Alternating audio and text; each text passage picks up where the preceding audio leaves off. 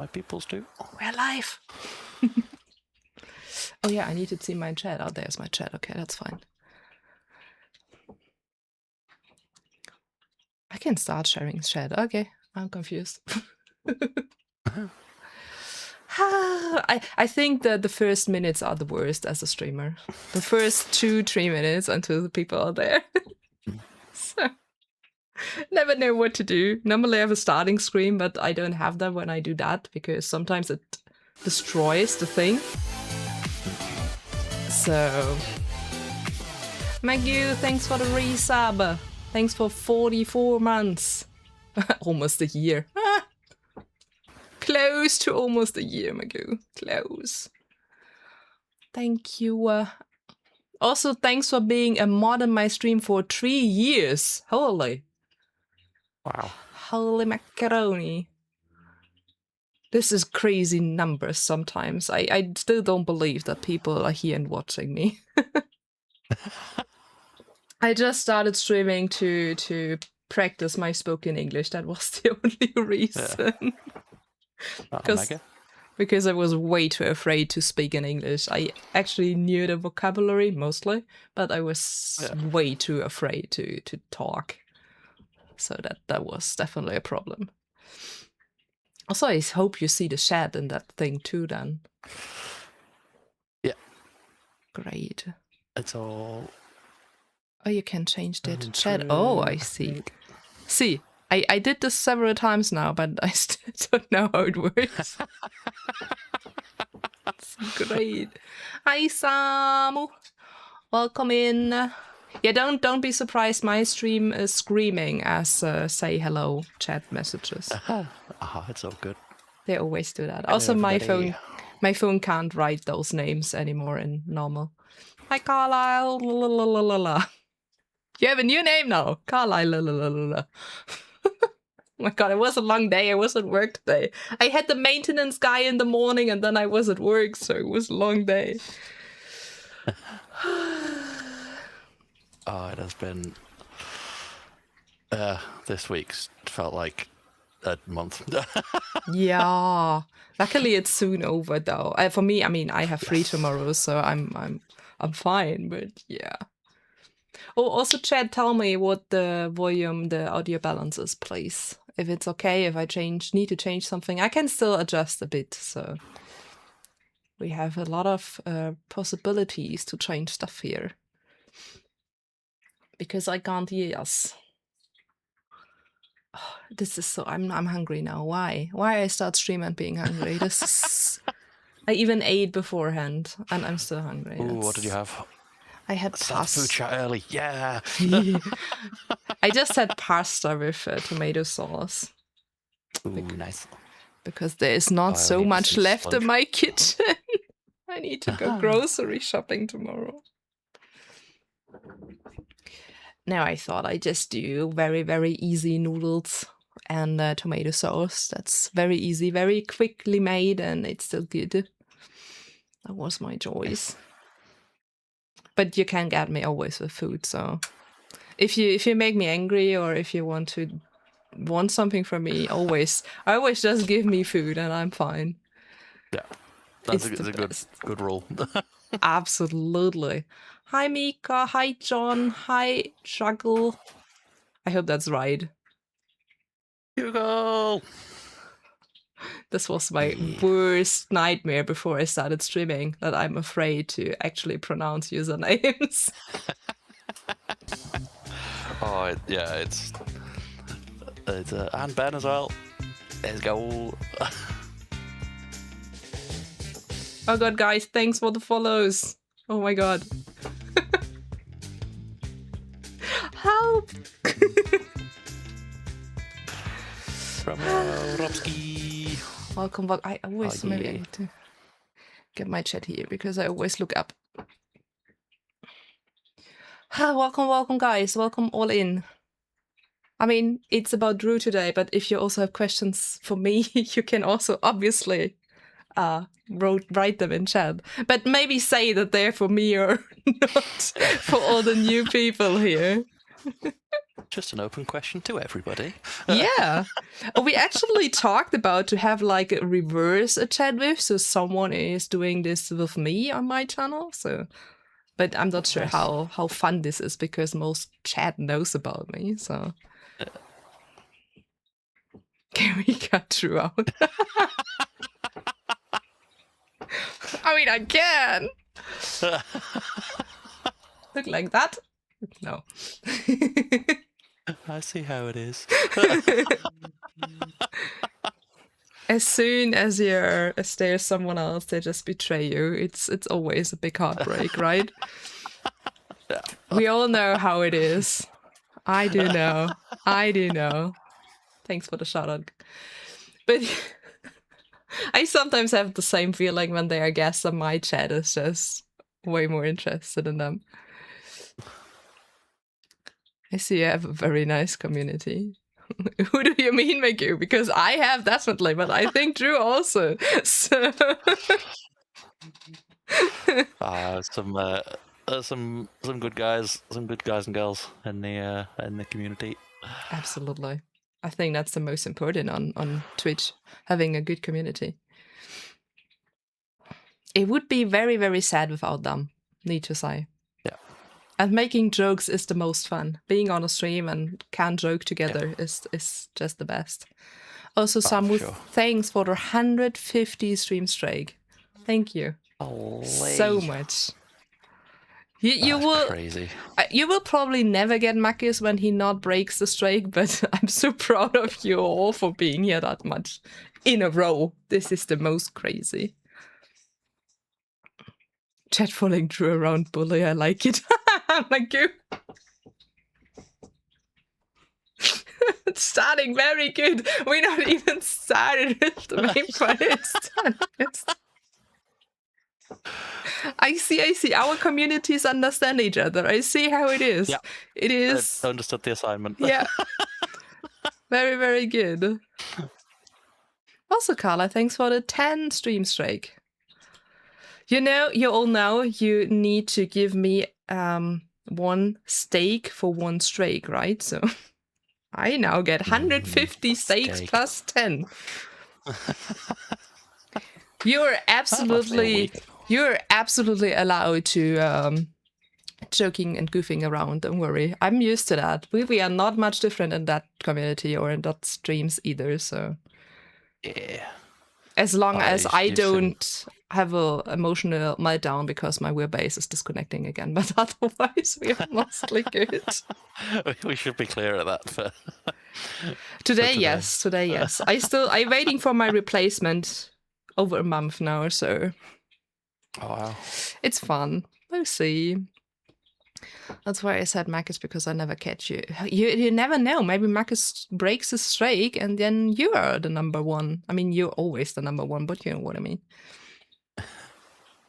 Just you wait for my Epic 2 stream streak, probably coming up at some point.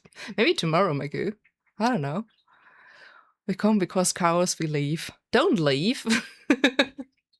Once here, never allowed to leave again. That's how it works. Forever. Mm-hmm. I promise I'm fun sometimes. Mostly. It's just sometimes, is it? I have more. I'm more fun than I have skill. Let's say it like that. No, I don't. I don't have a fun attack wheel. I actually have a conspat wheel. I have the GP 290.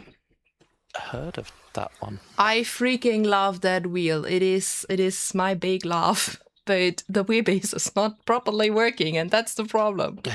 That's the problem. I never had a Logitech. I started with Trustmaster actually, and then I got the conspat stuff. Nice. I never had a Logitech wheel. I mean, I never wanted to do sim racing, but it happened. So. It just took over. Yes. I blame Patty and Linda for that, so. And then I bought a kind of sheepish Trustmaster setup, and then I was at the Sim Racing Expo last year, and then that's not enough anymore. I need a drive wheel. I need good pedals, and, well, there are some thousands of euros in that now. Yeah. We don't talk about that. They say like sim racing is like the cheaper way to do motorsport, and it's just not anymore. You can easily spend a good couple of grand Absolutely. on like what is now like a mid-range kind of sim, and it's crazy. But I'm super happy. I mean, if the wheelbase works, I'm super happy with my sim setup. Yeah. But the wheel is my big love, actually. The wheel is really, really cool. So if we do racing and you want to see a wheel, just remember me and I'd show you the wheel. But now it makes not so much sense because it's not on. So, yeah. Rob's just said he could buy an actual car if he sold his rig. That for me, I mean, I can't drive car anymore, so you need it. So we are fine with that stuff. We have no other way than to choose the. Yeah, literally. That's how you, I think, found me. That was about the line wheel, right? This was, I think, our first contact. Yeah. Are you saying that you used the line because it helped? It was your way of keeping the game accessible. That got a bit viral. That wheel. I was like, yep, that it deserves a follow, because that's what I'm all about, is accessibility and using what tools the game has to make it playable and Absolutely. enjoyable. I mean, I got all sort of comments on that reel, but it was very mostly positive. What I was really surprised of seeing other reels from me who got a lot of hate because of stuff. But this reel was, I mean, there are still people. It was lately. I think it's not even that long. It's maybe 1 or 2 weeks ago. Someone just get better. And I was like, yeah, if I would get better with my vision, I mean, sorry. I would definitely screw the line if I could see properly again. So yeah, there's like the elitist mentality of like, it needs to be a super sim and you need to have everything exactly how it is, and it's like, it's that what people forget, like with iRacing especially, it's a game and it's there to be enjoyed. Absolutely. And what I always say, we are not in a skill level lobby thingy where we pay our life with it. I mean, I absolutely understand people getting mad in maybe Max Verstappen League where they get paid for. Obviously, they want to race, maybe not with me. That's totally fine. But on our level, it's still a hobby. It's just for fun. It just... People are taking it way too serious. And I lost a lot of rating because of my weird disconnects and being on Berlin Split mostly nowadays. Yeah. And people are just so mad about stuff, and I'm thinking, when you're so good, why are you on Berlin Split? Just be better. It's so stupid. Honestly. Yeah, John, I would have, for us, it's a game. I mean, it's a sim, but it's still a game at the end of the day. It's not something that is a job. It's a simulation game. Yes. Yeah. Wait, people aren't playing games for fun? No.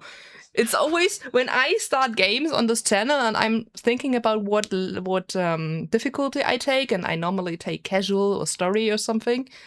And then also people, you are not a good player when you don't play this on Nightmare whatsoever. And I just want to have fun. Yeah. I have a busy life and my job. I don't want to be frustrated because I die in the first hour 70 times. So. I had one person join a stream about a month, 6 weeks ago, and I was rallying, laughing, having a good time, giggling away because I was just having a fun evening. And they're like, "Why are you laughing? This is rally. This is not serious. This is not realistic. Why are you laughing?"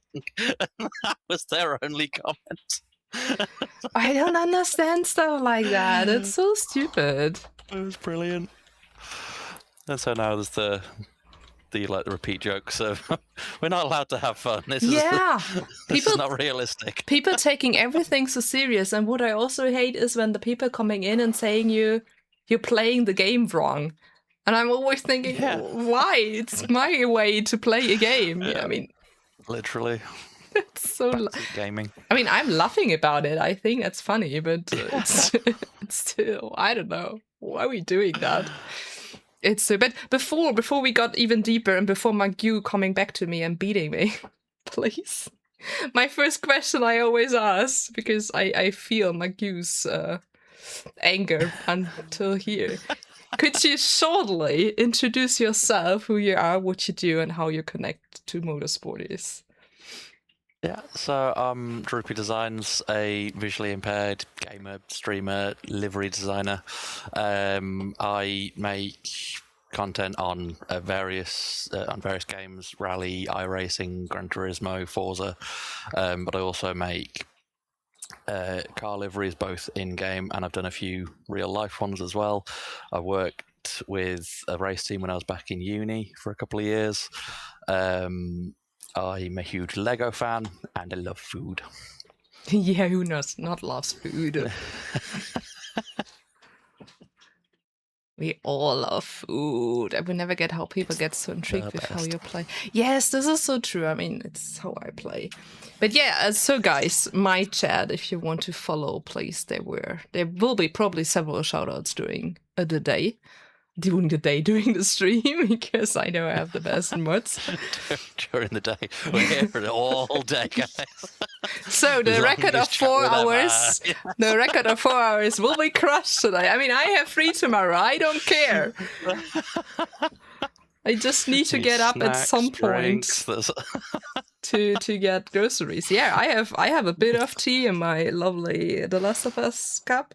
And I have some water, so I don't have snacks, but I can reach the kitchen from here, so that's not a problem. All mods are great. Honestly, there is no contest. All mods are great. I'm so happy to have mods during my streams, because sometimes there's shit happening in chat I don't want to care of. So we all have the best mods, always. Always. Mods keep the stream running. It's not. I think a lot of people don't realize like the amount that mods do, because it's not just like a shout out here and there. It's they keep the stream running, like chatting with people, replying to people if the streamer misses stuff. It's all, yeah. Absolutely. They do a lot. If you don't understand the work of mods, watch motorsport live streams on YouTube that are not modded. Then you know how important mods are, because they are war. That's a war zone. Especially when they are girls on the grid, then it's absolutely over on YouTube. So that's why we love our mods, all of you. Yeah, that Rob's was just said he's got so many mod swords to give away. he goes into a stream and just gets given mod. well, Brilliant. Oh, hi Tiger. Also, I nearly missed you there. We love the mods and the community and the lurkers and the chatters, and we just love everyone except those people who are here to make stress. Yeah. But that's why we have mods. Or I had the one time there was a new chatter coming in and just saying that he loves me, and I was so, okay, that's weird. Just as a first time chat. Yeah. A little forward. It was super weird. And I had one other weird person who came in, and I tried to pronounce his username like I normally try, at least, because some have really weird usernames. And he was that was the worst I ever heard. Bye. And he just left. Wow. Nice to acknowledge them. Especially, I normally try to say the username, and then I'm normally saying, you can also tell me how I should call you, because I'm totally fine with trying to remember who wanna be called how. But that was really, I was sitting here and thinking, what the heck just happened? It was probably the weirdest ever I had on stream. What's called all of Drew's stress? Yeah, I know that. My mods also they're sometimes here for making extra cows. Stress and feralness. But that's what we need. That's actually what we need. This is, I mean, yeah. Most just call me swear words. Well, I can maybe add some German swear words if you want. I'm pretty sure Yeah, let's do a learn. I could do some. Because English now is boring, right? So I could add some German ones. And we have a very international community. There are probably some more languages. Welcome and swear words. Some German. I mean, that's what we always learn first about different languages, isn't it? Swear words. It's the most fun. You brush up on your German. I mean, honestly, when I get upset in streaming or frustrated, I sometimes actually swear in German because it just flips out of me. So I'm just going back to my native language. Like natural instinct. Yeah, really. And it's so funny because sometimes it's an English sentence, one German word, and then an English sentence again. It is so random. It's so random. It's so fun sometimes. Pick and choose, like. But it needs to be out. It needs to be. Yeah. Oh, yeah. Some Germans can't even spell German words, so don't worry about that. Really not. German words. I mean, Or a not very good belly.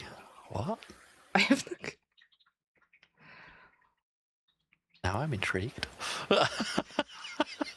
Oh, Flitzekacke. Yeah, Flitzekacke is nice, but I wouldn't know how to translate it actually. But yeah, Flitzekacke. But you will find Germans who not even know what Flitzekacke is. I love that word. That's why I say it so often now. Flitzekacke. That's a cool word. It's like, do I want to? Yeah, do I want to? It's, yeah, speedy poop. It's kind of literally translated. Also, we also have a very, very fitting emote, by the way, here. I don't want to explain why we have this emote, Brilliant. but we have one. Yeah, if you have questions, Andrew. Is it Flitzkacke? Is that what it is? Flitzkacke. Speedy poop. Yeah. Because I will be borrowing it. Flotter Otto? What the fuck? Okay, that's maybe then a regional thing, because for me it's more Flitzekacke. I never heard Flotter Otto. What the fuck? Okay, can we maybe go back from the poop to something else? This escalated quickly. Well, we've made it 22 minutes, guys.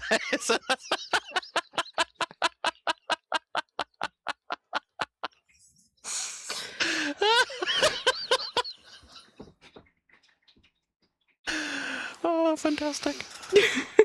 That was not... I mean, I don't know how that happened, but...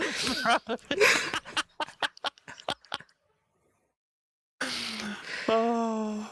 You have no clue how... I mean, there is a reason why we have this dancing poop emote, right? You really think that's not kind of normal here too? I feel our communities are very similar. I'm a bit scared. Brilliant. Because there's so many similarities and now I'm scared. George, welcome in.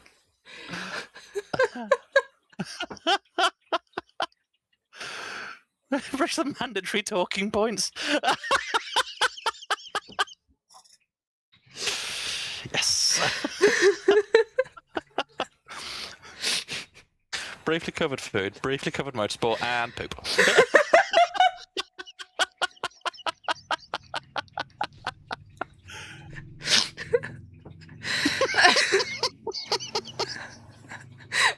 Sounds so wrong when you say this without context. Please don't do that. Wow! I'm crying. Oh, no. I'm literally crying. Oh. Out of context, yes.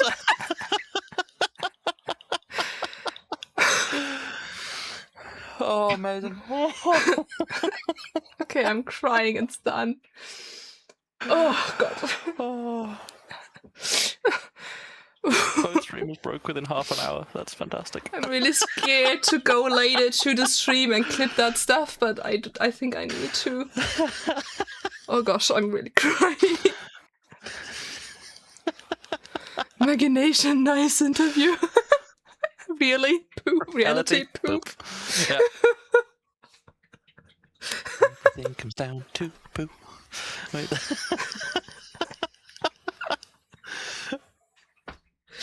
Hi, people on the internet. It's totally normal for both of us. Do you ever think, like, someone's first interaction into a stream is that moment?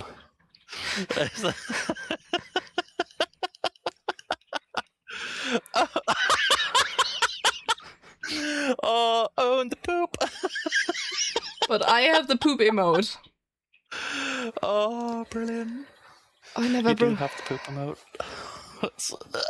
Did you ever brought me that so to tears, Mika, when it's not a very emotional game? I mean, it's not the first time I cry on stream, but I'm not sure it's probably the first time because I'm laughing so much.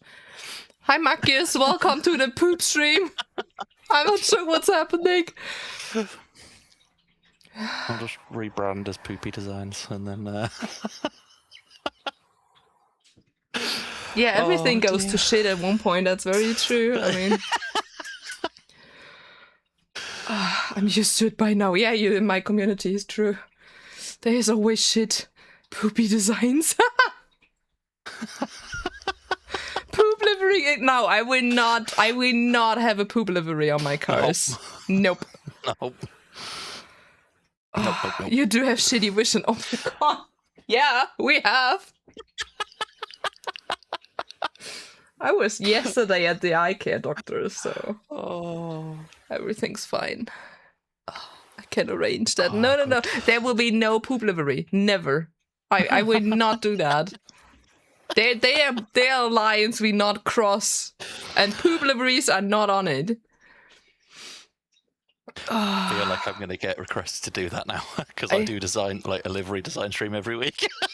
I see where you draw the poop line. Got to know. Yeah, you can do a poop livery. Yeah, I will not drive it. Hopefully. His rapper name? Oh dear. Oh god. What was this? Your rapper name. Yes. Yeah. Oh, that must have been like a year ago now. Yeah, we were just talking about. I don't even know how it came up, but just different rapper names, and there were so many brilliant suggestions. But someone said Little Vision. I broke. It was in the middle of an iRacing. I was MX5s, and somehow didn't crash while head back, laughing and still driving. Great. New pants, please. Oh my god. That's a very good first impression you also got of me, because that's also me. Hi. I'm if you can talk about shit with me. It's totally fine. It was your best work. It was. Ay. Okay. I have no clue how to get out of that anymore, but do you have any other questions that are not poop? My balcony door is open. I shouldn't scream that much. Yes!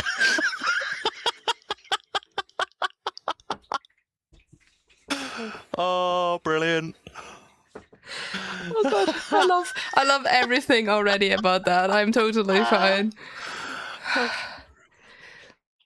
You can't see it. Yeah, the times you can't see from laughing. That's accurate. I mean, I don't even see that good as well, but maybe I need to laugh more. They say laughter's the best medicine. Oh, definitely. And especially being an iRacing as a female and a half-blind person, you need to laugh a lot, because otherwise you cry and never come back. So I cried once because of iRacing. One time in my iRacing career, I cried. Yeah, I joined iRacing. I never did sim racing, and we decided that maybe half a year, a bit more after I joined, that we do 24 hours of Nords in the old pickup. Nice. It was a pretty bad idea for me as a total beginner who have no real clue how to drive. And it was terrible. I did my fair share. I cried. I never got back in the car. But this year we came back with the new pickup with 1 hour split, and I'm cured. So I'm fine now. I got out of that. Not poop, you say. How did you get started in sim racing? That's a good question for you. How did I get started? Well, cars have always been a passion for me. I've always played racing games.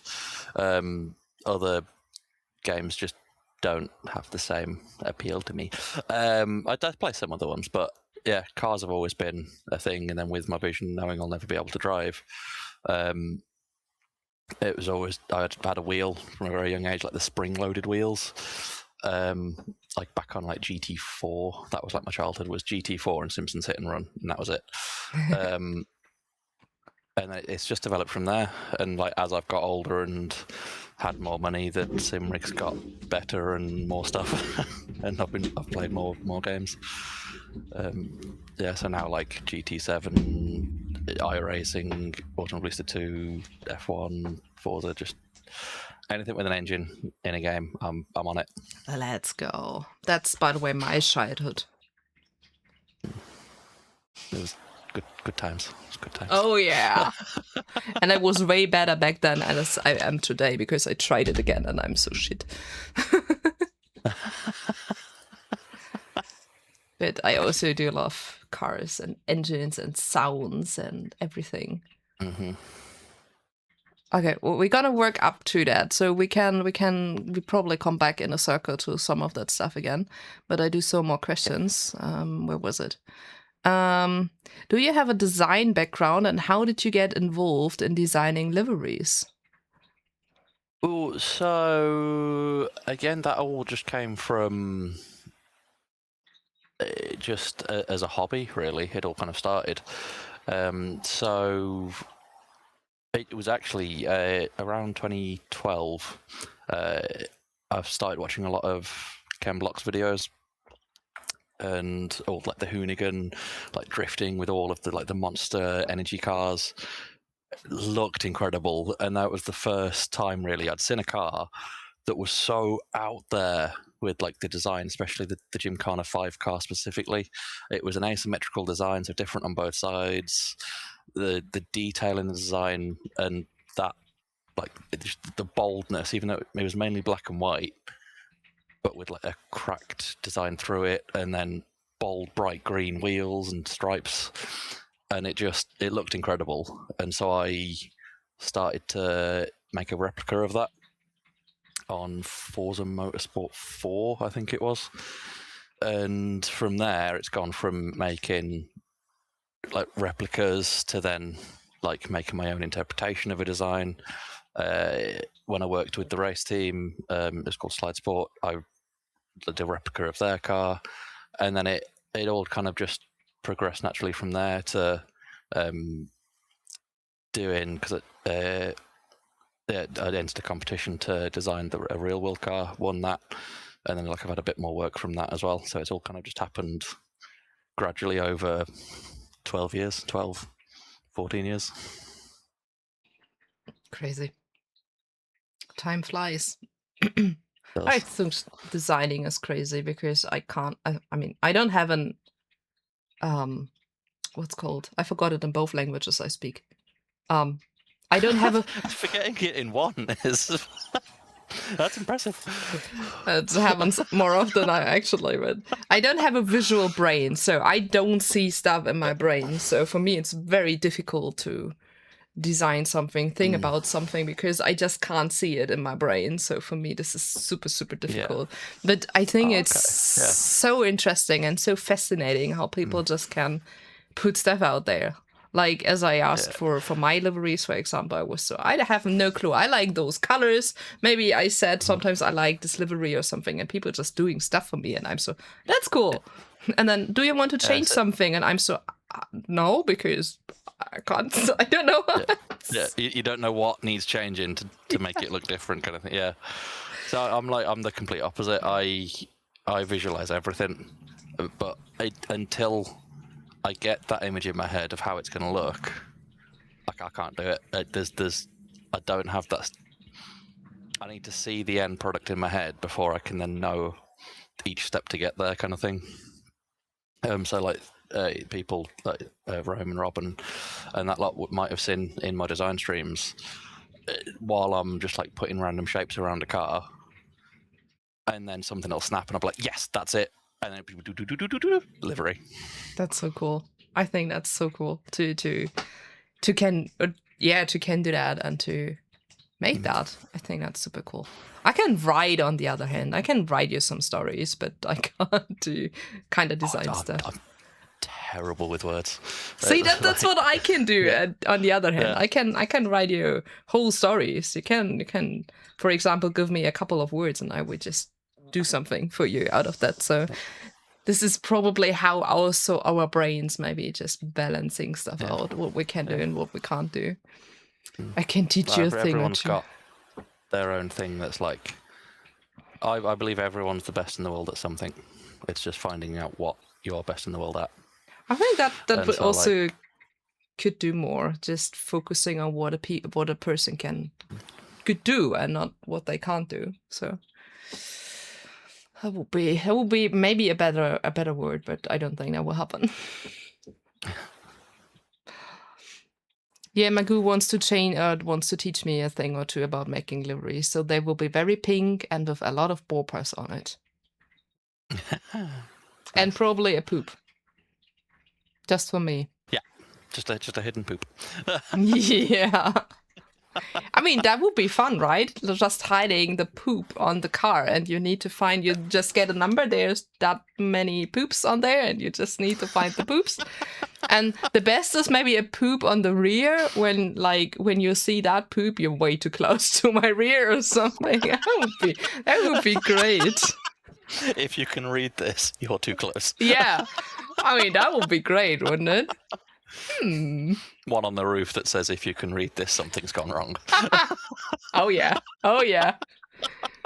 Not that it never went wrong. I just remembered something, like, when we do our Chaos Rallycross thing, and there's one track, I forgot what it was, with the very weird, very short, sharp pit-in entry. I maybe rode the car. There are rumors I did. Oops. Liveries are just picture books on cars. But still, I can't imagine it in my brain. That's the sad story about it. Makis, that's not true. That sentence. Oh, sorry. Just that sentence of like picture books on cars. That just makes me think of like actually putting like books with designs in the picture books on a car. That would be cool, though. I would like that. Because that's something else I do that like I found out in it was in a VC with Rob and a few others. I visualize everything when people talk as well.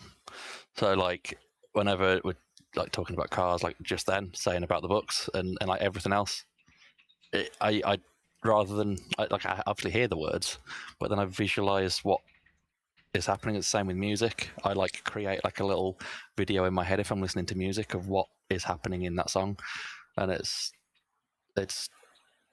strange. But it's cool, and I also do think that doing a lot more people. It's just not for me because I can't do it. Yeah.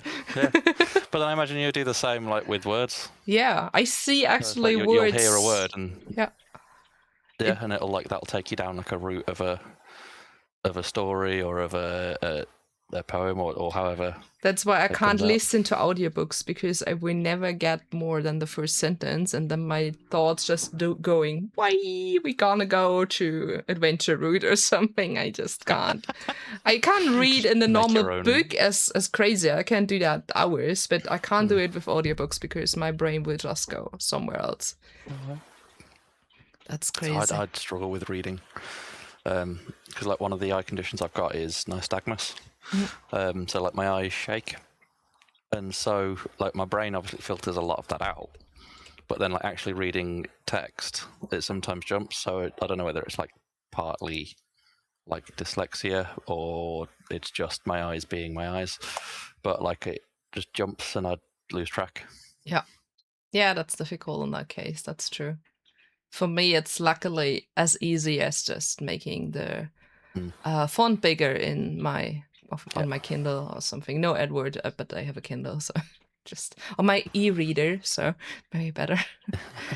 That's good. And I mean, I mostly see with the right eye because the left just. I mean, after we changed the lens, it's 40 back, but still need new glasses because I don't see shit through that one. But well, needed to wait after the surgery, and now I need to go to the whatever that's called to get a new glasses. So Optician. Yeah, that's words I just use so rarely in English that I sometimes not know them. Yeah. It's so this is not the normal stuff I talk a lot of on stream, so that's sometimes vocabulary I just don't know. But I'm getting there at one point. I'm not the best in English, but I do think I'm good. So tell that my English teachers from my past, they would never believe what I'm doing here. Never. Better than me talking German, so it's German is quite difficult, though. I would not want to learn German, to be totally honest. I took it for a couple of years at school, and I can remember Van hast du Geburtstag, and that's about it. Also nicely pronounced. That's really good. Yeah, that's the same for me. I had French and Russian, and I don't know shit. I just don't know. But also my school English was not usable, so I taught everything myself after school, what I know now. So that's why it's not always the best, but it's good enough, I think. I think your English is another one that was... I learned it on a scout camp because my town is linked to a town. It's linked to Husum, and they're like twin towns. And so we went over with scouts to Husum a couple of times, and there was one sentence that I learned, which is super like helpful and useful all the time. It was "Das Linksblinken on my Krankenwagen ist kaputt." You would not use that in Germany, but it's good to know. Blink means the left-hand indicator on my ambulance is broken. Yeah. That's great. But we all know such stupid sentences in different languages, right? I know how to order coffee in Finnish. I don't drink coffee, but I do know how to order coffee in Finnish. Brilliant. Also, Marcus, no, the question we haven't asked yet, that comes later, but I also saw a question for me, what got me into gaming. So my dad had a Sega handheld, was it Sega Game Gear, I think, and I started playing Lion King on that thing. I was super scared about the hyena in the first level. So I was playing the first level, running to my dad. Can you beat them? I'm scared. Then I played the second level, and I think I never got over the second level. Then I got my first Game Boy, and I played Pokemon Red. That was kind of my first thing. Also, my dad had a PS1, so I played a lot of F1 games because F1 was the thing back then and blah. Yeah. Then I got my own PS2 and I played, like I said, Richard Burns Rally and stuff like that. Then I stopped playing, actually, because it was kind of common. You're a girl, you shouldn't waste your time, blah, blah, blah, blah, blah. So I kind of stopped playing because I wanted to fit in. I also stopped paying attention to motorsport at one point because of that shit. And then I got back into gaming in 2017 after I got my thrombosis in my eye and I needed to stay at home for a long time. And the first game I played coming back to gaming was Resident Evil 7. So I just got full into it again. And then I just started because I was bored at home. I started recording YouTube Let's Plays, and then at one point I started streaming, and that's kind of how I got myself into gaming, and now I can't live without gaming anymore. It was super shit as I was in my teen years to abandon gaming and motorsport, but I wanted so desperately fitting in back then. Yeah. So I just did not the wisest decisions. But I came back. So I came back to motorsport, I came back to gaming, so it's fine, but yeah, it was a harsh time. I think it's like it's important as well, like that you're sharing that as well, and like breaking the stigma with it of like you just enjoy what you enjoy, and then like because that's if you go off and do something that you don't enjoy, you're not going to stick with it. Yeah. But that's also a thing what I see with a lot of streamer. They play what they brings them numbers for a short time at least, and then they just burn out because they're not enjoying what they're doing. And I do think I know that some people will watch my iRacing streams, for example, or they here for Breacher on Fridays or whatsoever, and don't watch the other streams. But I take that because I just want to play whatever I want, and I want to mix my content as much as I do because that's what keeps me going and what I enjoy. No one has fun of it when I now start streaming 3 times a week with iRacing, and then I don't want to in 4 months because I'm bored of myself. So this is something a streamer really, I think, especially small streamers need to learn, that they kind of need to do what they want to do.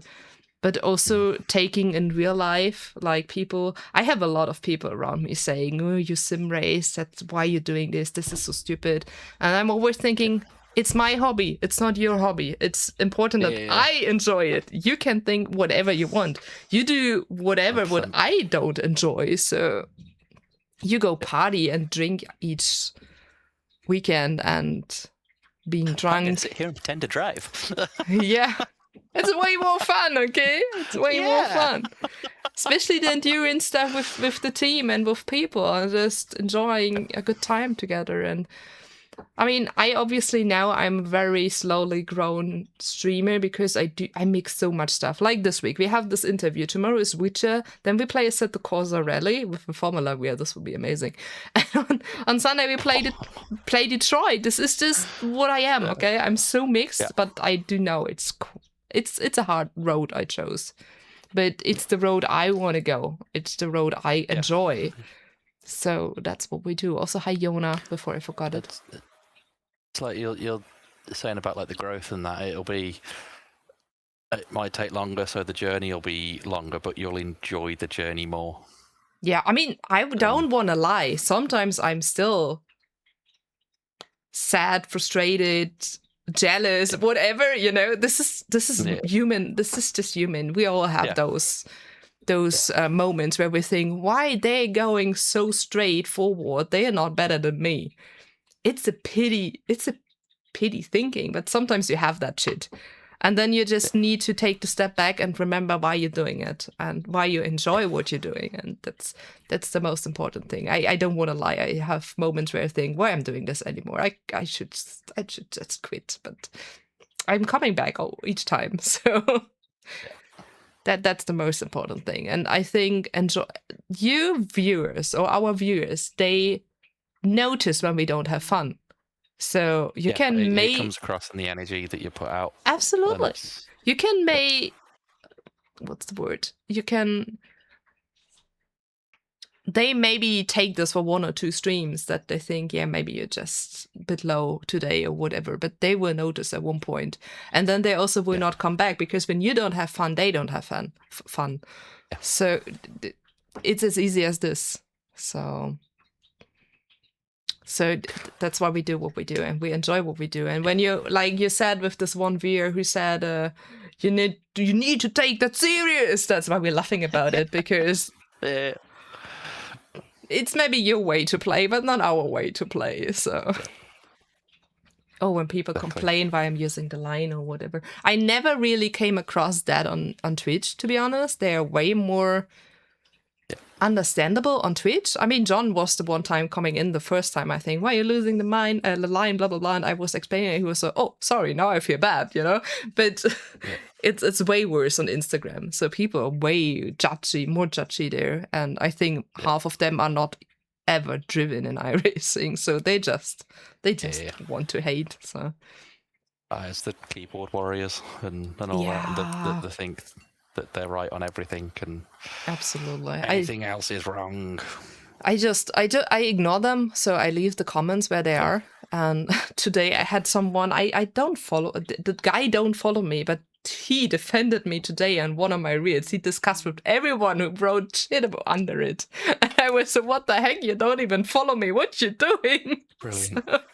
But I just kept that. I not interacted with this. I not liked anything of that because this is something I don't want to. This is when people want to hate, they should hate, but I will not take participation in that. Falala. I think when you also play whatever you want and what you enjoy, it's more authentic. Definitely. Yeah.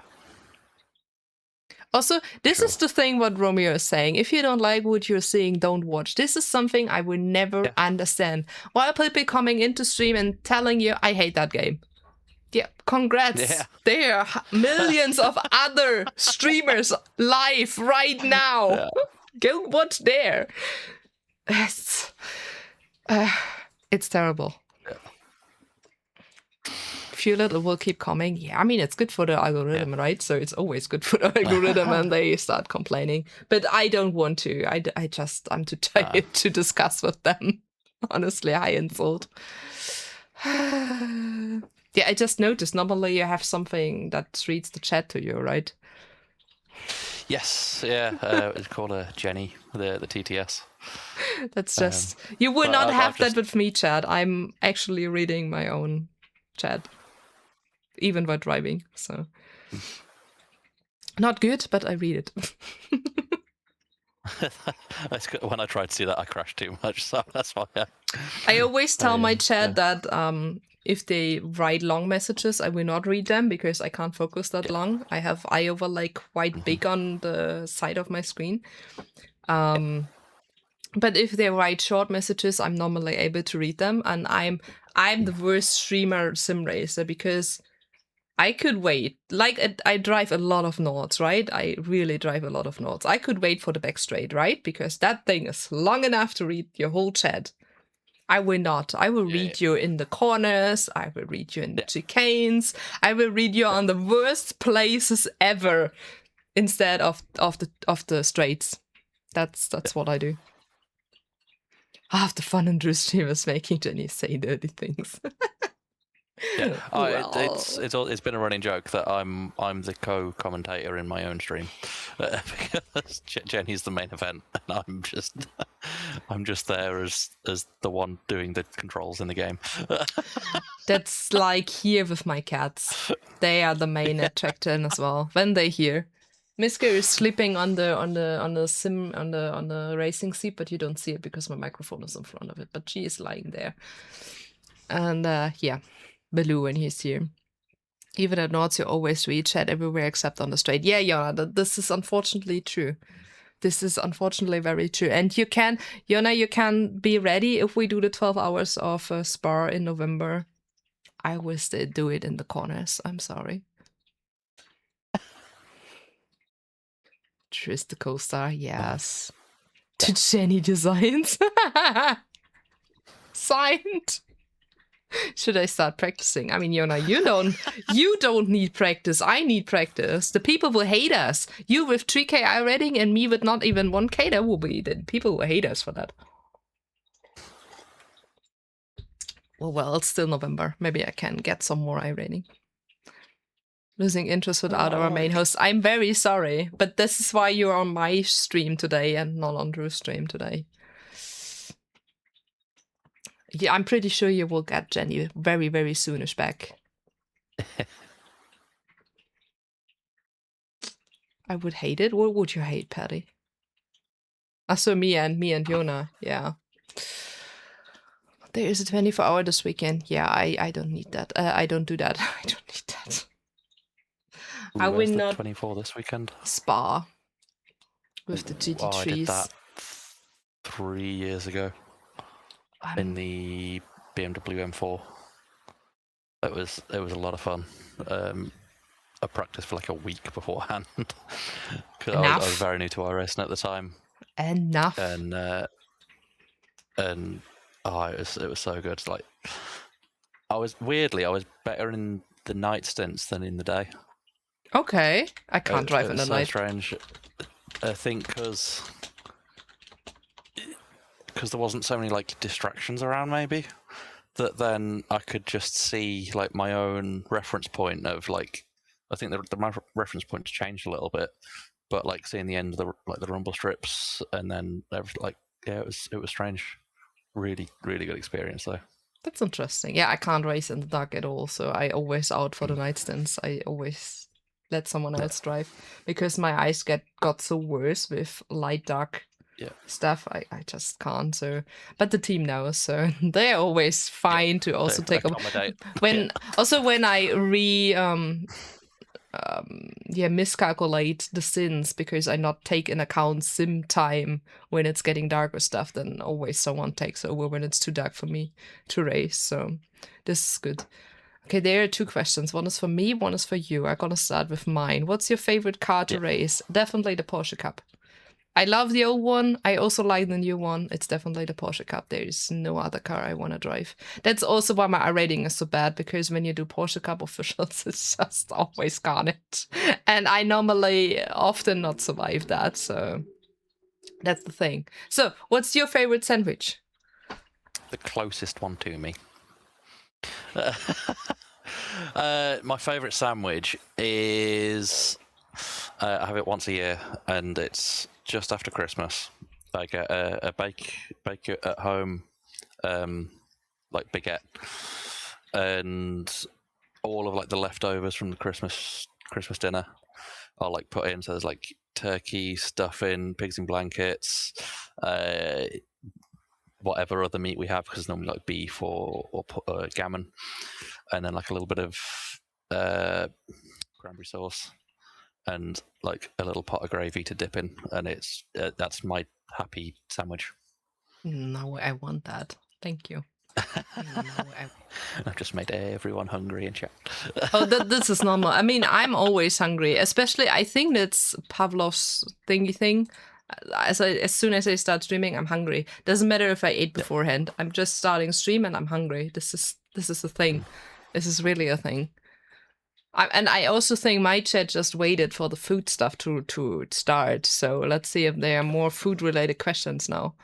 I mean, you actually know the question of the question because you were a guest. You were there last time we asked the question. So you're one of the rare ones who already knows the question. Oh no, Rob.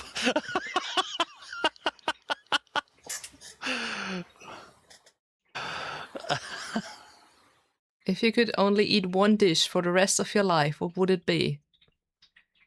Oh.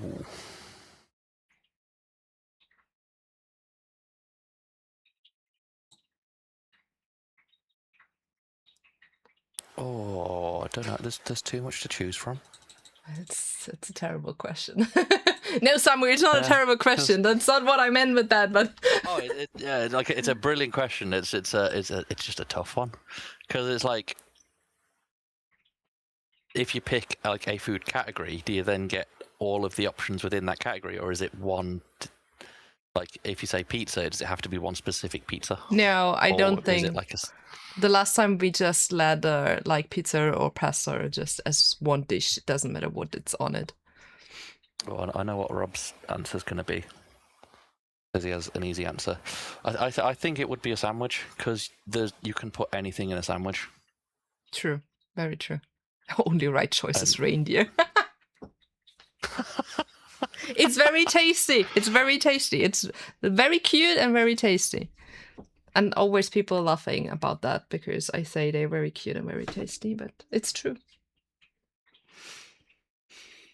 If you ever go to Scandinavia or a Nordic country and can eat reindeer, try it. It's really good. What's your favorite sweet or candy? Ooh. Something sour, like Haribo or Haribo Tangfastics or whatever they're called, like the sour, like chewy gummy. I love them.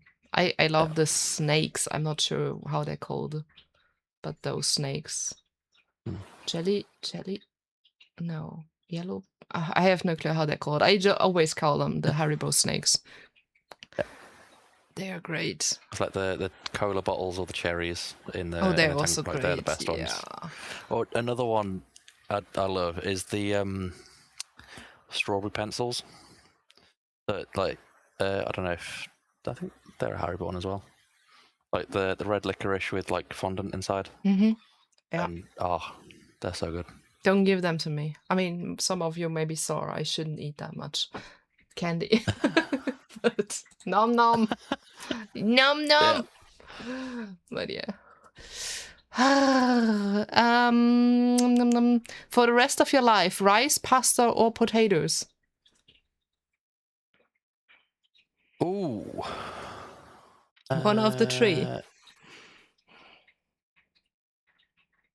That you can have stuff with. Yeah. Potatoes, because you've got different options as well. You can have mash, boiled, roast, jacket, chips, crisps. Yes. Fries. Yeah. So I love a proper like a proper chip shop chip, like with curry sauce and a battered sausage. It's yes, get in my belly. Great. Question to both.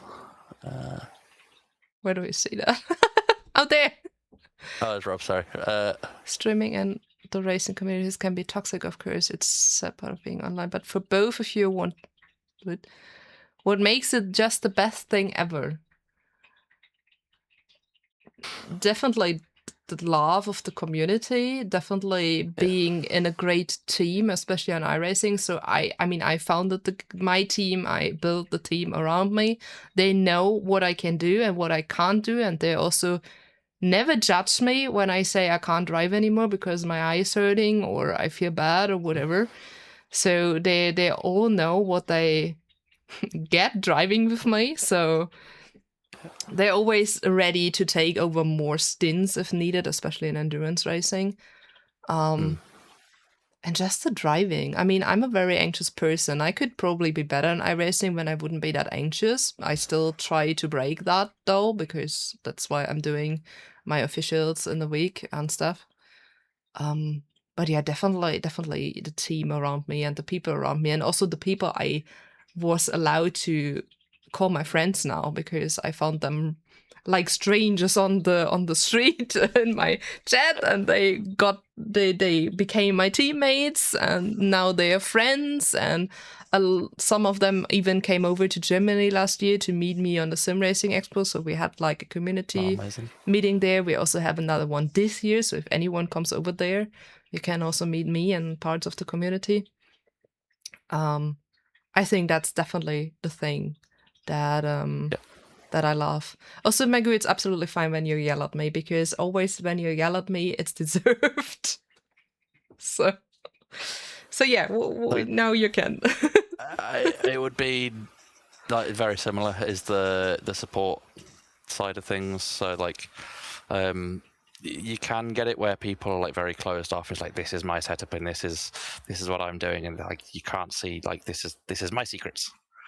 But like when people share that and help people, like build people up rather than just being like this elite group, it's bring everyone up together, and like it's what Rob's done incredibly. He's got a great little community like B&D, and it's very much that about building up everyone, and it doesn't matter what skill level you are, just everyone working together and having that, you've got the same passion, so let's just race and have a good time. It doesn't matter where you are on the grid, what you're doing on track, where like let's just get out and have fun. And that, you say if someone's struggling, offering tips, offering support, like everyone can have their own input and that side. And like similar with like we've had meetups, and like Rob I've met online, and now he's stayed here. We've gone down to another streamer and I had big meetups at British touring cars, and it is just the best that meeting people that you've seen that you've met in a chat is bonkers, and people from outside of like the streaming community or Twitch or gaming will just think we're mad. Yep. And that we're meeting people from the internet, because it's the number one rule that you're told when you start going on the internet: don't meet strangers. We buried that long ago. And honestly, I met the most amazing people online and call them my friends now. So yeah, it's because you meet so many people that are like-minded.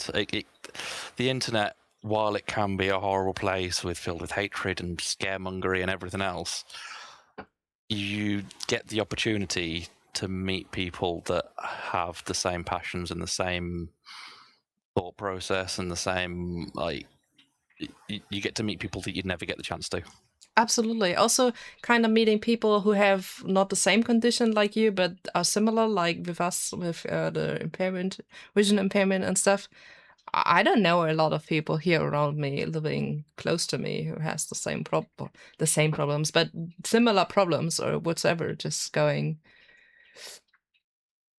having some chats and can maybe say, hey, how you feel with that, how you maybe even manage that, having some chats about what you can do, what you can maybe try, whatever, or to just feel kind of validated, like you're not the only one that feels heavy with that stuff, because it can be very heavy. I remember after I got the first thrombosis in the eye, I was in a very dark place, and it's just when you find people who have maybe similar experience or are just open enough and emphatic enough to understand what you may go through, this is just the greatest. It's just having someone there to go to as well. Absolutely. And I mean, what you work is on the internet is to build your own, not actual safe place, but the place you want to be. So if there are people on, especially my chat, and they are mean to me or mean to my community or whatever, then they're banned. Sorry, there is no way around it. Be nice. And this is what I try to build. This is what I try to build on Twitch as a community and Discord. And what I wanted to say? Damn it, I forgot it. I wanted to go to a point to conclude it, and now I forgot it. Great. Well, maybe I remember that later. But we'll circle back around to it. In 30 minutes, I'm just by the way, that's what I wanted to say. So stick around for the conclusion. You just keeping them on the hook. To be continued. But yeah, Next this is on a chat with. The next chat with Chad will be on the 5th August. The former IndyCar racer Charlie Kimball. So, just that you heard it, this will be a very interesting chat, because he is one of the racing drivers who actually has type 1 diabetic. So this is kind of interesting. This will be a very interesting chat too. So, yeah. And what I also wanted to say, that's not, I think, what I wanted to go to, but it doesn't matter. It's like, I found it also to have a team that is not just focusing on winning. So there's so many teams out there in iRacing who just pressure you to win every race you go to. And this is something I not wanted to support, because I don't see the goal to win every race. I prefer to gather my team around me and have a fun time, especially doing endurance races. I mean, it's 24 hours. We kind of stick together. I mean, we normally have a day shift and a night shift, but still someone is always around, you know? And I prefer to have a good time together and just drive the best we can and enjoy the drive. If something happens, it happens. Then we have a pit party, some barbecue, whatever. But this is what I prefer so much more than 90% probably of the teams out there who's saying, if you're in our team, you need to do this times, you need to be those results, you need to practice this much, whatever. And this is not what I wanted. I still want my team to practice because it's just the respect about the rest of the team, but also the teams around us on track who may practice a lot, and it's not fair when we're not practiced and crash them out or whatsoever. So I still expect practicing and stuff like that, but my main focus of this team is having fun. And we still can win. I mean, we won the 24 hours of Nürburgring. You still can win even with this mentality. And this is this is what I'm doing. I think that part of it as well, like it's not about the winning. It's for people like, well, both of us.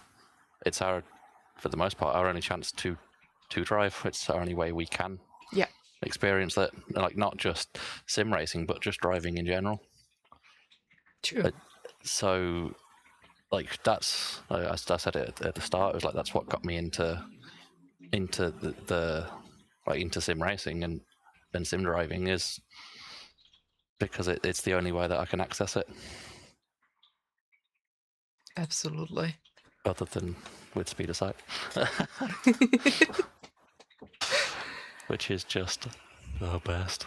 But this is also why I'm so happy to actually started streaming, because I never wanted to stream, because I was always afraid of streaming, because I thought also with my condition it's way too much to focus on a game, to focus on chat meanwhile, to talk, to play. I mean, this is why I'm mostly not very skilled in a lot of games, because I focus way more on chat than I probably do on the game. But it doesn't matter. I found the best place. Also I found the best place in the world. I don't want to be anywhere else. And I'm also glad that I broke and actually started with the sim racing stuff, because it was an ongoing joke. It was never intended to happen. It happened, and now, well, we see behind me kind of it escalated maybe a bit. But I'm quite happy about it, because it's just the greatest. Because otherwise I'm sometimes wouldn't be sure how to survive my days without you guys, without streaming, without sim racing. Well, now it get deep, so maybe we're gonna go back to the questions. Let's go back to poop. I will never get rid of that stuff.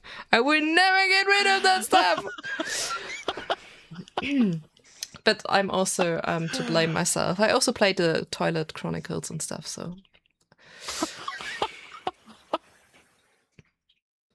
that's the way I like serious enough to be competitive. But if shit happens, it's not the end of the world. This is how I see it. I mean, obviously it's great to win. Honestly, our 24-hour win at the Nordschleife with the Pika was probably the best thing happening to me and my whole iRacing journey. But if it wouldn't have happened, it wouldn't have been bad at all. So, I mean, obviously, we let, I think, 22 hours of 24 hours. It would have been still a bit of a heartbreak if we wouldn't have won this, but we did. So, all good. All good. See, I would have no clue how to pronounce this name. I would just say Schoonite. I have no clue. It wasn't you. It was you, Patty. I'd just go with night. Yeah, that's probably, yeah. Yeah. Just tell us how you want to be called. That's the easiest way. There's a question for you. Did you saw it? From Rome. Mm-hmm. Why is Rome my favourite Australian mod? Because he's around.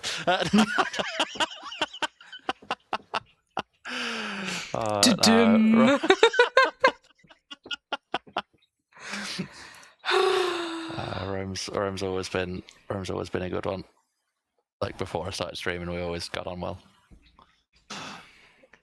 And, we are back to we love our mods, so yes, yeah. I mean, I have 2 German mods, 1 Dutch mod, 1 Swedish mod, so I it's easy for the 2 that are just the only one of their nationality. It's got difficult for the 2 of the same nationality.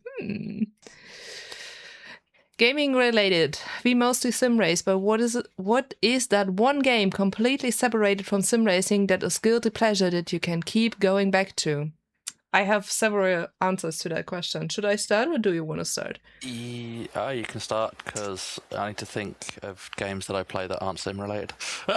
Okay, for me it's super easy. So my guilty pleasure of all time, because we normally do this each Monday, is Dead by Daylight. Is my game to relax. It sounds weird because it's Dead by Daylight, but this is my game to relax. So we have Dead by Daylight private Mondays. I normally play with Samu and some other friends. That's definitely a guilty pleasure. But my favorite game of all time, when we kind of stretch this question to that case, I have two favorite games of all time, and one of them is The Last of Us 1. I freaking love that game. It broke my heart in all the good ways.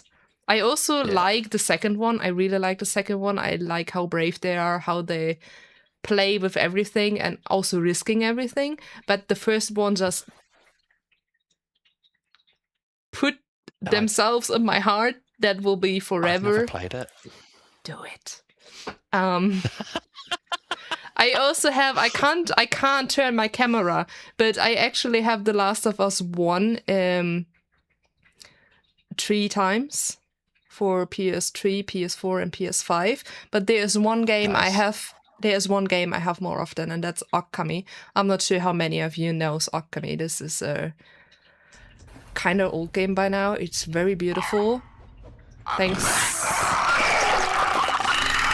Thanks for the clicker sound alert. That was quite loud. Wait, I got Okami. Let me. I leave you for a second with Drew. I get my Okami.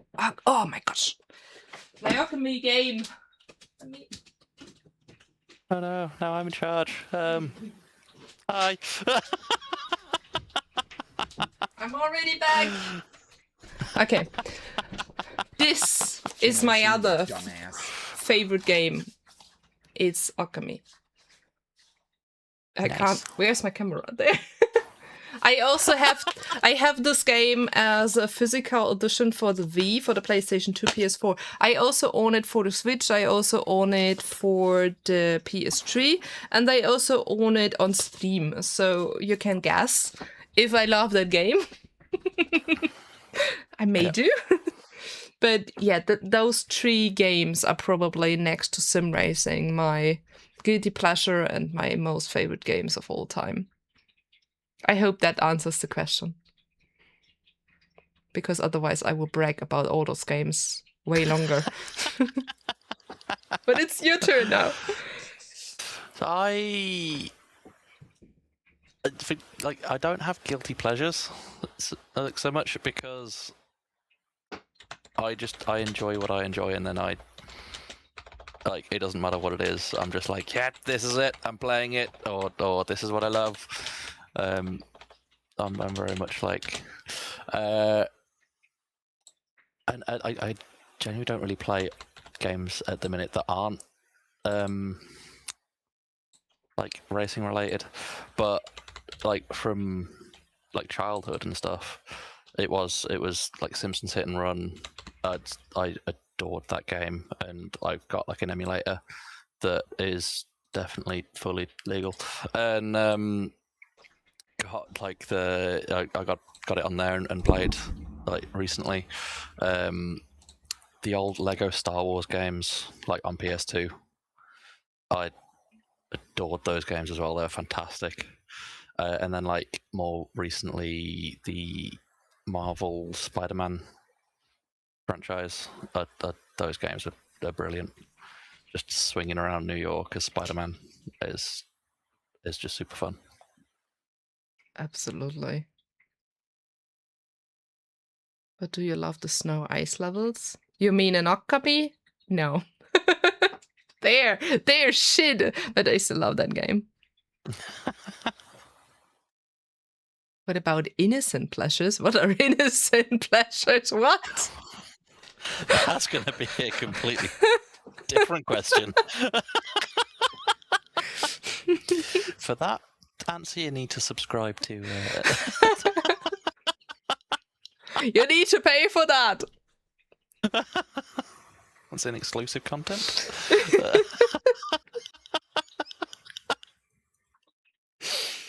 Oh my god. I love the vibe of that stream, though. I love the vibe of that stream. OnlyDrew.com.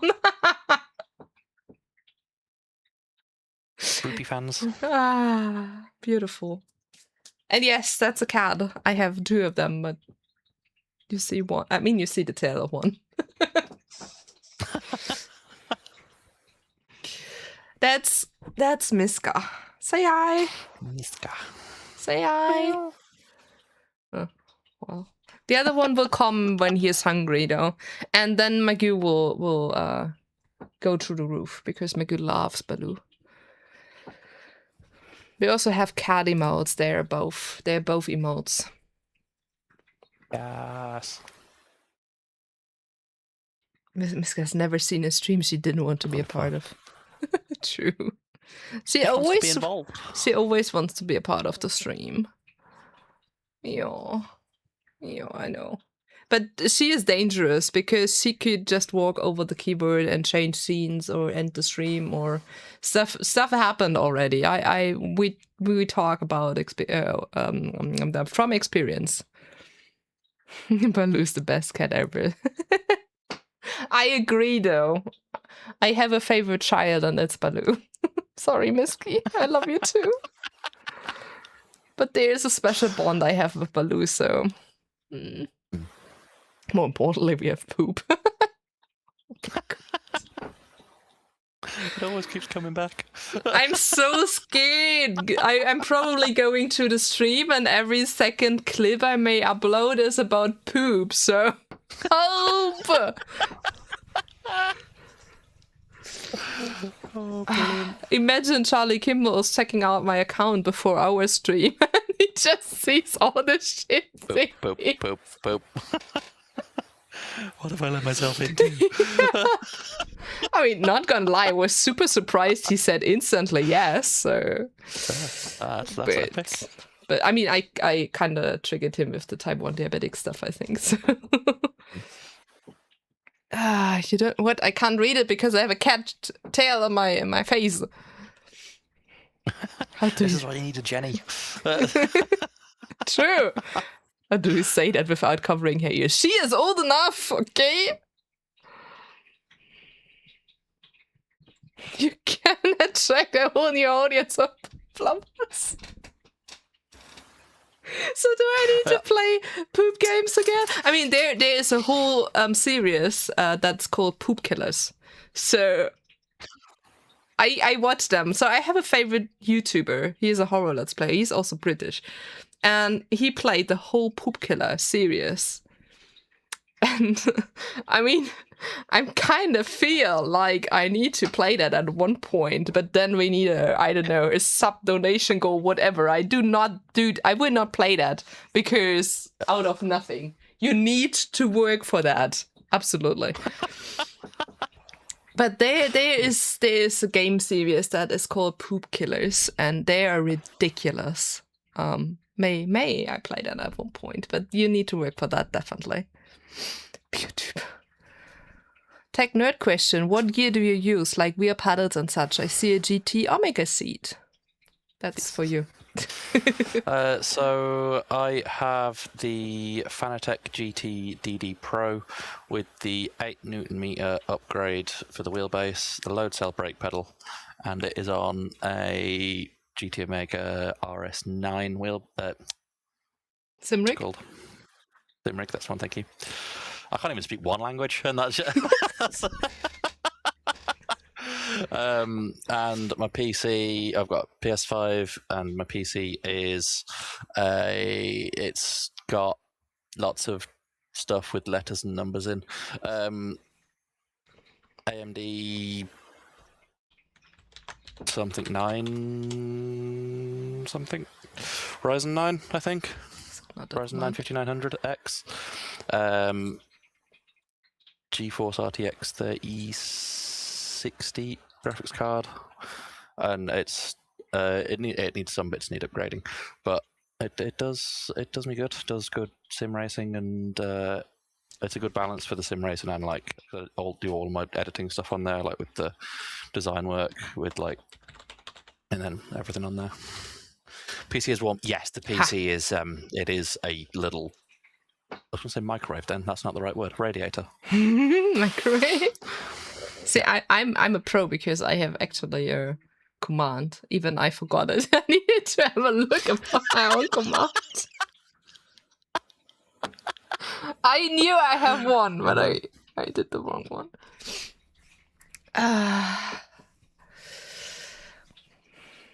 I have also a GT Omega Seed. They're good. I got mine off eBay for like 200 quid. Yeah, I bought everything together, like the Simrig and the GT Omega Prime Light thingy with the seed. It was super shitty to install the seed on the Simrig because there is no manual for it, and it was just. I mean, my ex-boyfriend did it, so he was so frustrated by that. So he was not happy, and I'm so sorry. He said, no, it's okay, I can do that. So, yeah, that was fun. I love my little sim rig. We all love our little sim rigs, I'm pretty sure. I love the Prime Light. I mean, I was actually looking for the Series 1 from Track Racer, I think, but it not came out, and then I just decided to get the GT Lite, and I think 2 months later the Series 1 actually got out, or to buy, but then I was too late. I already had my thingy.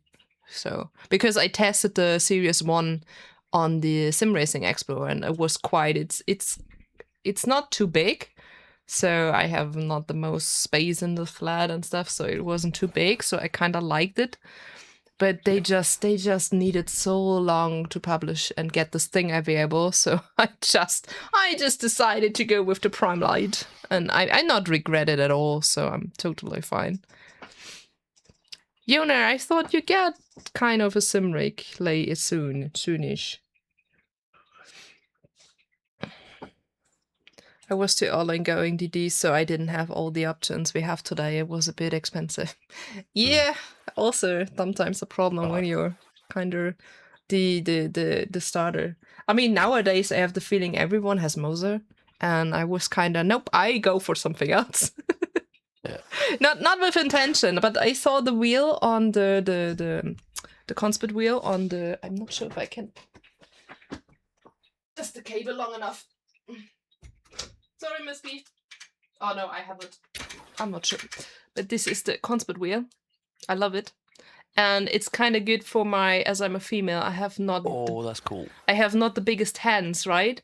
So it was for me important that I can reach everything with my hands and my fingers, and you can make every one of those buttons. I take this side. You can make them all in a different color when it's on, so you can customize this. You can customize the whole display. What is quite cool, and as I said, it's really good in my hands, and I can just reach everything with my fingers while I'm driving. That was very important. That's nice. And then I thought, hey, why not go for a Conspit wheelbase? And this wheelbase is not working yet. That makes mine look old now. I've got the Fanatec Formula V 2.5X, and like this looks like an F1 wheel from like 2013. Kind of, yes. Like current stuff, yeah. But I do love this.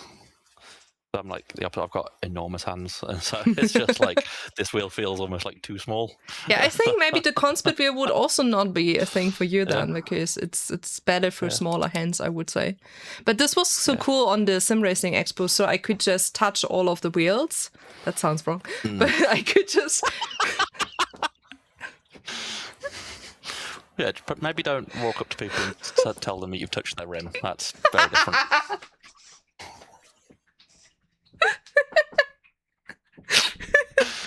Good, but I did, so no one complained, so that's a good thing. We just vibe technique, with then. we just vibe with that now. And I just tried them out and it's not getting better. And that's the one. What's this?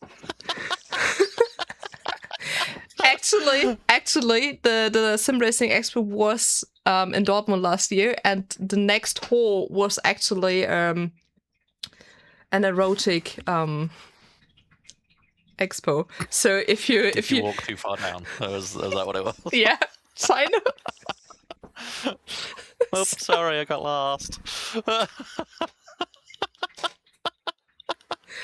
Oh gosh. So that's how I fell in love with that wheel. Yep.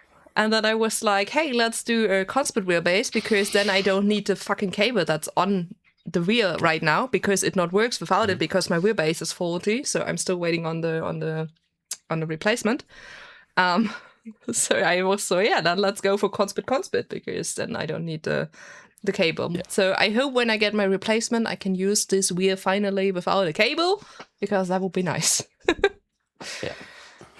Hi, nice to meet you. Do you mind if you touch your wheel pretty, please?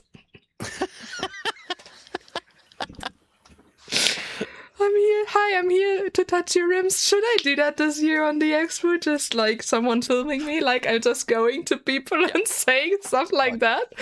You got to now. Imagine how funny that would be. Don't give me ideas, please. Do it. Can't get to the poop without touching the rim.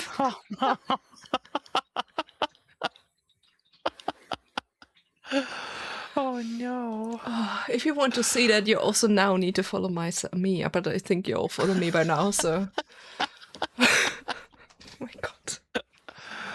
I unfortunately I not got a media accreditation, so I can't stream from there, but I can still record videos, so yeah. There's a thing. Because I'm too small and we don't take live streaming in account. Okay. Is that what they said? Yes, that's what they said. I'm sorry, we can't get you the accreditation because there are certain points you're not reached, and we don't take live streaming in account. So I was thinking, okay, then what do you take in account? But okay, it's fine. Yeah. I just buy my ticket. It's okay. Do you think that they'd want to like get it spread out as much as possible? Yeah, kind of. And I mean, the fun thing is they last year said I should apply as media. So what the fuck? Yeah. Good, thank you. Rim video review videos incoming. Yeah, sure. Let's go. I mean, I need content for my YouTube channel. So you can put that on YouTube. That's how I got viewers. Hello. Thanks for the follow, by the way. Welcome in. Welcome in the weirdest chat ever. But we have fun. Not sure what that's saying about you to follow. No. Okay. It's amazing today here. This one bike race didn't accept my accreditation because it's meant for professionals. What the fuck? Will rim videos be due? Does this not look professional to you? Oh, brilliant. We are the most professional at all, hello. I'm not sure what's not professional about that chat. Yeah. I mean, hello. I have the most fun, hello. Love that. We should play something together once in a while and stream together. Yeah. Maybe I can teach you Dead by Daylight. Or something. Yeah. We'll sort something. I have a quite big Steam library. I'm pretty sure there's something. Otherwise, we just do some iRacing shitty.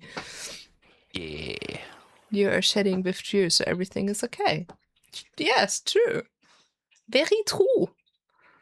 How I would say in my very German accent. I can't even do a very good German accent. I won't. That's that. What the fuck is this question? Wow. I mean, I need a visa now to go to Great Britain, so. Also, I don't know if I'm too old, but I'm old, okay? I'm very old. I even have grey hair when I not dyed it. I keep getting told I've got ginger hair, so I love blonde. I love my change. I had copper for so many years. I kind of love the change now. I mean, says the young lady. Thanks, Magoo. I mean, you know how old I am. The one stream I actually needed to get my ID because the people not believing how old I am. So that was the fun. They not believe me until I got my ID and showed them what year I was born. No way. That's how bad it is. Why would you lie about it? Because they don't believe it. They think I'm around 10 years younger than I actually am. So 22, right? Yeah, absolutely. I'm 22. I wish. I was healthier with 22 than I am now. I think that's the main reason I would like to be in my 20s again, because I was much healthier than I am today. You just know what you lose when you lost it, so that's... I miss my 20s too. There was just less stress in 20s. Oh, that's also... World is going crazy. So this is also what I love about the streaming stuff. It's just your own world without all the worries from whatever happens around you. This is also why I love gaming. It's a little escape, but not just for like the streamer, but for the viewers as well. It's like it's that little get away from. That's why I always have a rule of like no politics, no religion, no like nothing like that. Because this is people's escape. I'm so sorry. I read Magus' message, and with the vibe we have today on stream, I was just my brain just stopped working. I'm trying. You know why it's not working? I just like I know what you mean, Maggie, but it was just it was not. I mean, I'm sorry. I mean, if the back's hurting, maybe it's like you bending over too far, or stretch out a little bit.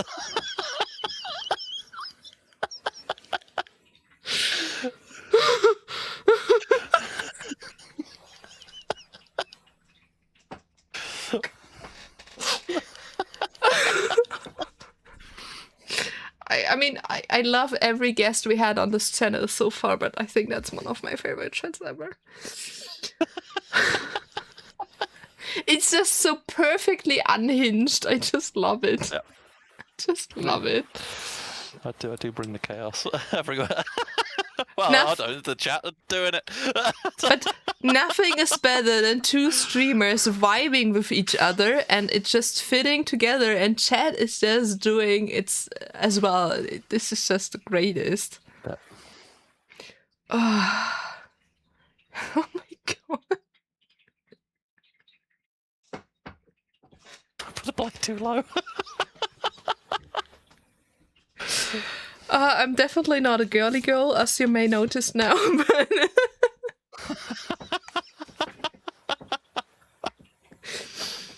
But that's what I say. Sometimes I'm funny on those streams. Hi. No, I'm not allowed to drink because someone will bring me to laughter. That's not good. Oh my gosh. It's starting to hurt from all the laughing. No. It's not as bad, but Yeah. It's fun. I love it. Oh, no, that's good. That's you need a good laugh like that. Absolutely. Every now and then, or every week, or I'm absolutely. was- I mean, I'm absolutely here for doing more together because I love streams together. So, that would be fun. Or some really weird games. We played Drive together lately. Something like that. Very stupid that shit. looked a lot of fun. That was so stupid. That But was yes. Here's a question. Whoop whoop. If you were to meet, would theoretically, if we were to meet, what would each of you suggest you did going to the racetrack? Is there really any question about that? Yeah, I would like racetrack, or if it was you were coming here, I would be to take you to a speeder site day. That's practically on a racetrack. So Yeah, but like to get you behind the wheel. let's go. I haven't driven a car since 2017, so I would go. So I would. because that's what the charity do. So it'd be like get you back behind the wheel. But that means, first of all, I need a passport because I don't have one anymore, and a visa because you decided to do that shit. Trimming each other's head just sounds like a good suggestion. I didn't. What's that? Can't take that. Again, if you subscribe to the Dream Fans.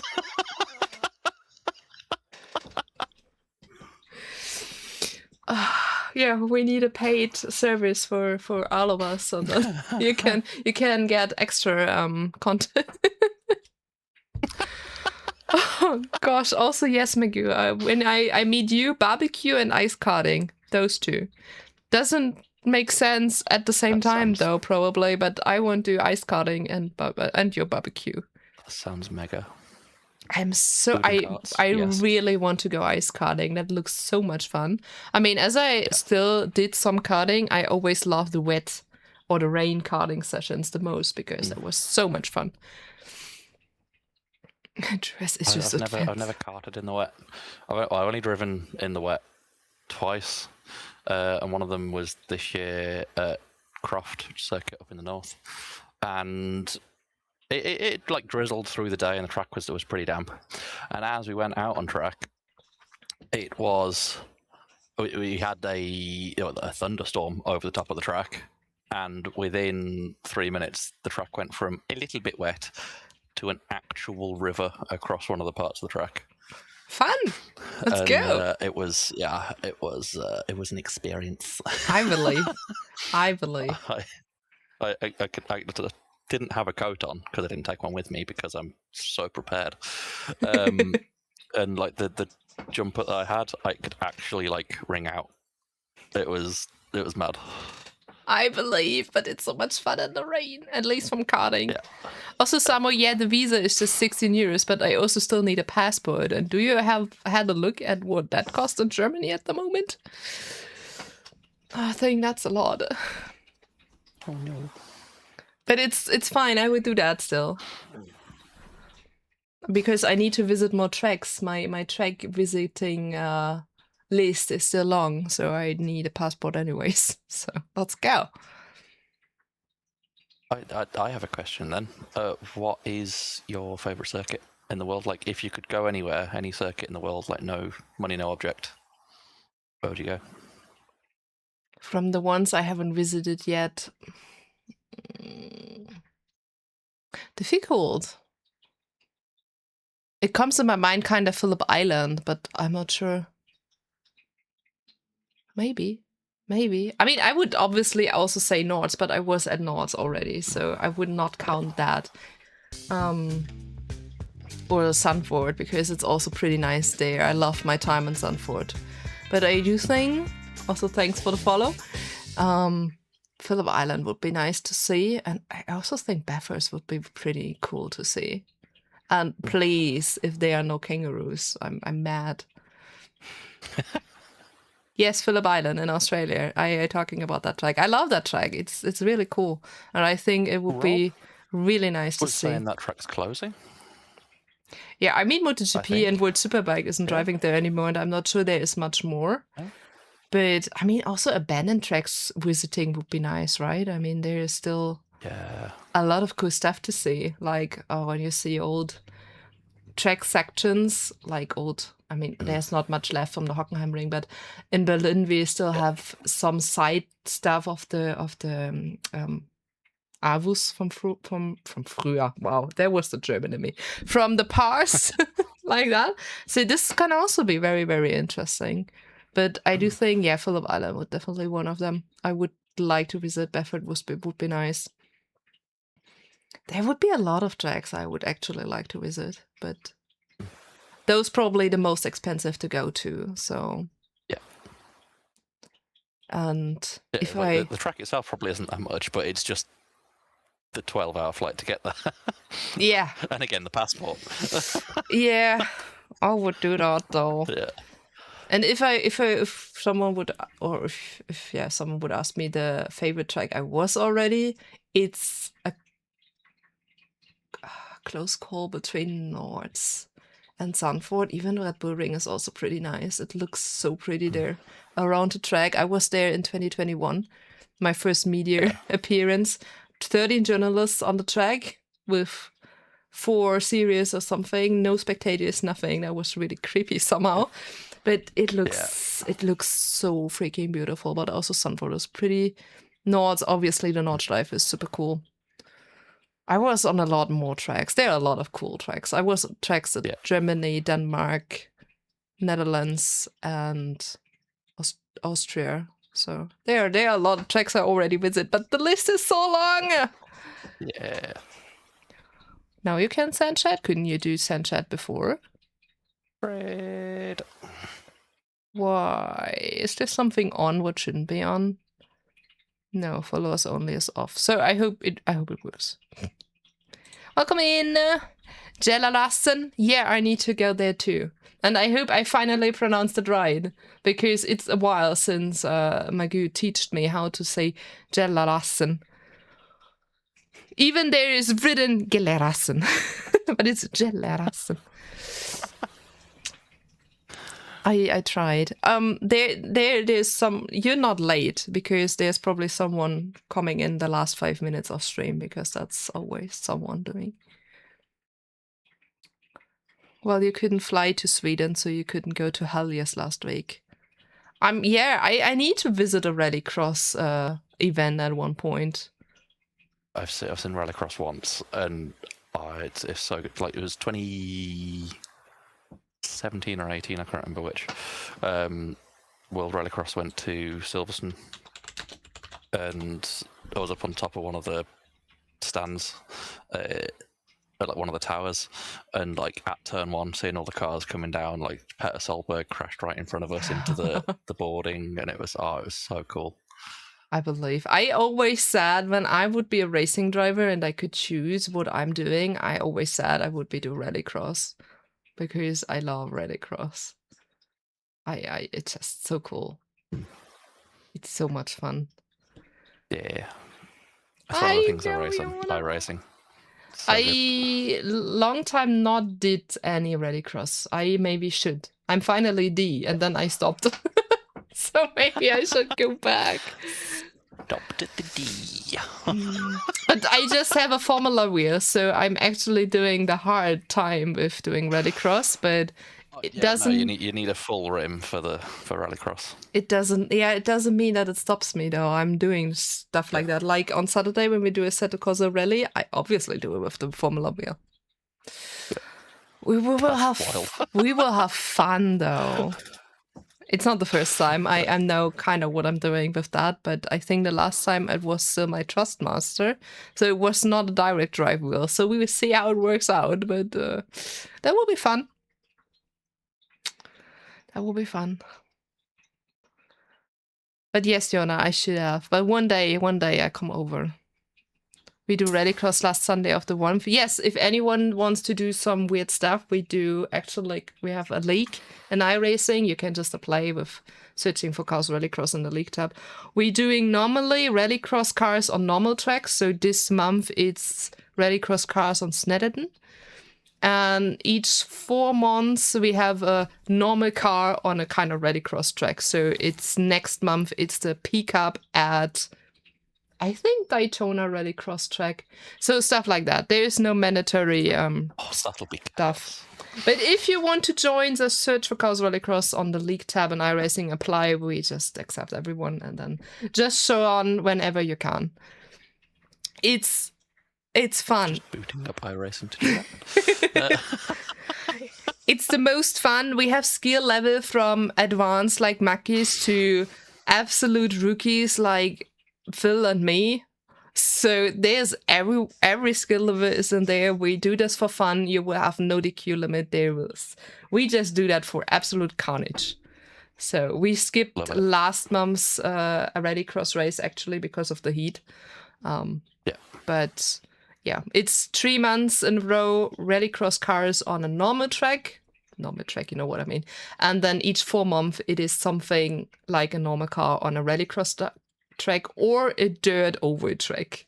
So I just know December is Formula cars on a dirt oval track.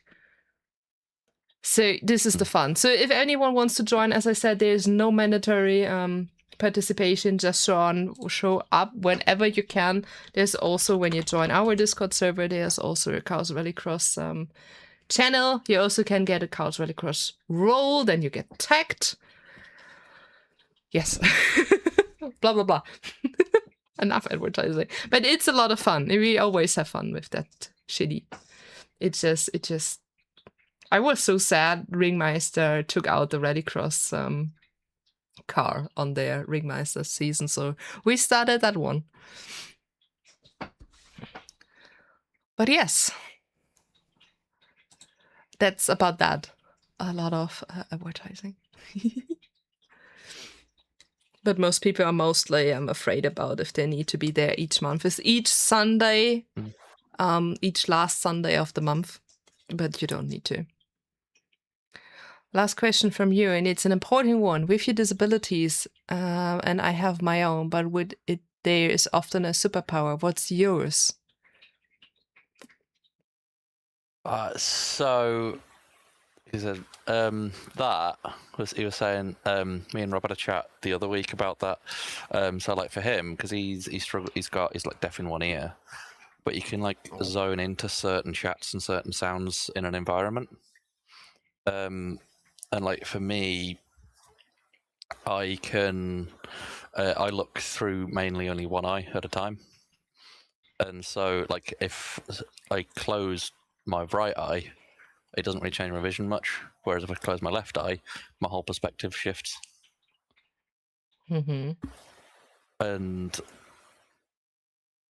I think he's going along like that. So like with your vision, is there anything that like you think only you can do, or like something that's like that you can only do because of your vision? I don't really think so.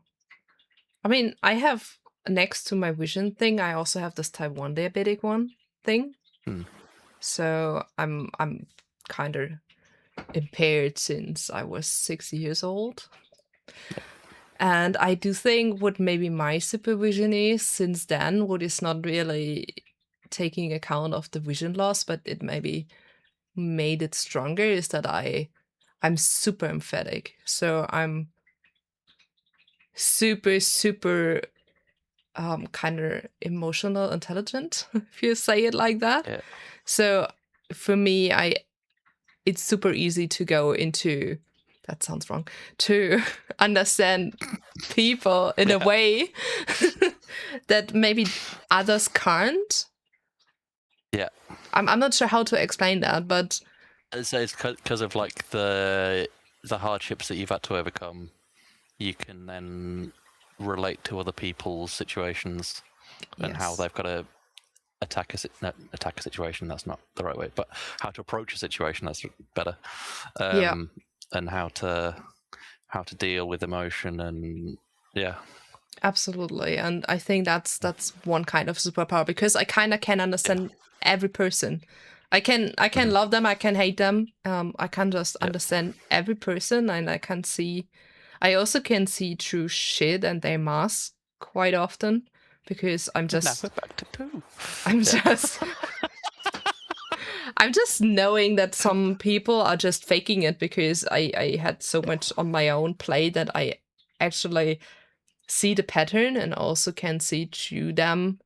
Like, that's not real. That's not the real you. You're just faking being good at the moment or whatsoever. And I do think this is some kind of a superpower. Sometimes it's too much. Sometimes I would like to separate myself more from them, kind of. But I definitely think that's kind of a superpower, to just see how people go through a situation and I may can help or can relate to it or can help them through, may like find the right words or the right thing to do in that situation. Because I just know a lot of shit stuff that happened. I can see the flutter. Why are you taking all the deep shit into that stuff? But I think that's my superpower. That's not related to my eyes, because I don't think I really got something special through the eye. It's just added to the already stuff that I had through the type 1 diabetic. As I got it, I was 6. I was 1997. Diabetes was way differently treated than today. So for me, it was like I needed to inject insulin in the morning and the evening, and I had specific times to eat specific stuff. So it started 7, 10, 12, 3, 6, and 9 again. So 6 times a day, I needed to specific eat on this time, specific things. And it was, I mean, I have a very good relationship to food through that.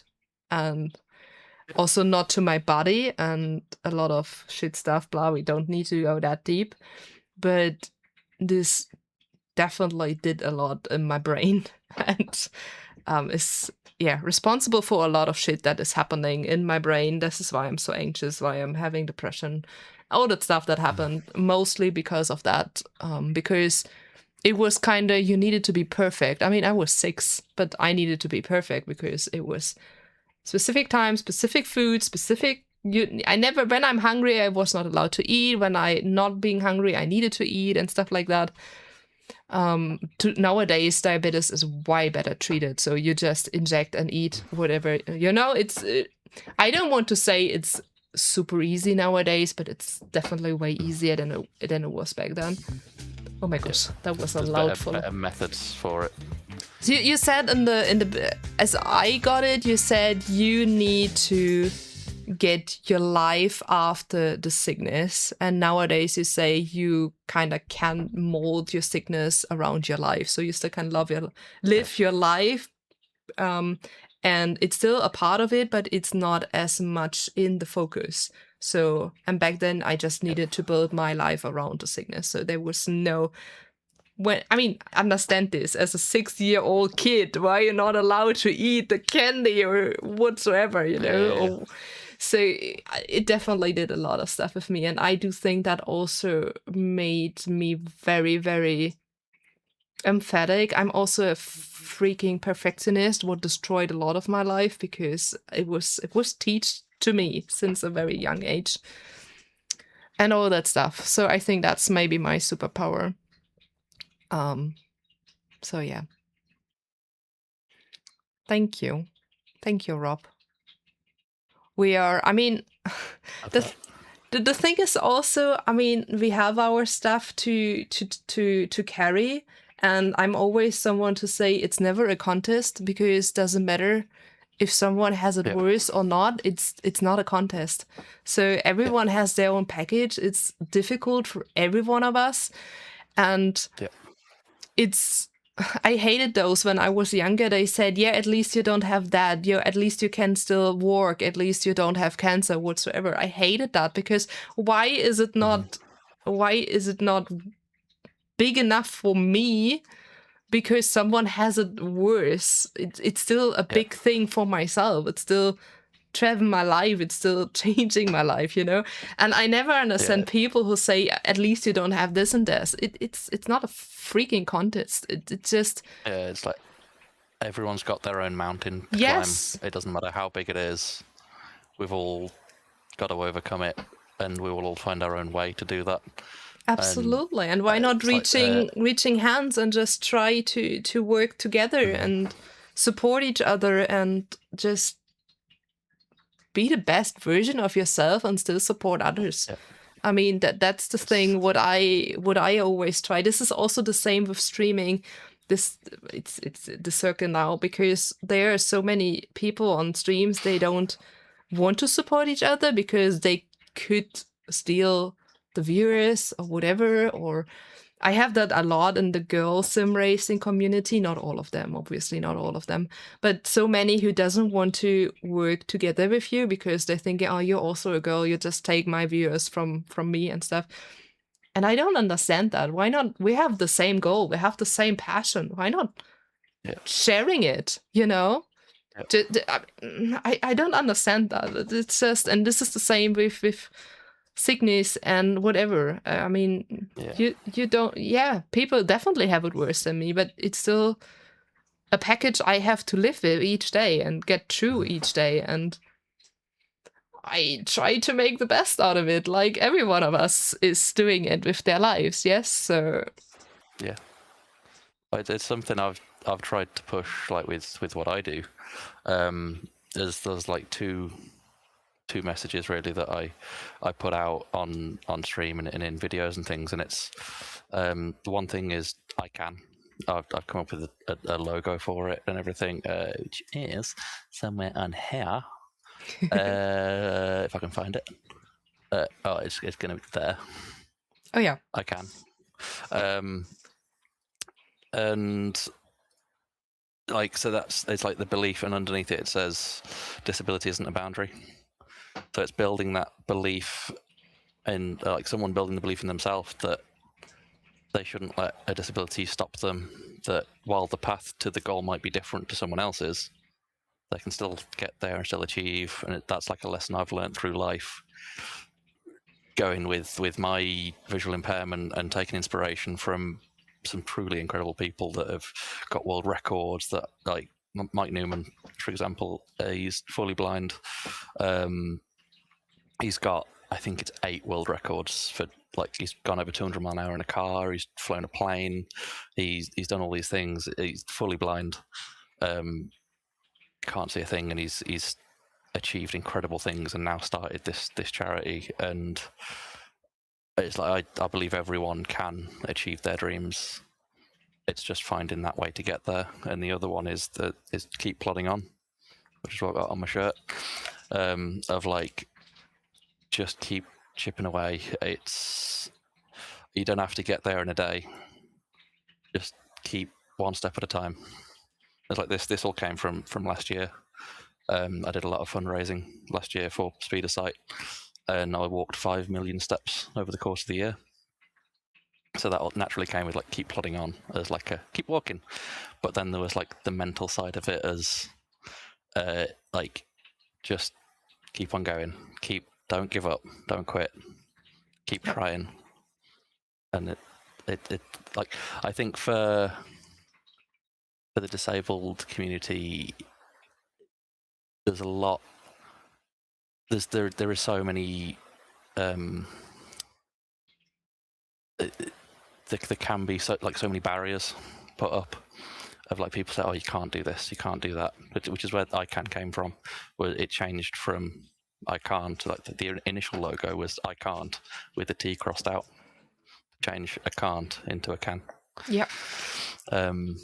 I think, and it's that, like, just you can find a way to overcome all of these barriers. Absolutely, and I think the most important thing is always doing the first step. Just start it. I mean, obviously, many people just see the end goal and it's just a steep way, but at the end of the day, you need to make the first step, and then you just do one step after each other. I have difficulties with that. I don't want to lie. I'm a perfectionist. For me, it's a lot of, oh, I can't do it on the first time, I would never learn it. But you just need to get out of the thinking, because I can. I can. I just need to. I just need to keep working, right? I just need to make one step after the other. At that most people stop before that first step because they think they can never get there. But if you start, you never know where it's going to take you. But if you never start, you know where you're going to finish. Absolutely. And also important is, I think, to surround yourself with people who are also believing in you. I mean, obviously, you need to be the first person that believes in yourself, because if you don't believe in yourself, you will never make the first step. But if you start doing the first step and doing more steps after each other, you also need to surround yourself with people who are actually believing in you, who maybe work a little bit with you, or just cheering for you, or believing in you, and just being there. Because I think many people also get, I'm also one of them, they get caught in all the people who are judging you, and judging you in a bad way, because they want to see you fail, because that's how they get their unlucky life happier. I don't know. But finding the right people who are around you and holding your hand, like symbolic, that's not a word, but you know what I mean.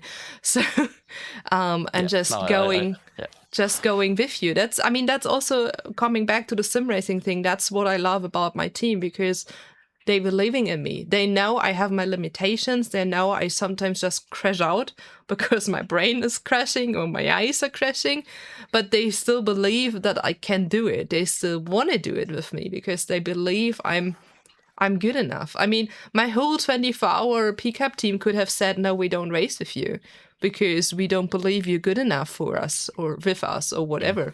But they believed in me. They also took over, I think, 1 or 2 stints of mine. I am not sure. I think because I woke up with headache and wasn't feeling that good. And they never judged me for that. They just going with me. And this is also, I think a lot of people need better friends. Let's say it like that. And also, I mean, for myself, I'm not a family person. I broke the contact with most of my family. I actually have contact with 3 persons of my family left, because they were just keeping me down. They never were fair to me, and they never were nice people to begin with. And always there are people, but they are your family, you need to. No, I don't need to. They hurt me. They just bad people for myself. I don't need to keep them in my surroundings when even they are family. Family is not everything. So I think, we need definitely to surround us with people who are being with us. Sorry for the short outbreak. We're getting from outbreaks to deep conversation to poop. This is the greatest. Covering it all.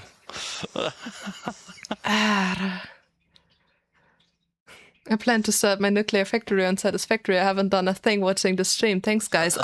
This is the best compliment, honestly, because that means we are doing a great thing here. So I'm very happy. For example, I'm super anxious before each of those streams because I'm always afraid something happens, the technical stuff isn't working. I don't like the person who is doing that with me. It never happened in 3 years, but it's still in my head, okay?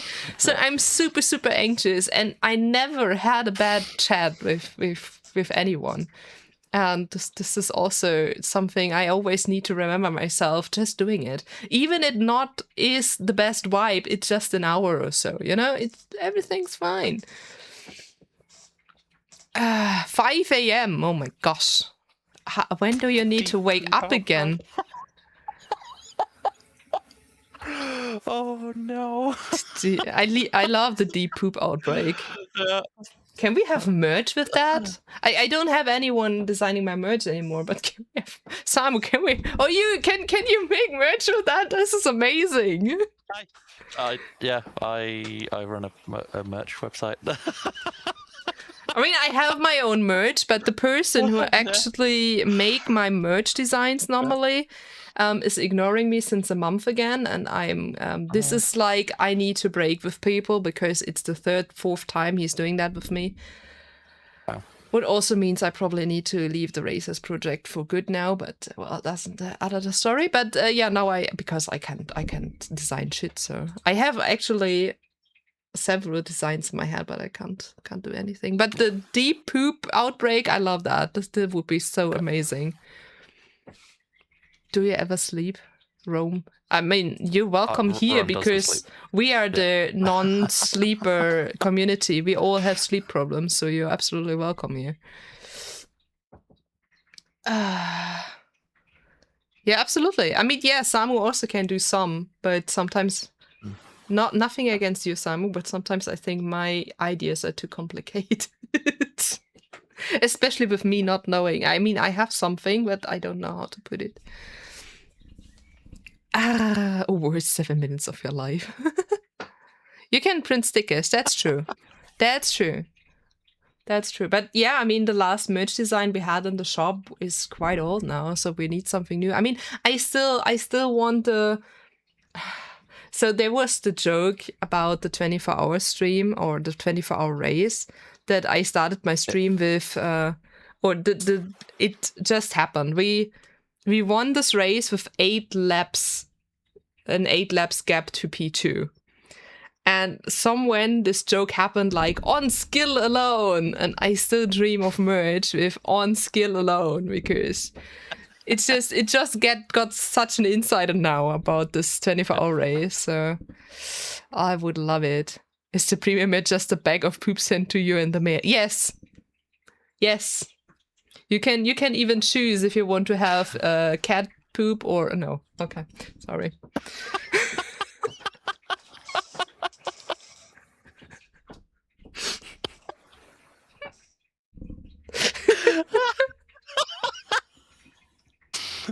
Postage may differ.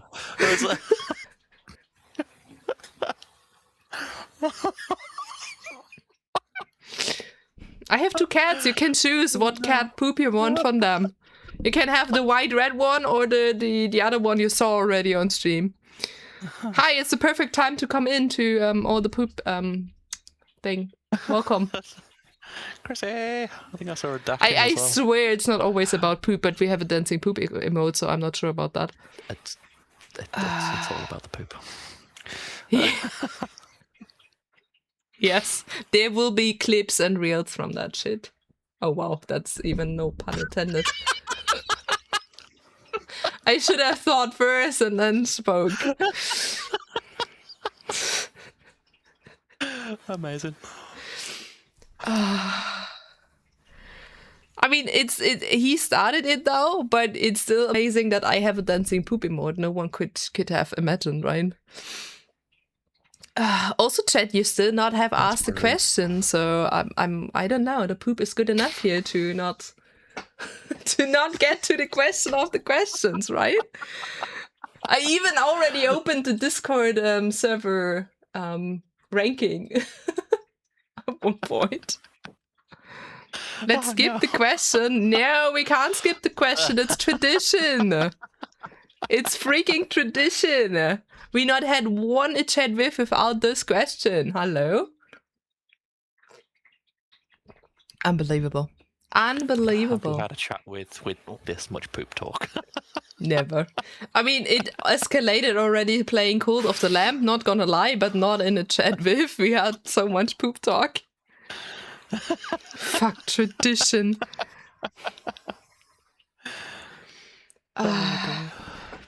Do you enjoy other thrill-seeking activities? Skydiving, skateboarding, roller coasters. Ooh, I quite like a roller coaster. I haven't been on one in a while. I've never done skydiving, but one day, maybe potentially one day in the long distant future. And skateboarding, I used to own a skateboard. In fact, I think I still do. I think it's still in the garage. I just wanted to say what happened with the skateboard. So, yes, my mom did do skydiving early this year. Her first one. She's waited like 50 years to do this skydive. It's always been a dream, and she got to do a skydive this year. It's never too late. Money for charity. It was so cool. I tried to like track her with the camera, and I lost track of the plane and everything. It was, yeah, this skateboard. I like when I was 12, 13, it was the cool thing to get a skateboard. I watched lots of like Viva La Bam and Bamaja and stuff. I was like, I want to be a skateboarder. Good old times here. Skateboard. Holy. Went to school with the skateboard, and we were in a classroom, and like massive circle of kids, and they were like, Drew, skate across the class. Put my foot on the board, pushed off, and went full on my ass in front of like 30, 40 kids. I was like, yep, I'm never going on that again. It's can't getting worse now. One time blamed, forever safe. I don't know. I think Follow Fisher is still trying to get people for roller coasters, but not me. I watch the bags. I'm fine with that. I will not go on a roller coaster. I also never skydived, or I not even had a skateboard. I had inline skates though, and I had a crappy accident, and I never used them again. I watched the beers. Okay. Watch the beers. Watch them disappear. Yeah. I watched Magoo watching the beers. In supervision. Yeah. I saw nothing. Why is this so bad? I saw nothing. I have no clue where the beers was going. No. Pro skateboarder, then my uncle said no and faced the wrong way. That's not good. That sounds not healthy. You shouldn't do that. It's just my thinking. You shouldn't do that. It's hurt. It's painful. I heard beer. Bears. No, Yona, not nullless. Not nullless. I'm not sure what I used to know what beer is in Finnish, but I forgot. No, I don't know anymore. I learned a bit of Finnish as I was younger, so don't. Sage? Yeah, I think that's just an emote. That's looking sad. Reflected on the moment, wouldn't recommend. I agree.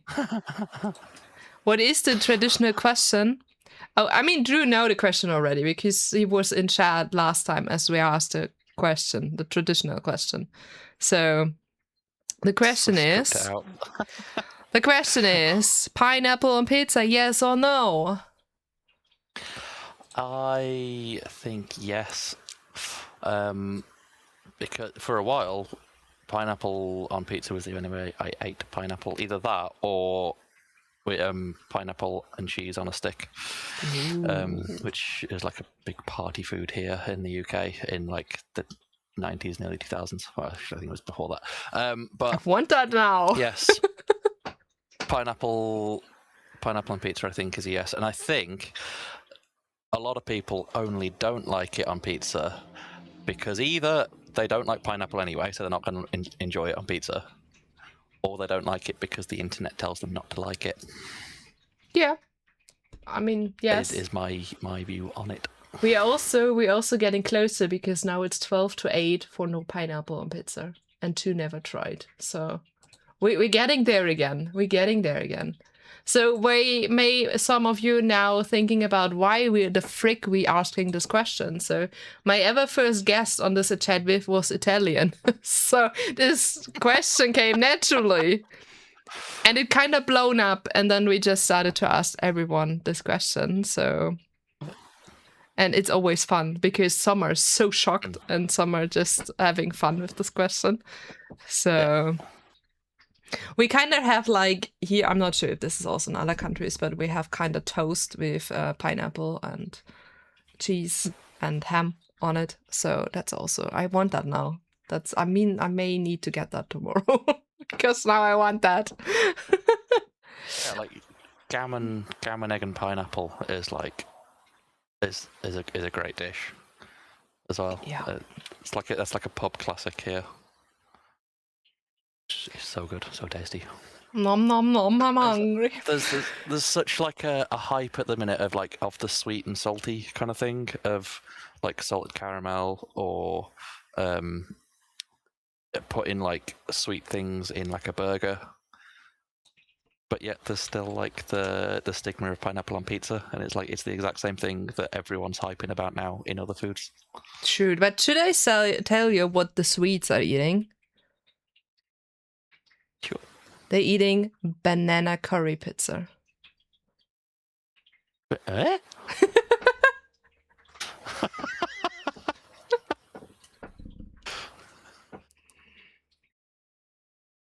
Think about that. Curry. Yeah, that's different. Yeah, it is.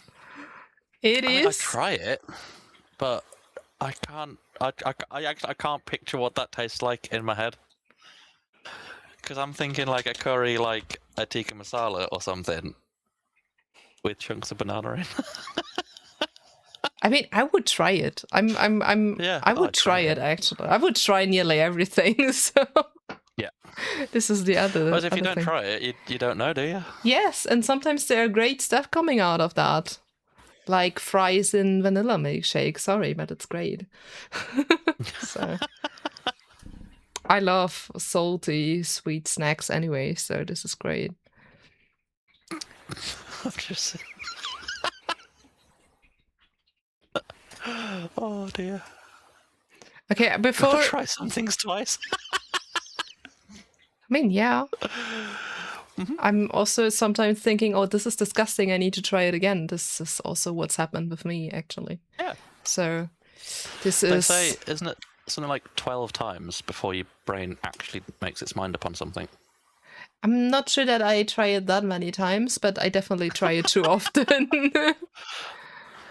Unless that's like, I think that might be like young brains of like when like kids are trying foods. It's like they should try it 12 times. I don't know. I'm sure I read that somewhere. Before this question disappears, because chat is kind of active, where was it?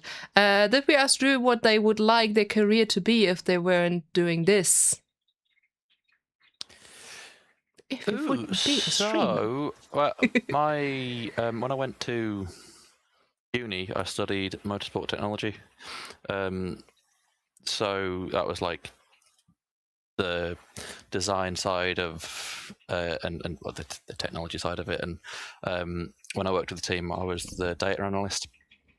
So working with the drivers on how to improve their racing and making sure that the car runs properly through all the data. And so it'd probably be more down that route. And I did try to get into a team doing all that stuff. Well, I tried to get into many teams, but not having a license and being able to travel the UK was usually one of the things in interviews or things that they got back to me about. So that didn't happen, which then led me here. Well, with a 5-year stint in a pub. Yeah. In between. I was reading all the chat. I love title of my sex tape. Let's try this twice.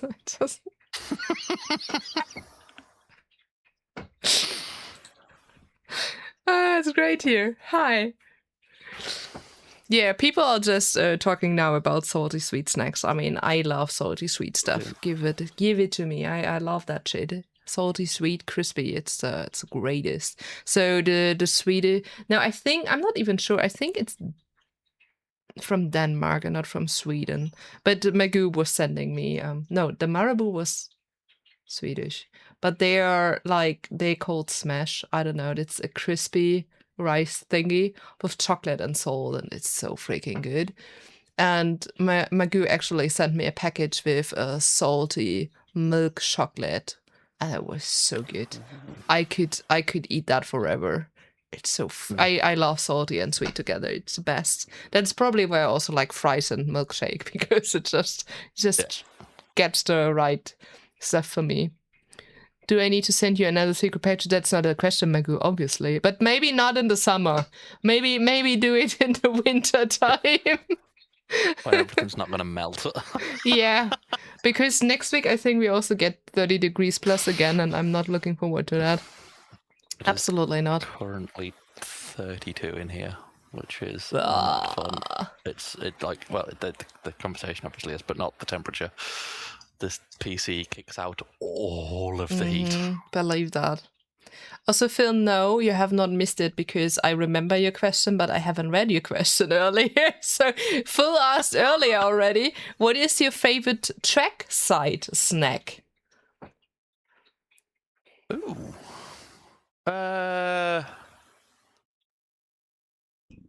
Oh, that's a good question. So I like when I go to like race weekends, take like just a bit of everything. Because buying food at a circuit, you have to sell a kidney for. Yeah, usually take something like M&Ms, or like if it's not ridiculously hot, crisps, and then like just normal lunch stuff. But like, Mawams, I take like the little wrapped up like chewy sweets. They're always a good one to have. True. Keeps your sugars up and tasty. Another question. Also, favorite race day experience in the UK? Ooh. Like, what's my favourite memory from a track? Is that, or pretty much, or Probably, yeah. I would interpret that, yeah. Oh, there's. I mean, I'm very fortunate to have so many. The first time I went to Silverstone back in 2014. Well, there's a couple of memories that like come up with that. With that first time, 2014, it was my first time at a racetrack, and we camped the night before, and it wasn't for the Grand Prix. It was for they had mid-season testing that year at the circuit, and we'd gone for the test, and because my mum used to go with my dad, like before they had kids, and so like they knew roughly the area and everything, and I'd gone with my mum, and we put the tent up, and there's this little path that you walk through to get to the circuit, and like it just brings me so much joy just thinking back to going through this path, and as you break out of the trees, you can just see the grandstands. I was like a kid at Christmas. I was like, oh, because I was there then. I was like, this was the night before still, and just running up the side of the circuit and seeing the track for the first time with my own eyes, and like there wasn't even cars on it, and I was so happy. I was like, that's one of my little like happy moments. But I think another one was when I was with Slide Sport, being on the pit wall as the Porsche, our car comes over the line to win the championship. It was GT Cup, and the entire team is on the fence. That was incredible. I believe racetrack days are the best days. People are always telling me that I look way happier on a racetrack than I normally do, and I do think they're kind of right. So, but I hear this way often, especially people who see me the first time on a racetrack. They just think, "What's happening? Who are you? You're just so much more happy." So, but it's just so cool. There's nothing like it. Yeah, I just love it. Seeing your passion, and you're there with other people that are there for the same thing. Absolutely, even when I'm alone. I mean, I'm not liking to be alone on a racetrack because of anxiety, but I did it a lot, and it's just the whole atmosphere. It's the smell, it's the sound, it's all the vibration in the air. Like everything is excited or happy to be there, and it's just so cool. And then meeting people, I love meeting people on the racetrack. So like I was 2 weeks ago, I think, at the Lausitzring, and I met the one Porsche Cup driver, the only female driver there, and it was so cool. I missed the whole DTM race because I talked with her, but it was so cool. And this is just I'm not on a racetrack to watch the races. I mean, I'm still watching the race, but when you're on the grandstand, and so you just see a part of the track, so you never can get the whole race like you do it from home or so. But it just, the atmosphere is so much more worth it than watching the race at home and knowing all what's happening. So I just love being there. It's just so cool. It's just the best thing in the world. Concerts are getting close, but racetrack action is still the very best. So Yeah. can't wait for the next time. It's like that energy came, like your posts the other week, like, at the track you were at, like that energy came across with like in your stories of like you just loved it. Yeah. And it was great to see. I mean, it was super difficult because my phone was overheating the moment we were on the racetrack because it was, I don't know, 40 degrees or something, and it was just overheating. And this Google Pixel really has a lot of heat problems, but it was really so cool. And I mean, we were in a little group, and someone also had a very good camera, so this is always good because then I always know I get good pictures after that.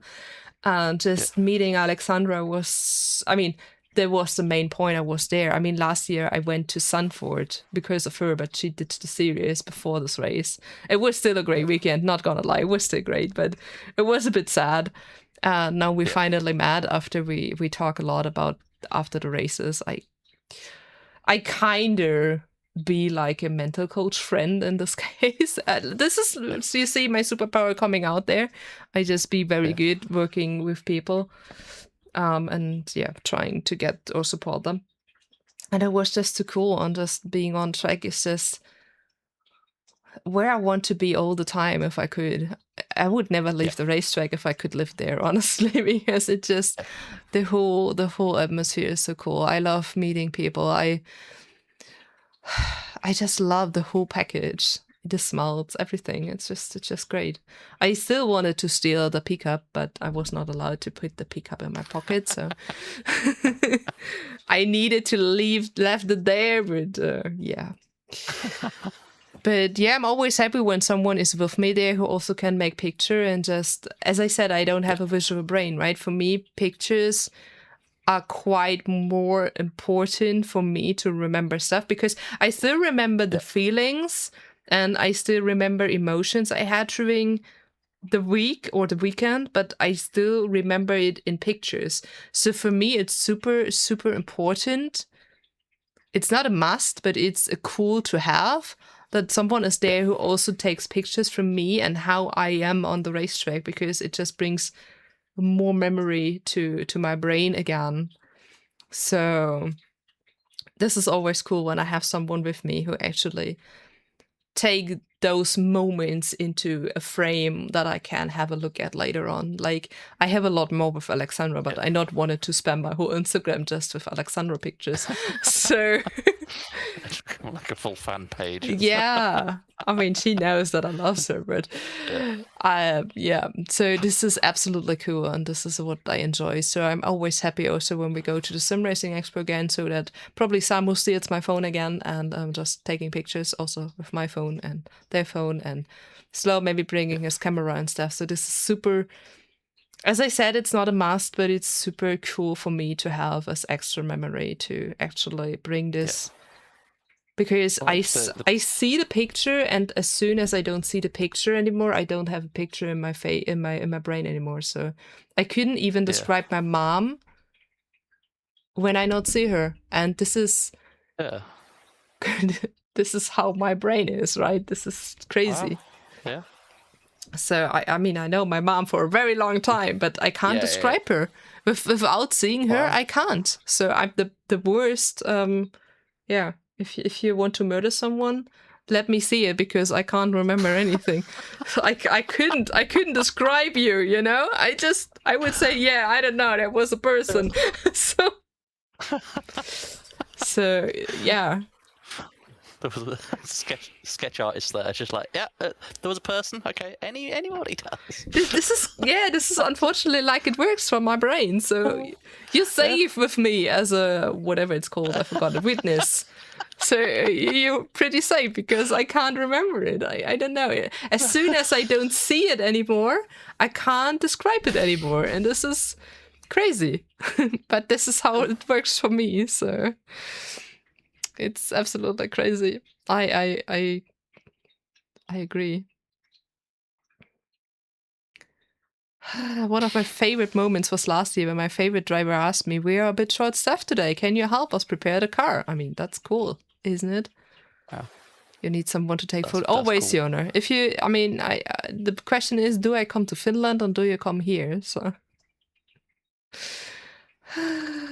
burger. I also need to eat something after stream. I may be able for. I haven't can't pay eaten you, since Jona. lunch. I can't pay for you. I can't pay you, Jona. That's the thing. Also, Jona will blame me for me being his most expensive influence ever. It was a person with eyes and also hair, maybe, possibly a nose. Yeah, that's I've me. Just seen Rob's special moment as well, and that was something that was really cool. Oh, there. Seeing Yep. my design out on track for the first time, Oh, I believe was that's so cool. like, because it had my logo on it and everything, and it was like that was like big life dream achieved. And it was like, if I just, Absolutely. And there you also always already also, oh my God, can see. Ooh, that was it. this is so cool. I mean, but this is also a thing you can see if you believe in yourself and your work, what is possible, right? Yeah. I mean, Yeah. I would never, as I started streaming, I would never have thought about doing those interview streams. I had Zebra Cook already on that stream. I had really cool people on stream. I have Charlie Kimball, former IndyCar driver, on that stream soon in August. And I would have never believed it because always I was not good in English in school, at school, because mostly because of my teachers, but well. And all that stuff that happened, all the people I met, all the stuff that just maybe not exploded, but that kind of bloom in a different way, and how much more me I am. Evolved and Absolutely. I mean, I remember this like I was a teen and I just abandoned gaming and motorsport because I wanted to fit in. And now I find what is really important. And I found people who actually like who I am, for what I stand for, just being me and just being real. And this is just so cool. I was so afraid starting streaming. I was so freaking afraid. But hitting this live button the first time and staying with that, best decision I ever made. Also, I wanted never to do sim racing. Paddy got me into. It was a joke. I know it was never intended to be that serious. I still started it and I'm still super happy I'm doing it. I found so many great people doing the stream, doing iRacing, finding new people. And it's sometimes you just need to trust yourself that something good comes out of whatever you do. And well, it's what we said earlier about it's just take that first step. Yeah, absolutely. And see where the path goes. Absolutely. Just take, I mean, as I started, I was certain there will be no more people than Samu and Paddy watching me. And now there are a lot more. So, and this is just great. Just people enjoying the shit stuff I do. The shit stuff. It's intended. So many more poop lovers. And it's just so cool. Yeah, if you would have told this my 20-year-old self, I would not believe it who I became. So it's just amazing. And I not love all about my life, especially at the moment, but I love still a lot about this life, and this is great. There's those bits that we need to focus on, I think, and like when there is stuff that's not going to plan or that we can't control, maybe it is just to focus on the areas that we can control and that we do enjoy. And keep going. Always keep going. And I mean, I always... Keep plodding on. Yes. I always say I'm allowed to feel sad or down for a certain time, but then I need to stop and just keep going again. Yeah. So this is what we kind of do and need to do. And I do think that's the easiest thing you can do in a life nowadays, just focusing on what you love. Try to get over the shit. I mean, there is shit happening. We all have our all-day jobs that are sometimes shit. I'm not loving my job at all, but I need to pay my bills and stuff. So we just need to get through shit stuff. We need to go through doctor's appointments. Health is not always the best or whatever. But just focusing on the stuff that is good in life. And there's a lot of good stuff when you just try to find the good stuff in life. Like streaming, like you, community, like my cats. Like I still can finance my food, whatever, I not need to look too much after if I'm allowed to buy food this week, or do I need to just live from toast and noodles or whatever. And I do think there's a lot of just be kind of thankful for and just focus on that. But I always say it's also important to take the time to feel bad and to feel down, because that's still part of it. And you shouldn't. It's part of the process. Yeah, and you're not allowed to deny it totally, because then you just get it buried deeper into yourself, and someday it will just explode, and it will be much worse than to just allow you a day of feeling bad. So it's like you can't have highs without a low, because otherwise everything's on the same level. So you've got to go through that journey and enjoy those highlights. After each rain, the sun shines again, right? Exactly. An arrow needs to be drawn backwards before flying forwards. Yeah. Absolutely true. Oh, I've not heard that one before. I like that. Me neither, but it's cool. I do like that because I just imagine it. I tried to practice and shooting arrows, and it was quite cool. I'm just popping out quotes at 5 a.m. Yeah, really. Maybe I should be awake on this time and just being. We are awake on the wrong time to be that good and popping out quotes. I think that's the secret. Get deep. I will shut up now. We don't set this. We just approved that. We're approving the good quotes here. Hello? Yeah. We're approving a lot of the stuff here in this chat. Oh, I love that. Also, the time is running. We're already nearly streaming 3 hours. Did you notice? Oh, wow. It's already 2 hours and 40 minutes. It doesn't feel like it. It feels like we just started half an hour ago or something. So yeah. Time flies when you're having fun. Oh, absolutely. My favorite quote is, if I'm not catching any fish anyways, I prefer not catching them on a fly rod wood. Okay, I don't... What? Am I too stupid to understand that? What's that? My favorite quote is...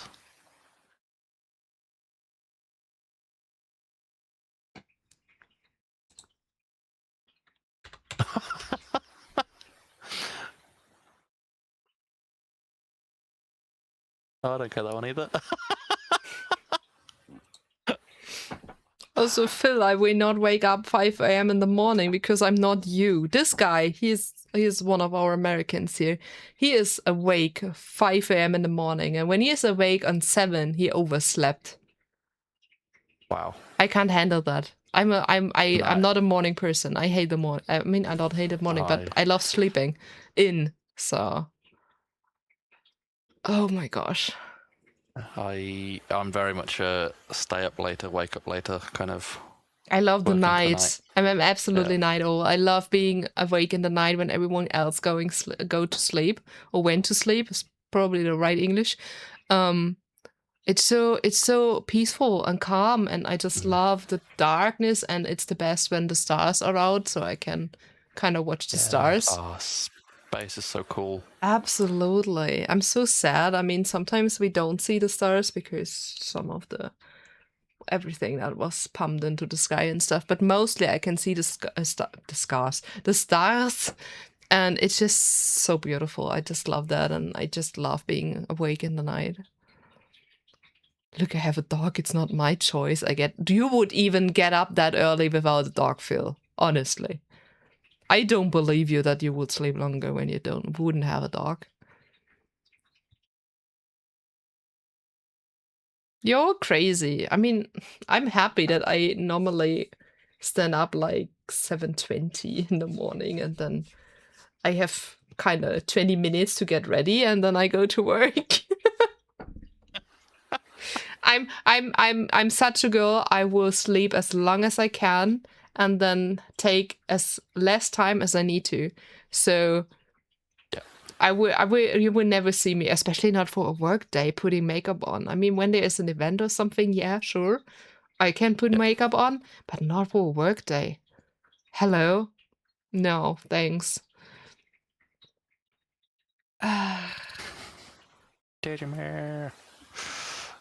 I can't sleep at 9 in the evening, Magoo. I could go to bed at 9, but I would not sleep.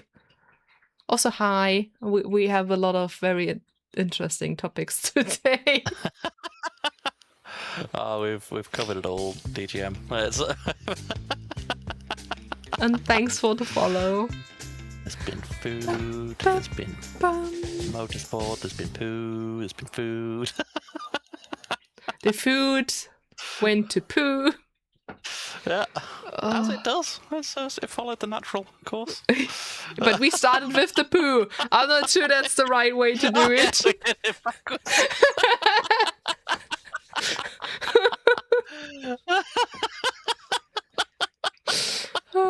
We kind of did it the wrong way though, but is there a wrong way though? I mean, there is when that's involved. Not in chat though, not in chat.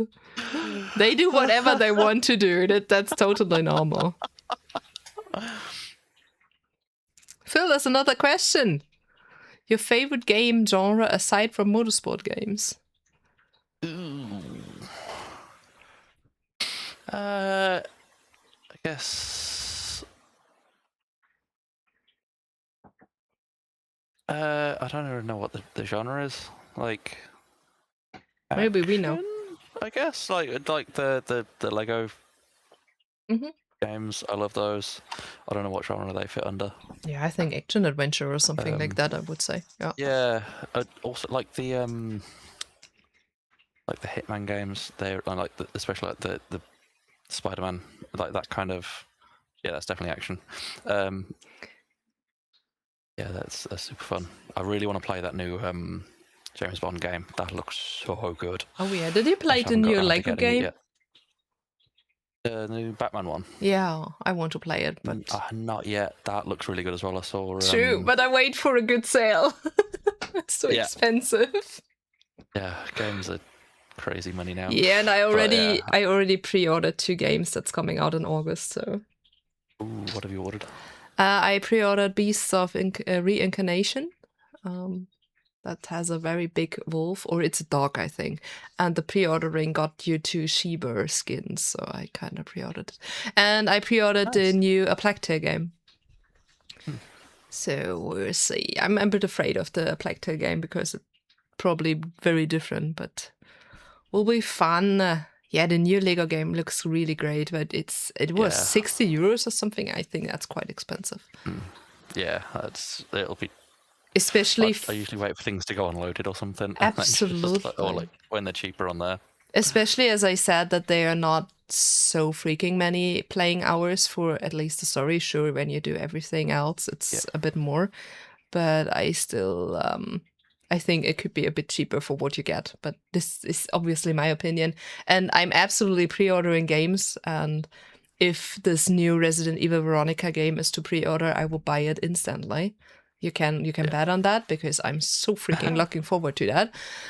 So yeah, sometimes I just pay I pre-order games when I really, really want to play it. The last pre-ordered game I bought was Resident Evil 9, and I not regretted a single second. It is such a great game. So you see on my channel there is a lot more variety of stuff that's happening. So you also see sometimes horror games. My chat is not as happy with me playing horror because they're not liking horror that much, but sometimes they need to go through the horror. Because I love horror I'm not a games. massive horror lover. Yeah. I love horror games. Oh my god, horror is so great. And most Lego games have the price in the past 10 plus years, but just 1, 2 later they go big on sale. Yeah, they're mostly going on sale pretty well, pretty good. And I have so many unplayed games. Hello. Oh, we don't play horror today, so you don't need to go today. I'm not even sure when the next horror game is. I think we don't have really horror planned in the future, or in the near future at least. There are also not that many good horror games out there. So many horror games we played were really disappointing. We played one, I got the key actually from the developers, and this game was so bad. This game was so bad. It was so bad. They were trying to jump scare and stuff, and I was so, hi.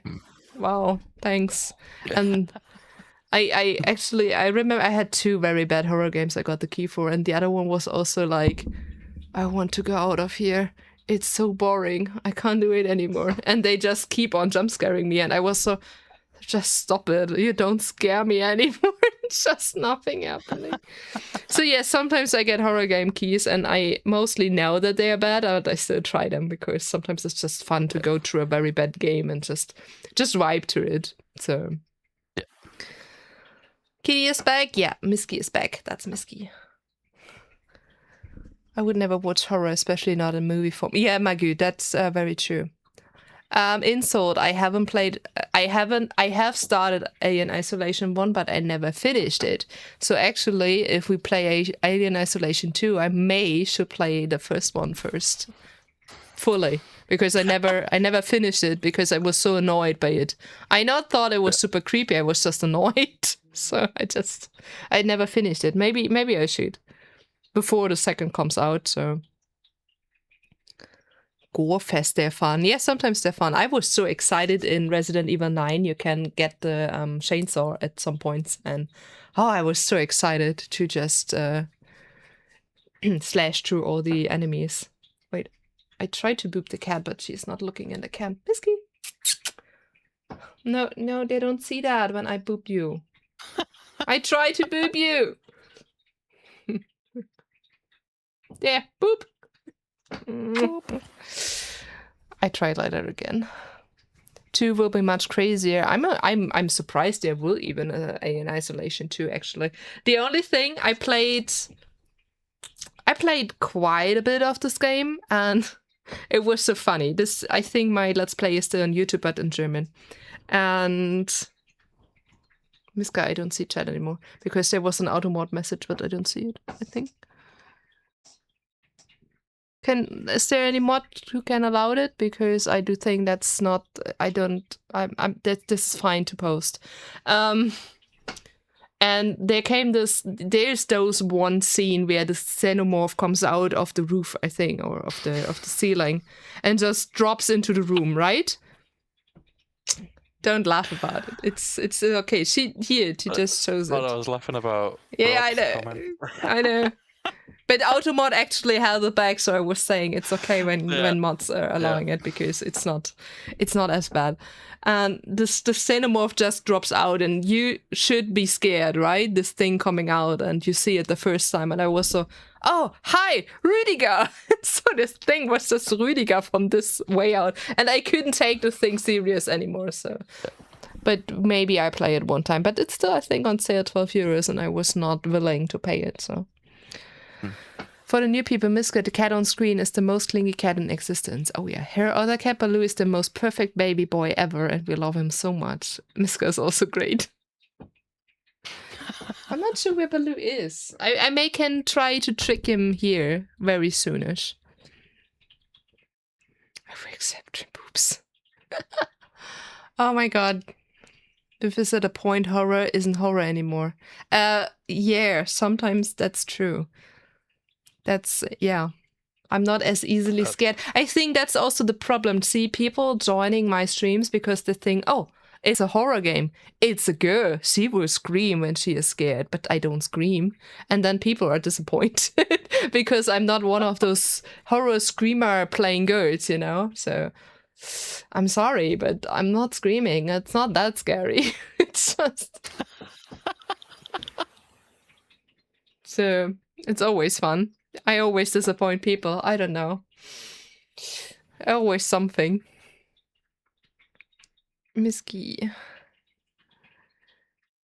Oh, you stink. There's one of Rob's cats in chat. We love all the cats. Simba. Give me all the cats. Simba. The Lion King. I just disappoint people too. Oh, Loki. No. No one's disappointed. It's a them problem, not a us problem, okay? When they're disappointed, then it's not because we are like we are, it's because they expect something we are not. And I mean, I will never be sorry that I'm not a screamer girl who just screams because something happens in a horror game. So, like, I don't need that.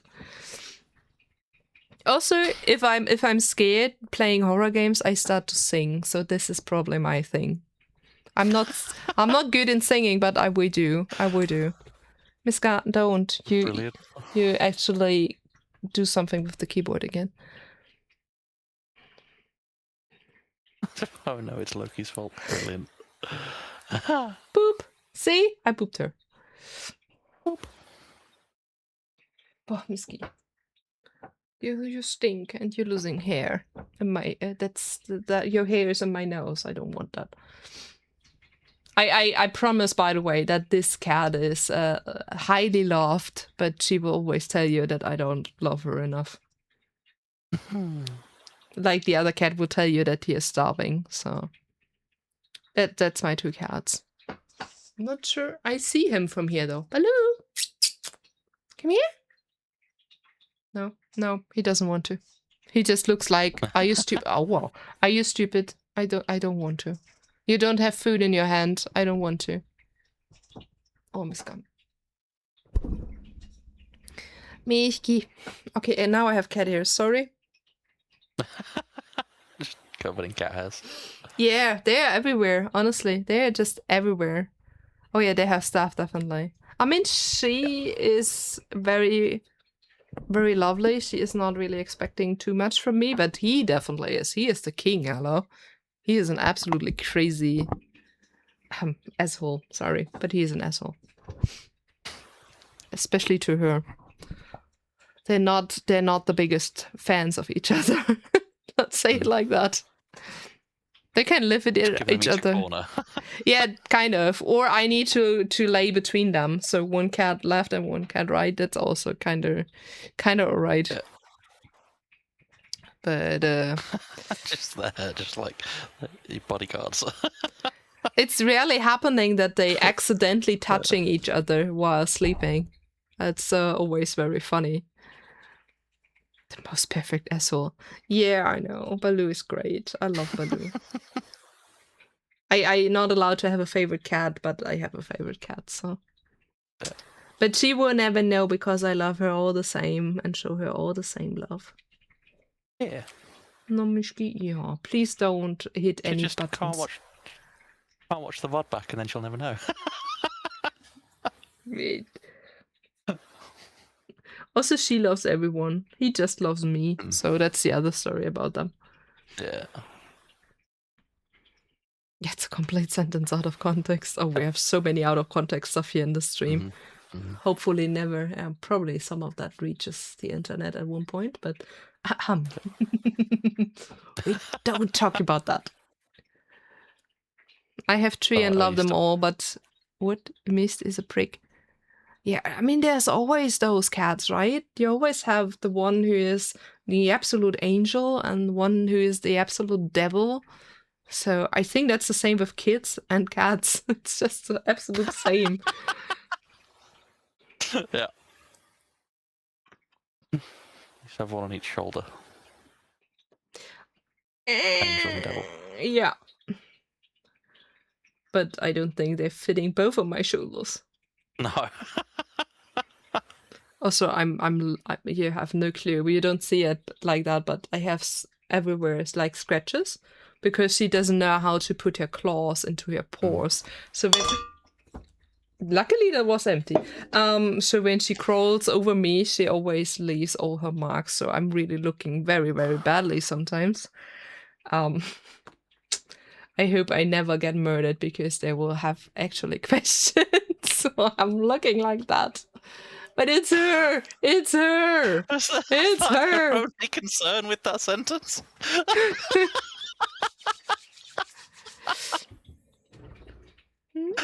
Hopefully you just never get murdered. That's the... Yeah. I mean, make it quick at least.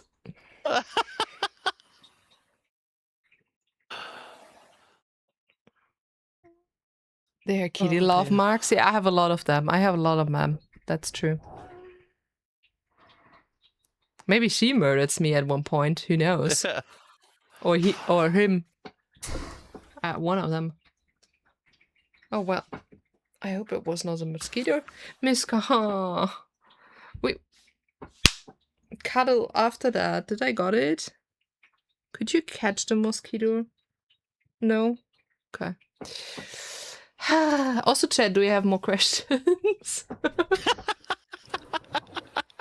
We're closing in on the 3 hours. I'm just saying. Time is flying as hell. 3 hours. So, Chad, you think about more question, and I try to get my other cat to show you. Okay?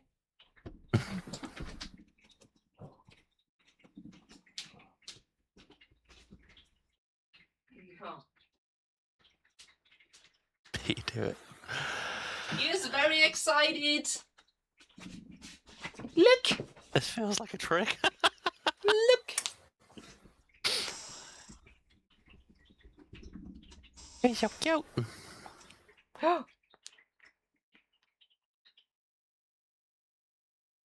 Oh my god, what's happening? Okay, go. He has even more fur than her. So yeah, that's Baloo. He is a bit. He's not exactly shy, but he is not as shown like her. So Just doesn't want to be on camera as much. yeah, unless he gets hungry, and then he will crawl over my whole place on cuddling with the microphone. So I'm sorry for headphone users in advance if this happens. And cuddling with me and had booping me and stuff. So he has his moments. Let's say it like that. And he definitely has his own fan club. So and Magoo is the leader of the fan club, definitely. So if you want to have something from Baloo, you need to get on around Magoo first. Obviously, it was a real cat. I'm scared now. Now I'm scared. Consider me tricked. Yeah, we love Baloo. We also love Miska, but I do think most people love Baloo way more than Miska. But that's fine. She will never know. And this mosquito will hopefully be dead at one point. Okay, chat. Yeah, we now reached 3 hours. Isn't this crazy? Yeah. Third longest currently. It's so crazy. Yeah, I mean, I normally say we do them around 1 to 2 hours. It also depends on how good the kind of vibe is, and so I prefer having the longer ones because that means they're most fun. But yeah, always you also need to find a point to end at one point, Yeah, we definitely. Nicole was 4 hours. That was the longest? I thought Dan was the longest. Oh. We are actually... Wait, let me see. That's the longest. We making, I think, third longest. Yeah. We good. We're good. On the podium. Absolutely. Yeah, absolutely. Hello. For the podiums. It's like a blind date, excuse the pun. The longest is, so they're on my YouTube channel and they slightly cut it, but the longest I saw was 4 hours and 8 minutes. That was the longest. That was the one with Nicole Hacker, who is an American racing driver who is driving a Mazda RX-7. It's a quite cool car. But yeah, Mazda. we had definitely some long ones. But I kind of enjoyed any of those chats. So there's rarely any chat I not enjoyed at all. So, but I never loved as much as here. That need to be said. It's been absolutely class. Oh yes. Oh yes. And also I know some of you probably need to work tomorrow again, so it's not that we will take on forever now. I'm still lucky that I have free tomorrow. So can we talk about disabilities? What is it, like a steady crappy vision thing, or is it getting worse? So for me, it's pretty stable. Like, luckily in a way, I guess. Yeah, it's been pretty steady for about 10 years now. It's whenever I get asked, well, what can you see? And I hate that question, because for me, my vision's been steady, so I then don't know what I'm not seeing, because this is all I've ever known. So I find it really hard to answer that question, because I can say like, oh, there's a TV there, there's a TV there, there's shelves, but then it's like, what detail am I not seeing that they can see? And so, for me, it's so I've got albinism and nystagmus, which of course my poor vision. The albinism effect is like making me sensitive to sunlight, and so I always wear a cap and sunglasses outside. And nystagmus, as I mentioned earlier, is like the eye wobble, which I can't always see, but when I'm really tired, like, I do start to notice the shake, or actually my entire head starts to shake as well at times. There was a time when I was working at a pub just up the road from me that I was going over to the table to clear glasses.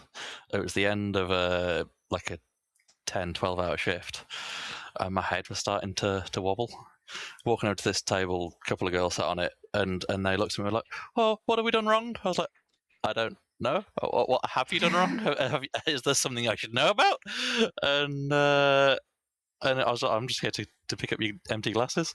And they were like, oh, but you were walking over shaking your head. I was like, oh, no, that's my eyes. Enjoy your drinks.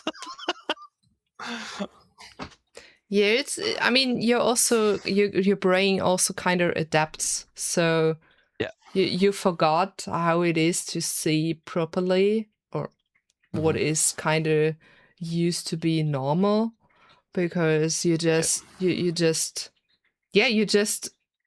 unlearn, or just forget how it is to be normal. You just know it's not as good as it was used to be.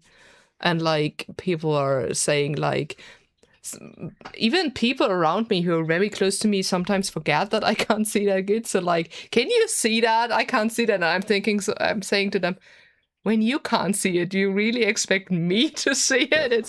It's just, and you also learn how to trick, kind of. So I often use my phone camera to zoom, especially on train platforms or something, when I can't read the screen stuff. Also, I can't go like closer. in a shop to see the labels. Yeah, So I just Yeah, use full my price phone tags. camera to make it bigger for myself, or Yeah. you really learn your tricks, and people around you who not knowing that you have that, or also who may know it and just forget it in the moment, they just not notice it because you're so good in how to learn how to get yourself through the situation, because you don't want to always have help or ask for help, or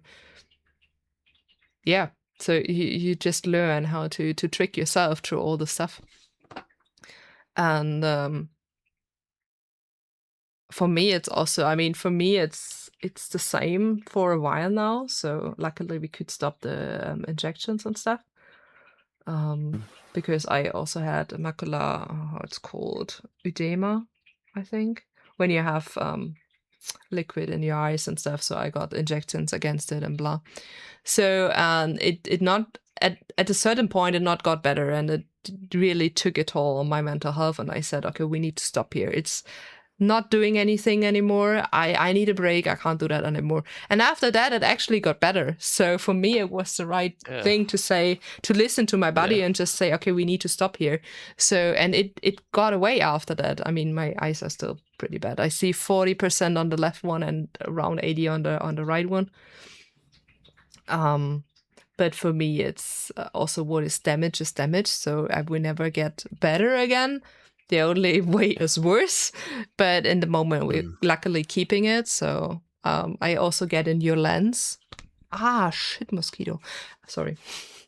I get a new lens in the right eye at the end of the year, because I also have cataract. So we already changed the left one. Now we do the right one. But for me, it's the same since a while now, and hopefully stays like that for a while. And the only way is probably worse if they not invent something sooner, but I don't believe it. So I have seen there's some things like bionic eyes being tested at the minute, like with cameras and everything, and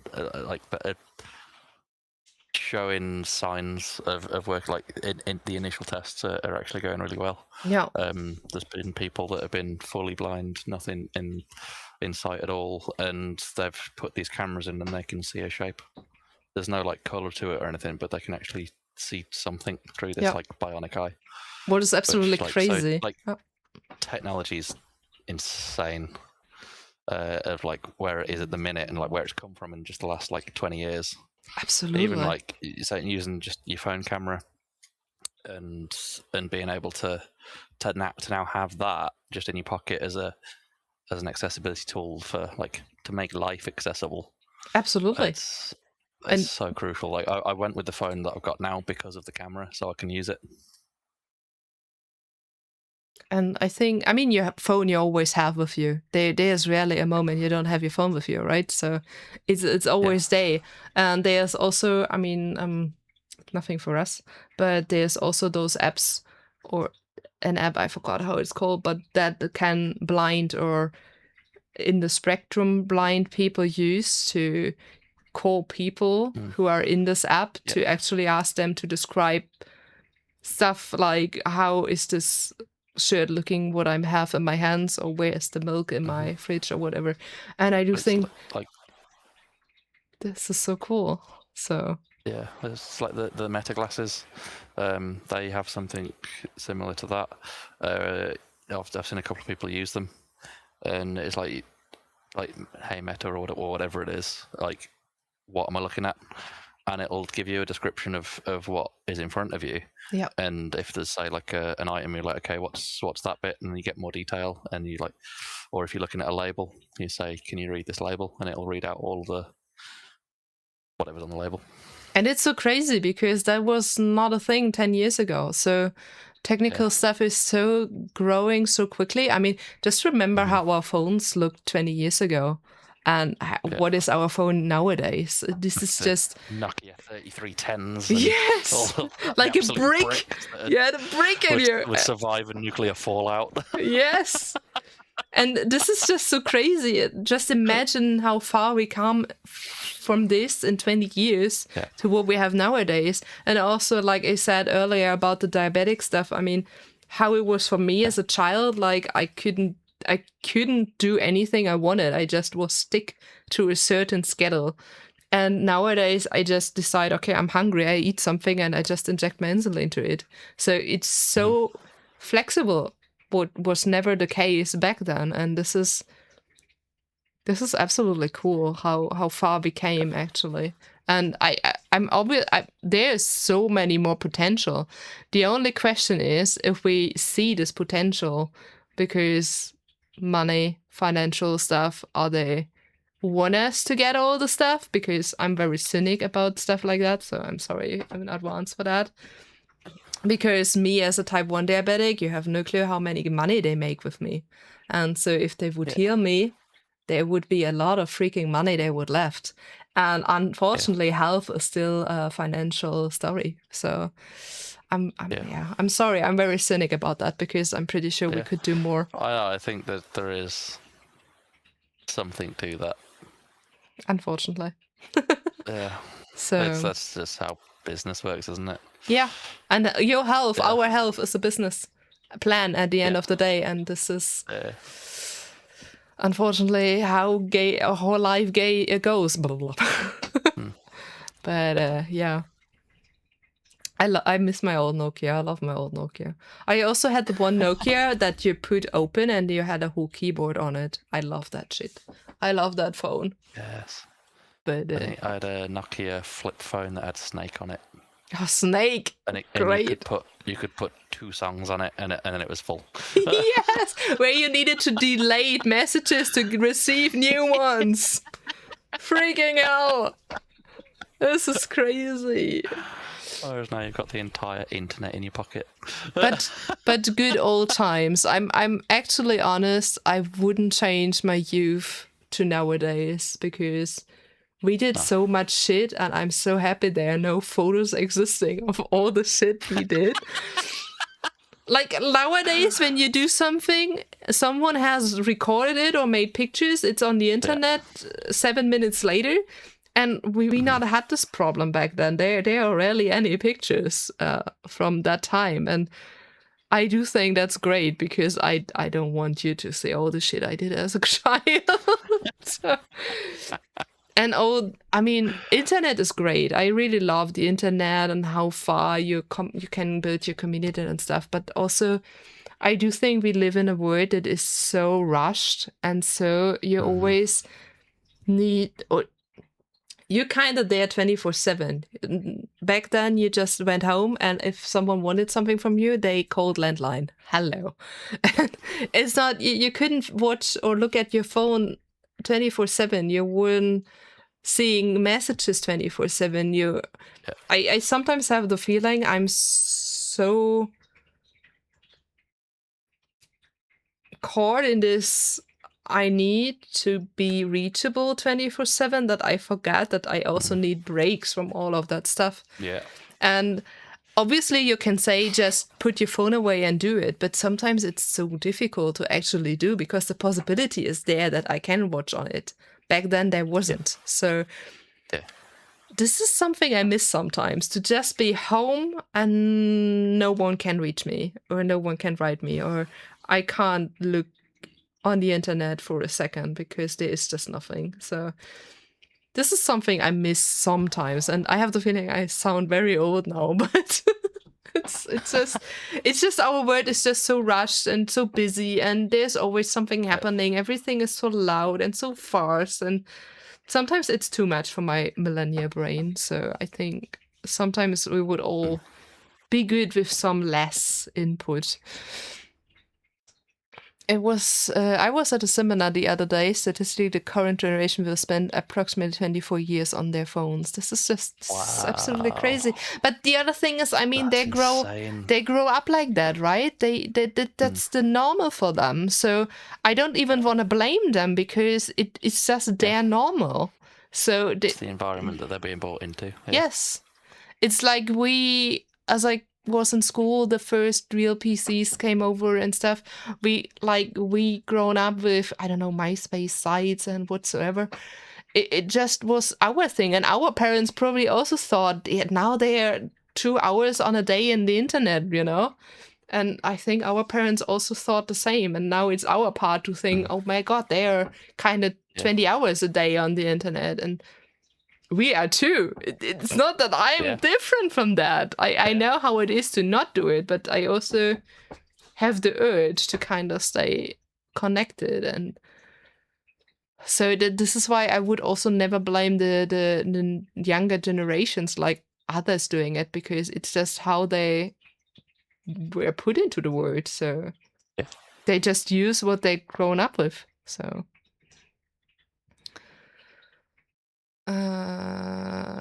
this is the age of information overload. Oh, definitely. But still, people are not having a good knowledge about stuff that's happening. We don't get political here, but just as a short hint, still people are not very good informed. I get 2 hours in on the internet before I try doing anything at work. Yeah, the first thing I do at work is normally reading the news. And then I am frustrated, and then I close the news, and then I may try to do something.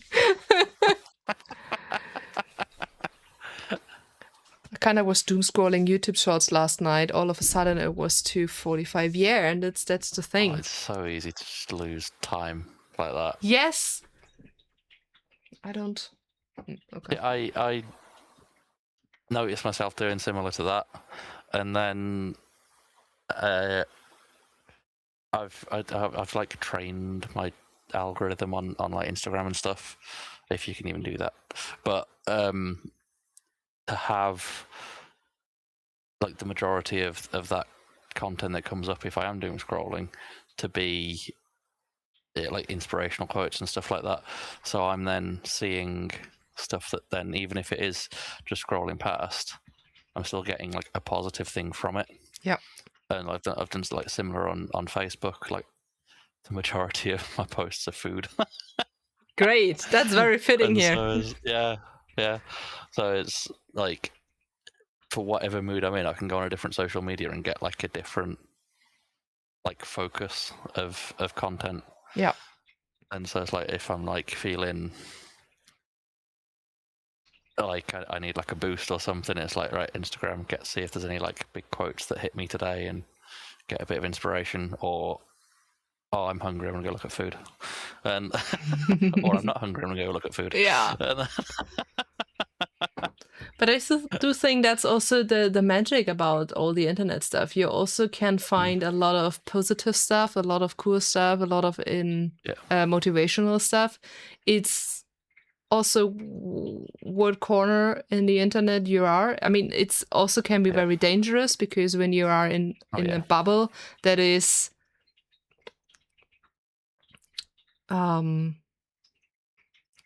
I just say weird thinking to keep it maybe a bit neutral.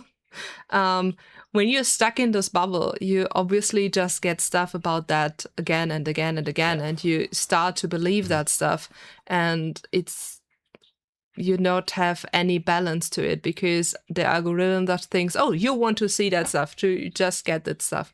So this is just how it can escalate also, but it also can be a great, because for me, it's a lot of recipes. I have a lot of recipes reels getting to my thing.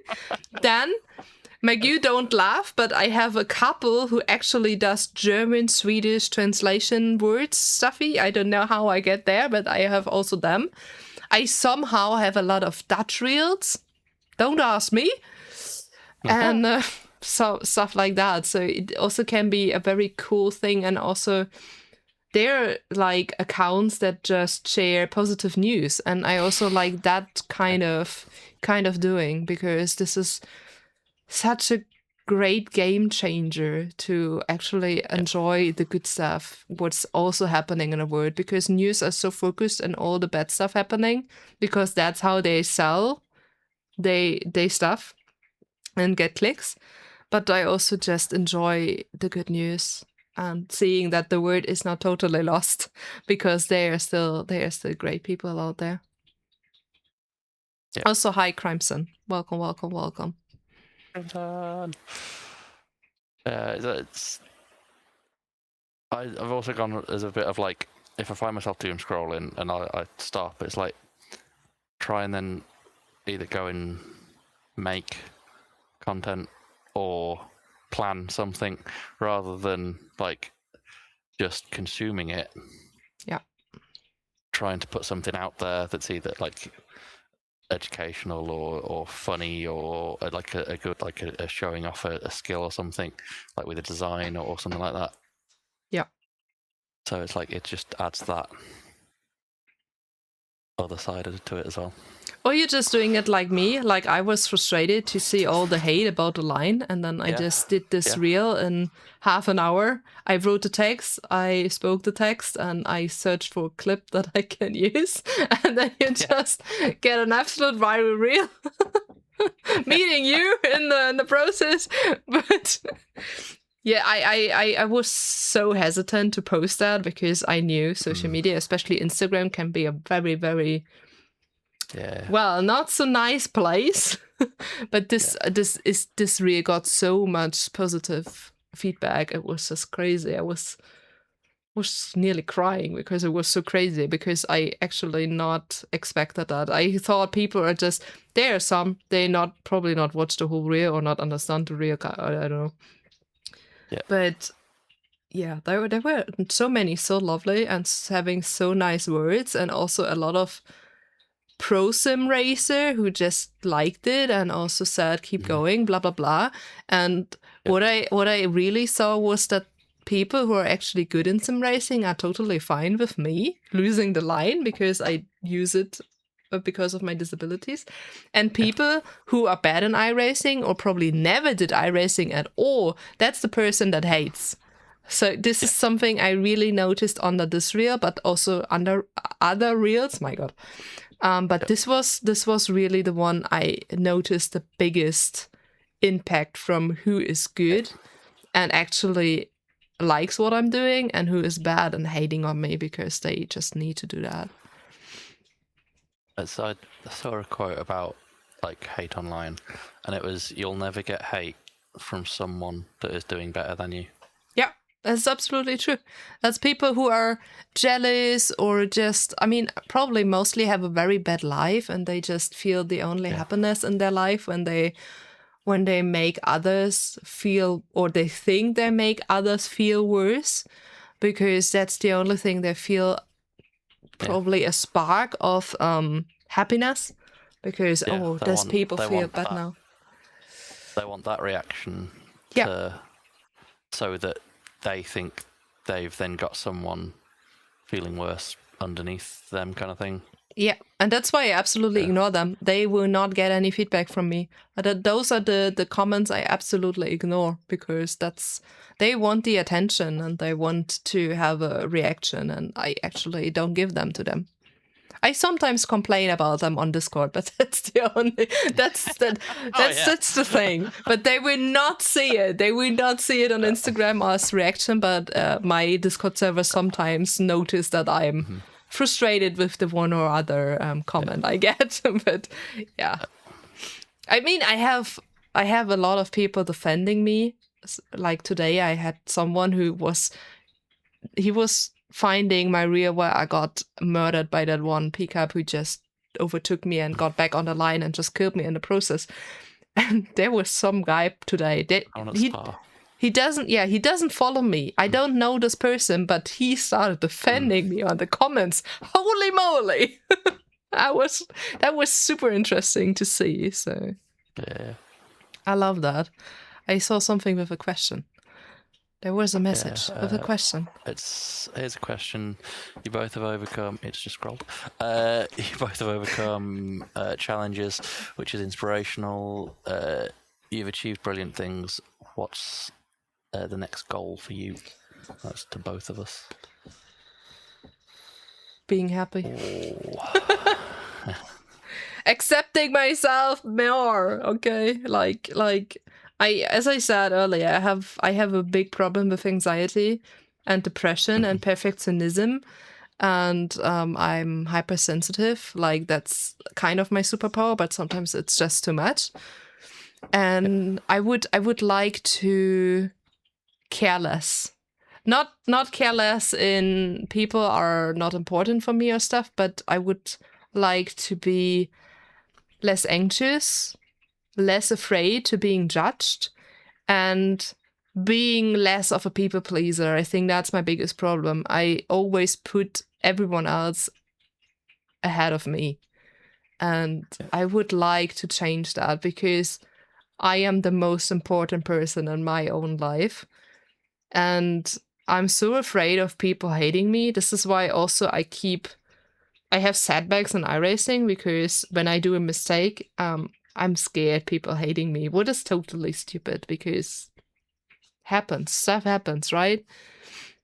So I think that would be a goal for my personal life, that I get less, hate myself less, being less perfectionist,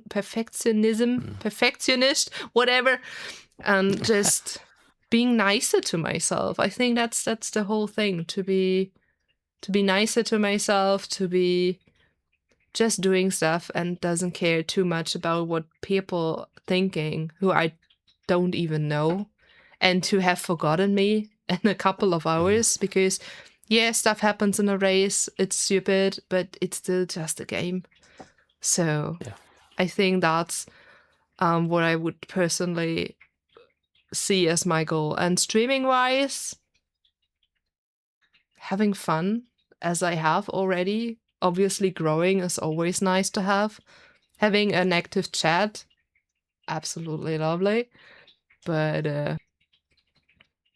I'm not even sure I have a big goal there, but just enjoying what I'm doing for a lot of many more years. That would be nice. I think that's my goals. Yeah.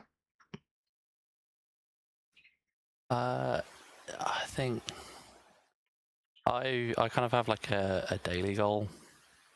I wanna make one other person smile every day.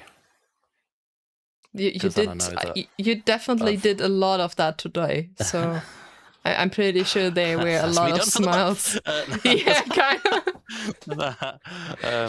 Because then, like, if I've made one other person smile, then I know that I've had a positive impact absolutely on the world for that day. On like a grander scale, I want to help others to like achieve their dreams, support, and to work for what to find what it is that they love and they can follow and work towards, and may and also to be chase. less afraid of what their passion is. I Yeah, think a lot of people are kind of afraid to live their passion because they're scared of being judged. I can actually put this out for myself in some reasons, like streaming. Streaming is I'm less scared there, but I do think people are, especially millennial generation, I would say, because we grown up with a lot of pressure from our parents and stuff, and the society as it was back then. So I think we should live our passions way more. And just to come back to Crimson's question, what advice we would give to our 16-year-old self, I would say for myself, I would tell myself that I should be less afraid for everything, because you get through everything if you do one step after each other. And I think I destroyed a lot of my life because I was too afraid. Because of all the trauma, I just get through the type 1 diabetic and stuff in the family and whatever. But being less afraid and living for what I want to do. Like, don't ditch the gaming, don't ditch the motorsport because you want to fit into a group that isn't your group. Because it was never meant to be my group, because it wasn't me who was in that group. So it was never my group. And another thing, go more often to a doctor's appointment as you were younger. you probably would have got around a lot of stuff by now, what you may not would have now, but well, yeah, that's never happening. But I would say the biggest thing for myself is being less scared of life. Yeah.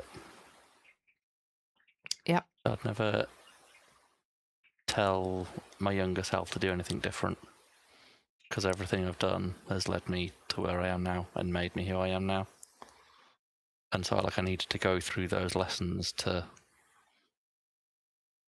experience it and to know how to deal with it. I love that. I wouldn't never say that anymore. So I love that. But this is also kind of the or part of the process, right? It's also okay to admit that I actually regret some stuff that happened in the past, but that I still, I am allowed to regret it, and I'm also allowed to mourn it, but I also know that I can't change it. So it's okay. Yeah. It's okay to regret it, but it's also a point where you need to say, I'm allowed to regret it because I would love when it would be different, but it isn't different. So there's a check mark, and we just go from now on and do it better, or do it as good as we can now, because we can't change the past. And that's I had to say that I had once a doctor appointment, and this doctor, it was my actual eye care doctor he was on holiday, and I needed to go to another one for a checkup after the surgery, and he was shaming me into how I could be like I was as a teen, not acting as good as I could have done to my diabetic, and that's why I have all my eye problem. I was so shocked I couldn't even say something, because it was really, really shaming me into how bad I was as a teen, and how could I comment like that or fall like that and blah. And I was so shocked that I couldn't say anything, and I was out there, and I was just so, what the fuck this guy even did or said to me? I mean, as long as he don't have a time machine, he is not allowed to say something like that to me, because I can't change it anymore. Yeah. I'm here. I fight every day to make it the best I can to get through this life with all the limitations I have. How he is allowed to be such an, asshole to say stuff like that to me, because I can't change it anymore. Obviously, I was a rebellious teen, and I could have take better care of my diabetic. That's not a secret, but I can't change it anymore. And I do think this is a point where we as a person just make the cut and say, okay, yeah, that was shit what happened in my past. It may also made a lot different for me now, but I can't change it. And now I need to live and work with whatever I have. This doctor's appointment is so stuck in my head, honestly. It's stupid, because I should just forget it, but it's just so, I couldn't believe it. And I should have said something. Wild. I should have said something there, but I couldn't, because I was so, what the fuck?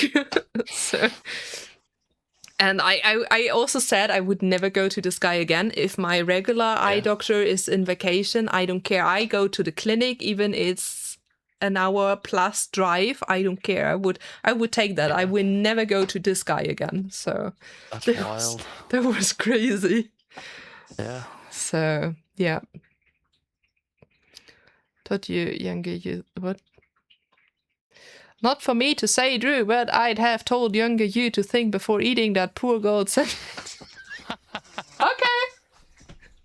Oh, there's a story there.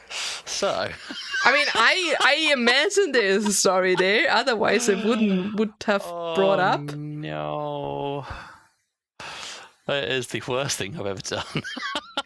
The second worst thing I ever did was then told everyone about it. So when I can't remember how old I was. When I was a lot younger. During the summer holidays, there were these activity days put on for visually impaired people in my area, and it was at this school in a different town, and so Mom took me over, and one morning she'd forgotten my lunch, and so she was like, right, I'll drop you off. There's an Asda down the road. We'll go pick up a lunch and drop it back. And so like lunchtime comes around, and I see this Asda bag on like other supermarkets are available. This Asda bag, and I think, right, there's my lunch. Grab the lunch, start eating away. Nom nom nom nom nom nom nom nom. Wasn't my favourite sandwich, cheese and tomato. It is what it is. I still ate it. It then turns out that there was a girl next to me who couldn't find their lunch, and they had a cheese and tomato sandwich, and they didn't have it anymore because it was in my belly. And they couldn't have my lunch because they were vegetarian, and I'd had it was like a cheese and ham, I think. So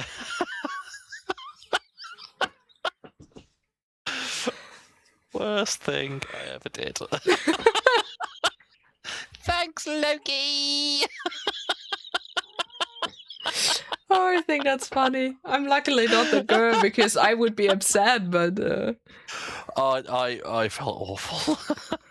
Luckily, we were at this. It was like a cooking day, and so like the staff there and like just made her some food, and it was all sorted. But I just sank in the seat when I realised, oh no, I believe. But yeah, if you didn't do it, we could laugh about it now. So yeah, that's great. And yes, Magoo, it's Baloo. He's complaining because he's starving now.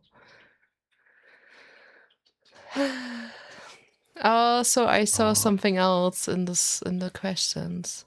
What life lesson have you learned the hard way?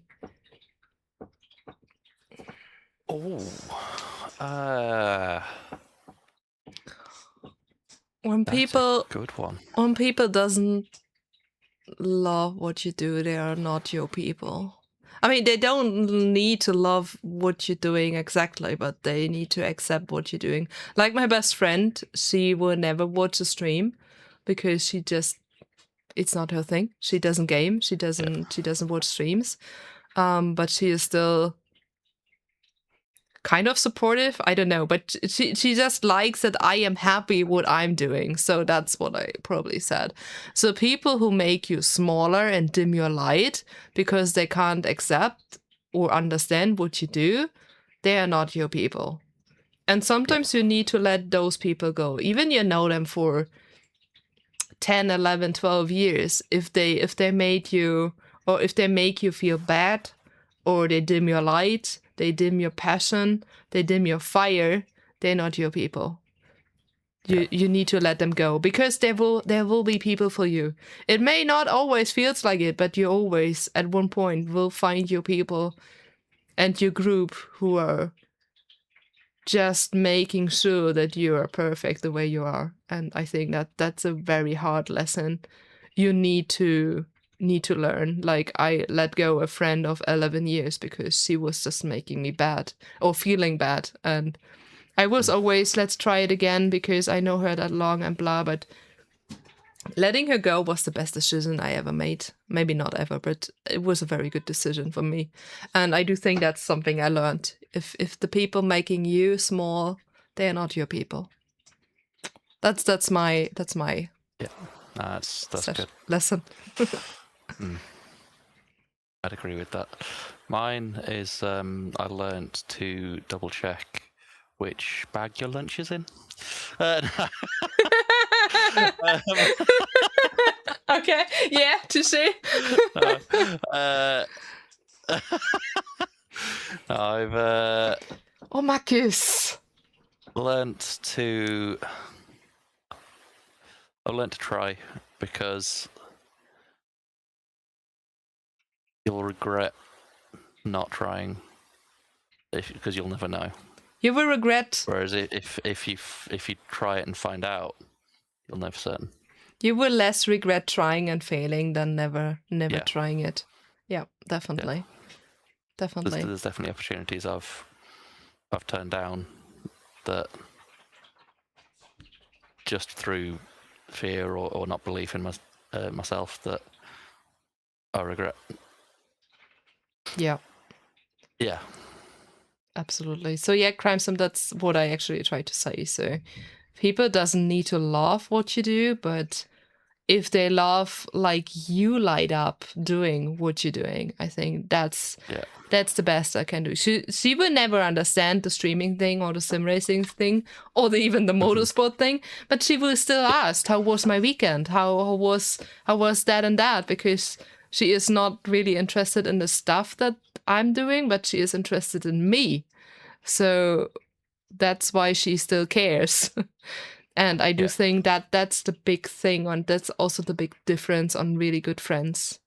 And just let your light shine, even they don't really understand why you're doing it, because it's not their thing.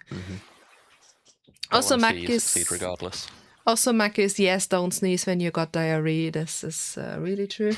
It's a very good lesson. Oh, I hadn't seen that one.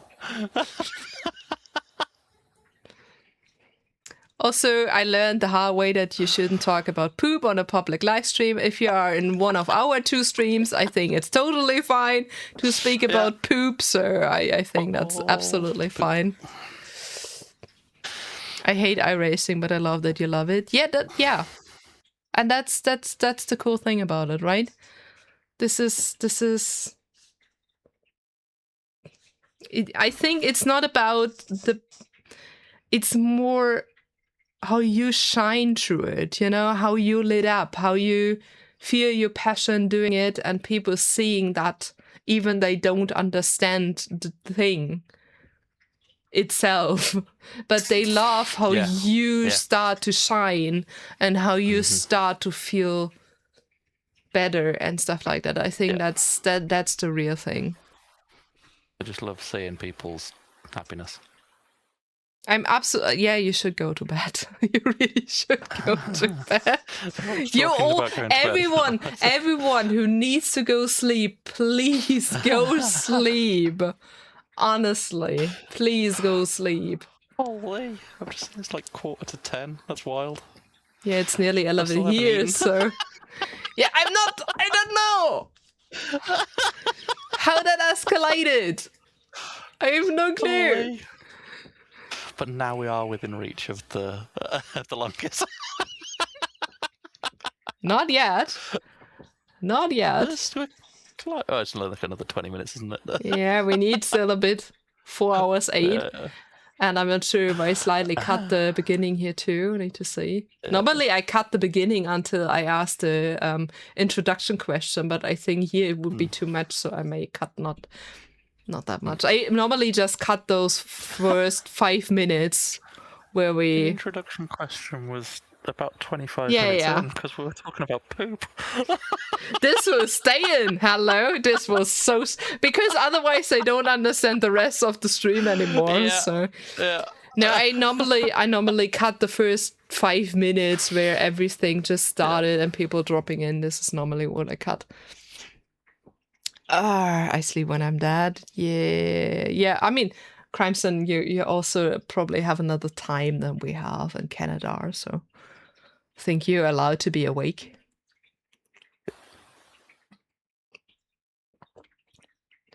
If you could give someone a star on the Walk of Fame in your life, who would it be and why? Oh my god.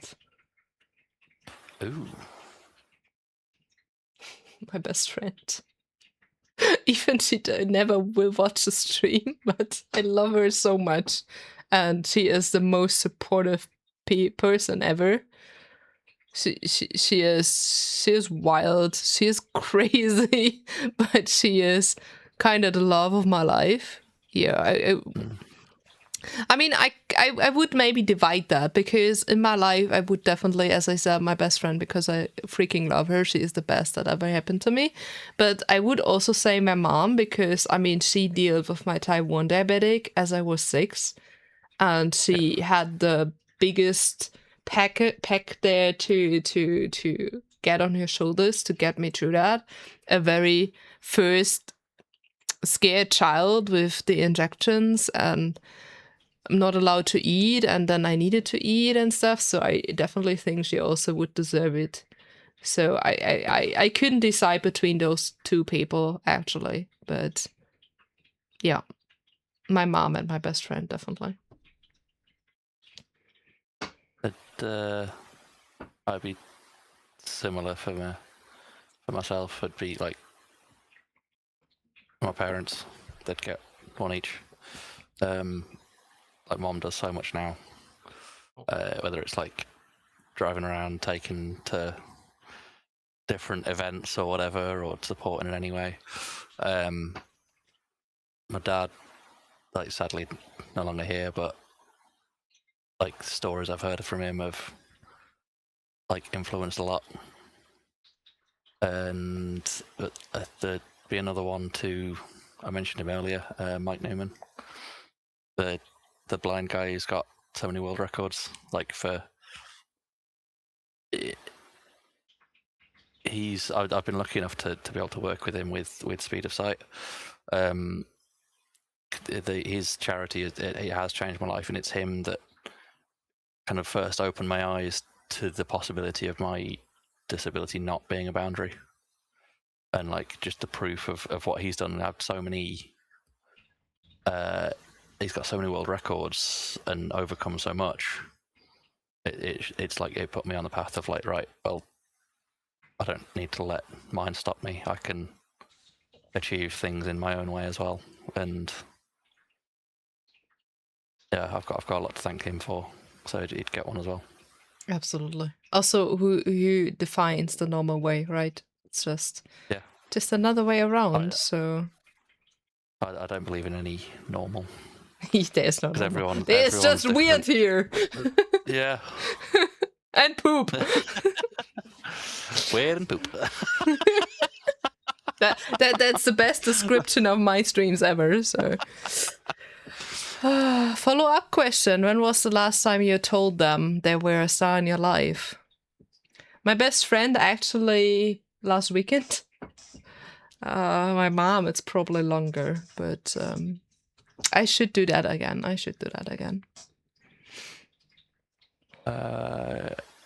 Ooh. Yeah, I thank my mum a lot, and I think she knows how much she means.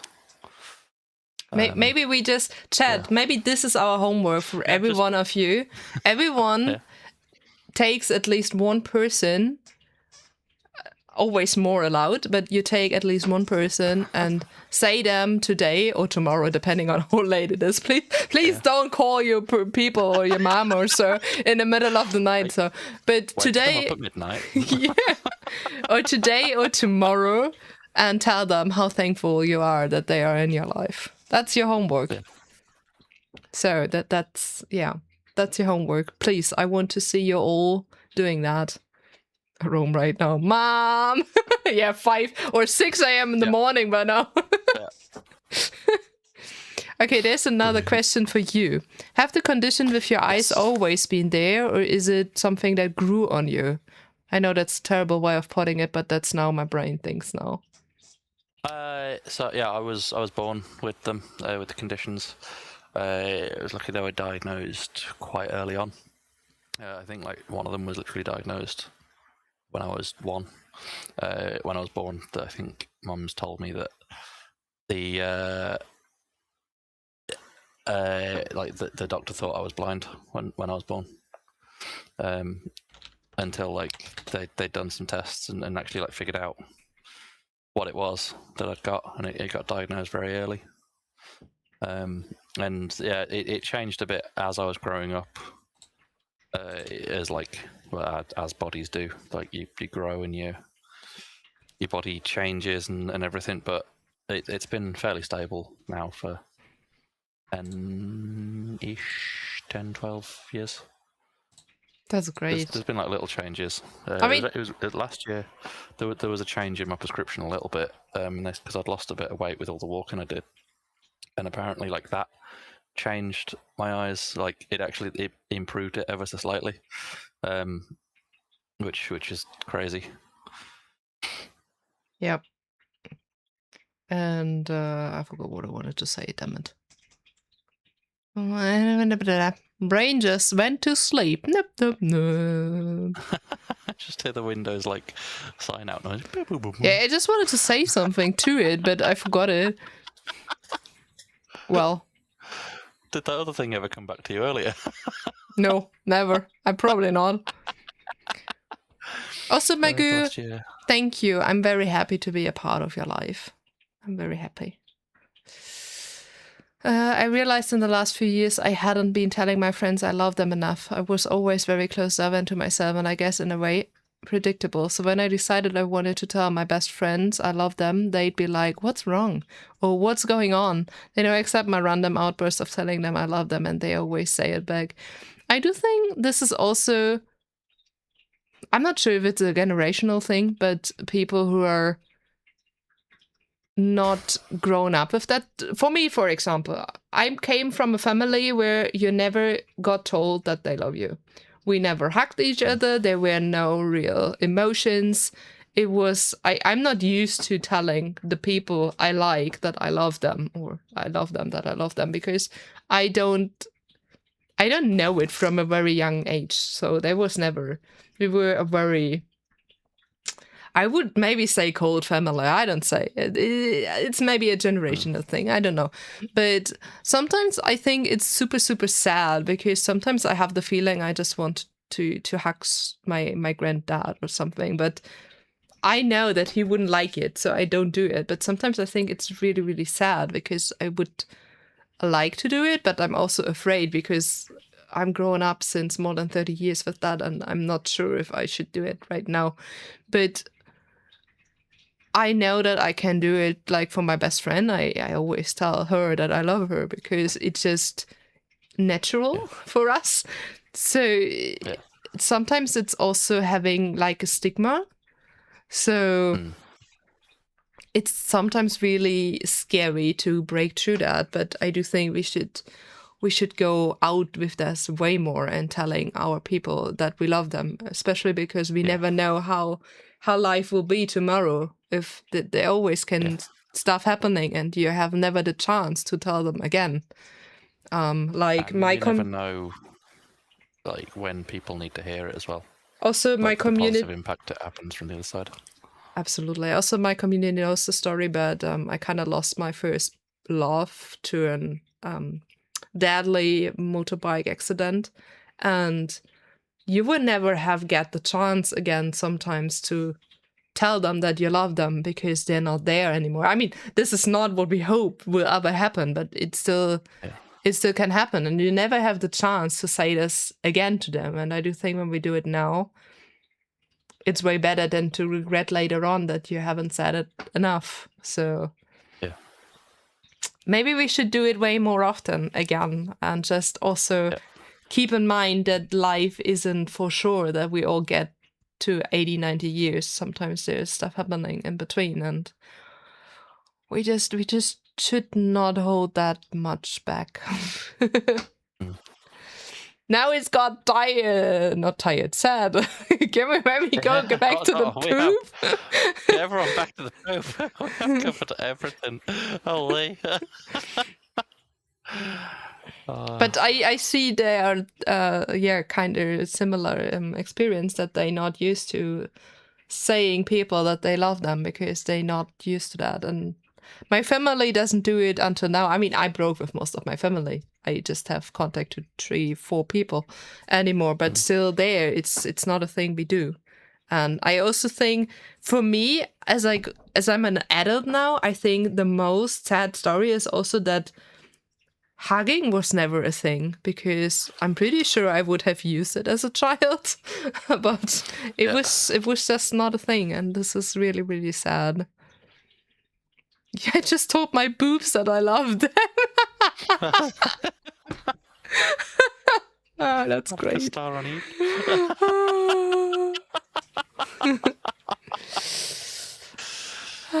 I mean, I definitely can say I love this community. I love this chat. I love this stream. I love you all. And I mean, you're also being part of that. I'm able to do what I'm doing. I mean, without people saying yes to my silly streams and to my question if they want to join those or chat with, it wouldn't work. And without you, Chit, it also wouldn't work because you are the ones who are mainly asking the questions.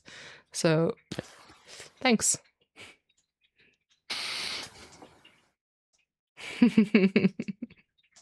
Well, we don't prove that here.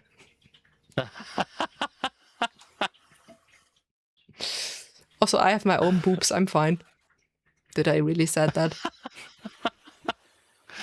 I have mine too.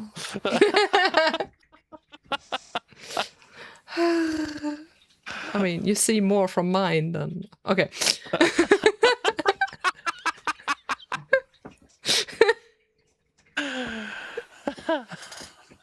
Oh, I love that silliness. It was too sad in here. True. I'm sorry. But it's still part of my life, right? So it was a very sad time. We pretend we didn't hear that. Well, I'm saying a lot on stream what I probably shouldn't have said, but here we are. It's on the internet now. Internet will never forget. Luckily, most of the stuff I said on stream isn't clipped and is forever gone. It was heartwarming sad, which is the best kind of sad. Yes. And we're being sad together. Yeah. It's okay, it's just on the internet. There is so much stuff on the internet. You need to find the right stuff first before you, you know. I think the internet's overflown with everything. Everything we say, Terry usually is clipped. True also. I have actually a break screen, so when I disappear for a moment because I need to feed the cat or something, we have a break stream of all the old clips from my channel, and this is always fun to see all the old clips. And sometimes just thinking, oh my god, that's a clip, that's... we don't talk about that. There's definitely some questionable clips. I used to make like out of context videos where I'd just get a bunch of those clips together. And like it just like putting them together made them even worse. Yeah. Oh yeah. Although they were so fun to make. We reached 4 hours. Oh my god. How that happened? Yeah. Didn't I said in the beginning we don't need to break the record? I mean, we need to do a couple minutes more, but I'm pretty sure we're gonna take that now. Aye. What have I done now? Beautiful. So, chat, if you have more questions, now it's the time. Before we end. And we all hopefully can eat something. Because I'm also hungry now. I mean, I'm always hungry when I'm streaming. That's not the point, but you know. I'm just always hungry. Yeah. I'm not hungry when I'm anxious, but I'm not anxious, so I'm hungry. Yeah. And everything what's here is empty. Like, I have an empty Haribo package, but it's empty. I'm sad. It's the bright yellow ones. Nice. Yeah, some snake ones. But the snake ones, they just have in the big bottles thingies, and I don't buy them because I know when I open them, I'm maybe eating all of them. Maybe, possibly, definitely. So that's why I don't use them. What else I have? I don't have food though. I have fox ears and something else. I have beautiful fox ears, and also I have a very beautiful joke book. They're very bad. Do I have no food. I usually ask something about being a woman on a racetrack. Yeah. But I'll like adapt that to being visually impaired at the racetrack. That's good. So like I've overcome a lot with like my own like worries being at a track, because I used a white cane on places I don't know, or like a symbol cane, and so like using those has helped me feel more comfortable at a track, and like being able to get around more and stuff, because I've only started using those in the last like couple of years. And then it's using. I've had to come over a lot of what's the right word? I guess it's like anxiety as well with using other like visual aids while I'm at a circuit, because I wonder if I can. Is it up here? No, I've got some like long range glasses that are somewhere, and I don't know where. I thought they were on that shelf, and so like they're literally magnifying glasses that sit on your face, and they're great.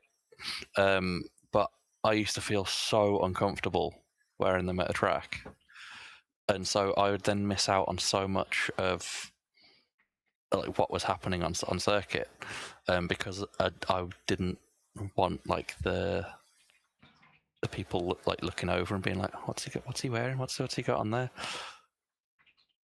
And so I had to like overcome that, and now I can enjoy the racing so much more because I can see more of it and see like it's just putting that like other people's perspective out of my head. I'm just thinking, right, I'm here for me to enjoy it.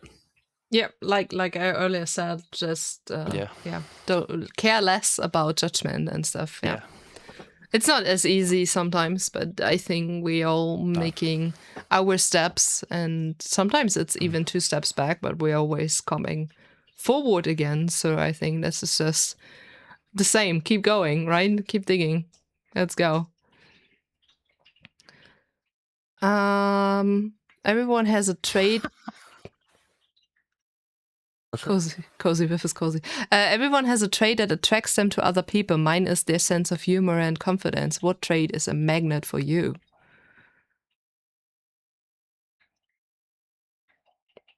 I would say for me, it's probably passion. I'm very skeptical about people who have not a single passion or hobby. This is, I like to see people shine and have a love in life they actually be absolutely kind of confident about and living through, and when they start talking about it, their eyes start to shine and they just excited to tell you about it. And I do think this is something I really enjoy in other people, because I think you're a good person if you have something you truly enjoy and you truly love to do or to talk about. And I think that's something that really I like about people, when they just can just start talking about what they love doing, and you just see they start to shine, the eyes are glooming and they're just so excited, and they can't even really stop talking about it because they just stumble over their words because they can't talk fast enough because they want to tell you all. And I think that's beautiful. I love stuff like that, and on people and people at people with people whatever. That's class. That's the thing I actually love. I mean, honesty, like when you can tell people are being genuine. Yeah. Like, I think it kind of like ties in with yours as well. Like, because like those people are like, you can tell that they care about that, and you like it's,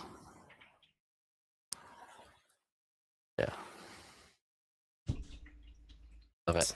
Sorry, I was distracted by this mosquito. I wish he'd stop calling me a liar. You were about to say about trying to end up on the circuit with cars on it. We always want to be on a track with cars. That's great. Hello? No, Misky also want to be on a track. She would probably enjoy it. Yeah. Because they're people, and people probably would all cuddle you. Because a cat on a racetrack. No, don't. No, I've just thought of like a little like cat helmet that goes on with like the ears sticking out the top. Yeah, and like a camera on it, so she can record everything she sees, and then you have kind of cat's perspective Cat vision. from the racetrack. That would be super nice. Well, Misky, I mean, you go on a leash, so that shouldn't be a problem. And also, what did you vote in chat? It's just a comma, okay. Cat cam, yes, we need a cat cam. Yes. Definitely. With the wife, Kane waving everywhere. Boink, boink, boink. Sorry to the people next to me on the grandstand. Boink. Yeah, see, Magoo just with the follow-up question, do you also use a cane to hit people? I know I would. I can neither confirm nor deny. Oh, sorry, I haven't seen you. It just happened out of an accident. I couldn't see you there. I did not know you were there. It's great. It's great. It's like obviously words. Obviously, I'm using that like with the vision that I've got, so I can still see the people. What I use it for is because I can't see like depth really, and so like if there's steps or rocks or anything like that, I really struggle with. But so what I do see is people who walk towards me, and then see the cane and keep walking in that same line, and it's like then we pretty much just walk into each other, and it's like, do you not see the cane? And like, no. I often like, I go to avoid, or they do, but it's interesting how many people, like, there's a lot of people that do like move out the way or whatever, but so many people are just completely oblivious as well. Seeing people if I didn't have useful vision, or usable vision, I should say, like that situation would be so much worse with like walking into more people. Absolutely, but I made the experience that seeing people are sometimes the most blind ones, honestly. This is sometimes it's absolutely crazy because they're usually staring at their phones. Yeah, they actually don't pay any attention to their surroundings, so you need to pay the attention for them because they just walk into you. This is also an experience. I did miss Scar. Not yet. After stream. But you just roll onto my keyboard and I don't want that. He plays cops and robbers. Just pushing buttons. Yeah, I don't want that. I love her, but sometimes it's not helpful. It's not helpful. Stupid people will always be stupid. Yes, true. Miss Scar. Just determined. It will happen a couple of times more. Yeah. See? I love her, but sometimes. Yeah, also they shouldn't be on that table that much, but well. Cats. Still love them. Yeah, we love her, Magoo, that's true. She's great. But she also can be very annoying, honestly. And people are always like, oh, she's such a clingy cat. She's so cuddly. This is so amazing. And I'm just sitting and sometimes thinking, yes. But it's also very exhausting at one point. Yeah. Because when she want to sit on you 24/7, it really can get draining. And especially when you're the only person, and it really can get really exhausting. So obviously it's nice that she is very cuddly because it's great, but it can be too much. I honestly can say it can be too much. So especially for me as a person, I don't like physical touch that much. She doesn't care, right? But I'm not the best with physical touch, so sometimes I really need to also get myself together. Like, okay, it's just a cat. It's just a cat. She doesn't know. It's okay. because sometimes I'm so sensitive that I just go away with physical touch, even when it's the cats. It's Yeah. but I can't explain it to her, right? Because obviously she's a cat; she will not understand that, and it's alright. But sometimes it can be really exhausting. And also, I will never say it never happened. She jumping on me while I'm driving, that's, fun. Oh, well. Especially with the claws. I did half a lap at Nords, I think, with her Baloo. I'm not sure who was it, but we had some accidents. Oh no. And once, I think that was still on this place with the Trustmaster stuff, Baloo tried to cuddle the wheel while driving. that was quite interesting. He gave it a lot of head bumps, so like, I want to cuddle it, and I just tried to drive. It was, oh my god. Brilliant. It was Baloo interesting. just wanted to drive. Yeah, we joked actually. We joked actually. He steers and she used the paddles or something. Also, as I did the 24-hour race, I just let the stream on while I was going to bed. And the chat absolutely lost it as Baloo was curling up into the racing seat and stayed half of the night there. So people just joined the stream to watch my cat sleep on the seat instead of the night shift driving. So this was amazing. Yeah. That should be Baloo, Tiger. Thanks for the 30 bits for the very big cat emote.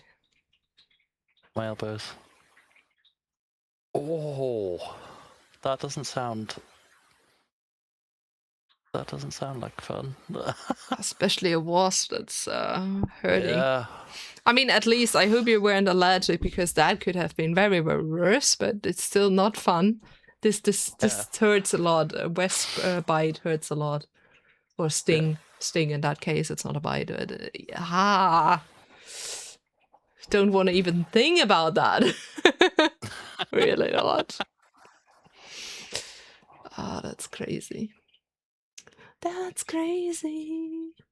Also, Chad, I'm really afraid, but I think we slowly need to come to an end. Miska was just clicking something. I mean, I'm. I was like, oh, we're ending.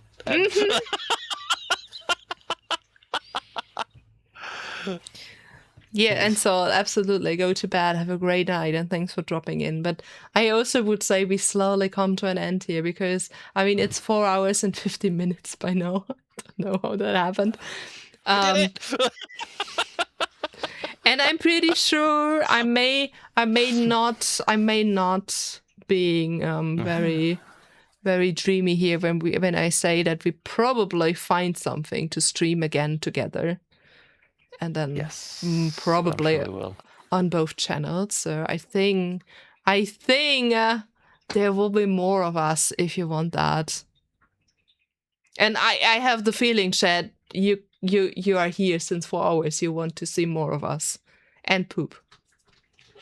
So and poop. North with Drew. I'm not sure if he is driving North. So the Nudge Life I have like a very love-hate relationship with. I love driving it, but I have like PTSD of it, because I did one of my first ever fundraising things was I did 200 laps of Nürburgring with like in one go, no like just me driving. There was like 29 and a half hours driving time over like 36 hours straight. But you know the track at least now. The worrying thing is I went back a week later and there were bits I couldn't remember. okay, well that well, I think it was like there were bits that I just blocked out. I was like, no, it's just I'm not remembering that bit. they just recreated the track after you did that. I'm pretty sure that's the thing. Remake it. Yeah, it was. Yeah, so that was like every time I think about racing there or driving there, I'm like, no, not again. Well, Chad, it seems you need to pay for that then. We do a donation goal or something. So if you ever need a donation goal, I know now what you can do. Yeah. We can do the NEC 4 hours of Nords. we just being the blind team or something. Yeah. But I need to tell you, I mean, I probably would drive a GT3 if you don't want to drive a pickup, but... I quite like the push. That's good, because I won Nords 3 times now with the pickup, so... Yeah. I mean, I always need people to drive Nords with me. Oh, this fucking mosquito. I want to kill you! Sorry. I hate mosquitoes. I really hate mosquitoes. It's the worst thing. Look at you bragging. Hello, you say it always to me. I should take myself more about my victories than saying I can't drive at all. I just do what you want me to do, Magoo. Also, I'm still proud of my 3 victories, okay? And my 3rd place. Oh, it's mega. I never expected that. That was so crazy. I never won a single race in iRacing, and then I won just 3 in May. Twice 4 hours NEC, and the 24-hour run. It's just crazy. Thank you, Magoo. It's epic.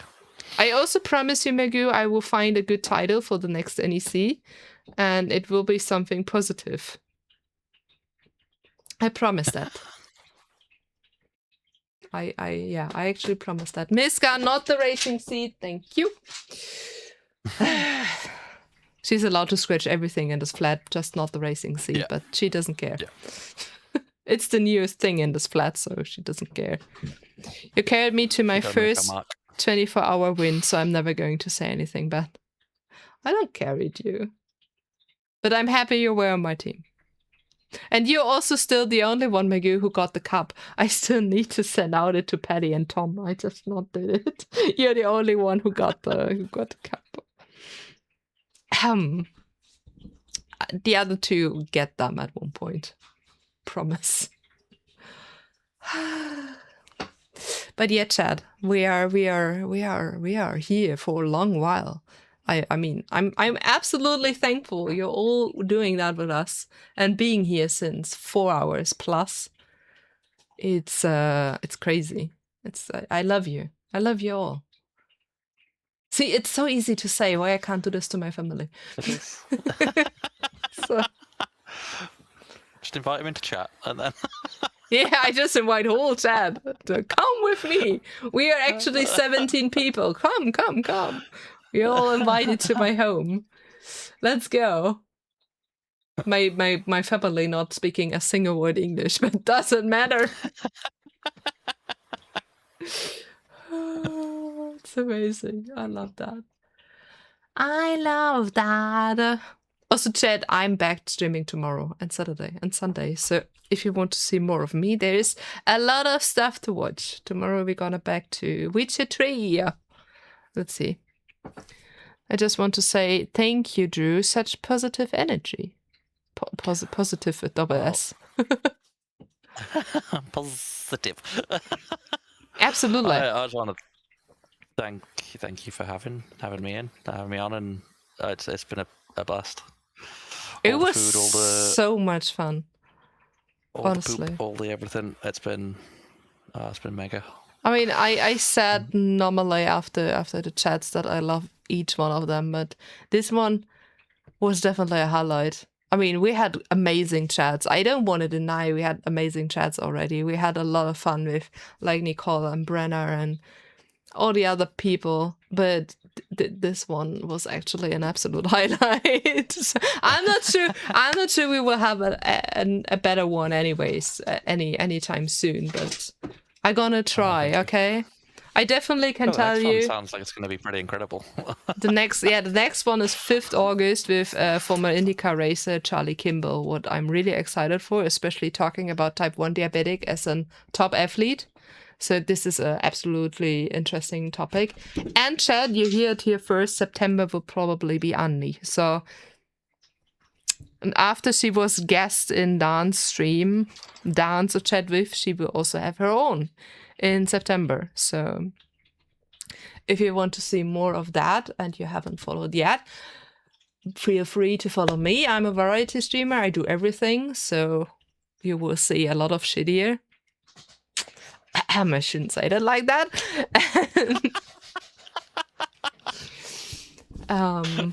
I have no skill, but a lot of... I'm sometimes funny, so this is what you get. And I'm singing, so this is also what you get. Also, my chat, if you haven't followed Drew yet, please go over there.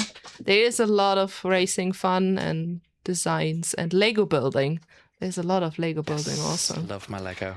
And just send over, if you follow there, send over all the poop. You know, the dancing poop emote will take over his chat very soonish, I'm pretty sure. There's already plenty of poop talk in there and feralness. It's just fitting. Thank you for the kind words in chat as well. This is just two communities finding each other, you know? This is like... It's just melting into each other. They just find each mega other. Community. Yeah. Taking over the world. Yeah, we'll be taking over the world now. We just need someone who can look for us, or because sometimes it's maybe important to see the enemies, but otherwise... Yeah. Thank you for coming to my poop talk. I love that. I use enthusiasm to make up. Yeah, no, for me, it's... I don't know if I'm that enthusiastic mostly, but I try to be... I just try to have fun, whatever I do. Even I fail dramatically. And sometimes I have the feeling, I just have the feeling I fail dramatically because I fail on stream. So when I die 3 or 4 times in a row, it is probably normal, but the most people are not doing that. So I think sometimes I'm just thinking I'm bad, but I'm not really bad. I'm just have the normal playing experience, just you watching me, and that makes it a bit worse. We're our own worst critic. Oh, yes. Oh, yes. Definitely. There's so much more pressure when you stream it. Absolutely. And like tomorrow, I'm gonna play Witcher 3 again. This game is old and people know this game a lot. I play it the first time and there are always people coming in and telling you, you need to do that, you need to do that, you did that wrong, blah, blah, blah. I'm absolutely in for... I have some in the community who giving great hints and like asking if you want to have a tip maybe there or when I'm stuck or whatsoever. That's totally fine. But like those first time chatters coming in because they know this game from heart and just saying you did need to do this, and I'm there thinking, thank you, can I maybe explore myself first before you tell me whatever I need to do. It's just... But this is also Twitch. It not happens that often though, but this happens. So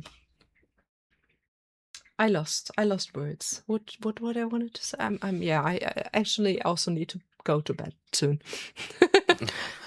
Yes, go eat. True. I'm not allowed to enjoy games. True. Yeah, I firstly eat, feed the cats, and then I probably go to bed soonish. Yeah. This is the best build, and everyone should play like that. Oh, this is also something. I mean, honestly, as I said, I'm not mad about hints because I know, especially in Witcher 3, I'm just not smart enough, okay? I'm not smart enough for all those alchemist stuff and stuff you can equip and stuff you need to do, and I'm just not smart enough for that, and that's totally fine. And it's totally fine to give me some hints, like Twitchy is doing a lot, so like I can put stuff there to level this, and this is totally fine.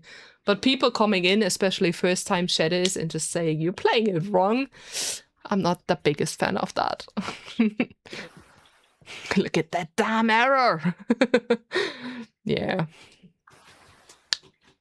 I'm sorry, Maggie. I think you also were a lot, as I played a Blacktail, you were a lot screaming at your screen. So, and that's totally fine. But okay, chat, I would say we come to an end here. But I'm pretty sure we will be back. I'm also pretty sure we will come back together at one point because there's too much vibe I'm to sure. not use it, right? So there need to be stuff. I'm so sorry, Maggie, but I think many of us need to eat and sleep. So not everyone has a weekend as we have, Maggie. So for tomorrow already. So, but it was great. I really enjoyed the 4.5 hours. It was great. It Yeah, also that's not been fantastic. feels like 4.5 hours actually. I don't know. That's crazy. It just feels like we talked for an hour, but it is the time is not lying there. Oh, it's been great. Yeah. Also, Thank you Chad wants more of us, so we definitely come back. Yes, absolutely. Playing something silly or something. Oh, never feel sorry about dipping in and out or just lurking. My cats are just going crazy in the background because now he's hungry and he thinks when he attacks the cat, I'm faster in giving him food. So never be sorry for dipping in and out or for lurking or whatever. This is always appreciated. Every support is always appreciated. I always know that people have a real life around streams and doing stuff during streams.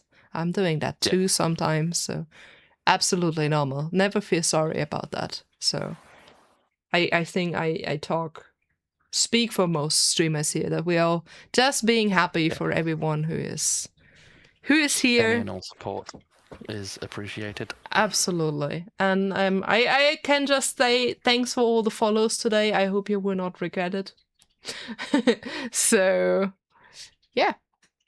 If you want to see more of me, you can join stream tomorrow evening or Saturday evening with Assetto Corsa Rally with the Formula Wheel. And on Sunday, we're going to continue with Detroit Become Human. Also, if you're very interested, you also can join the Discord. There is a lot of food and cat pictures and other stuff. So have fun. But I would say a bunch of follows from your community as well, so thank you all for that. Nice. We take over the world together.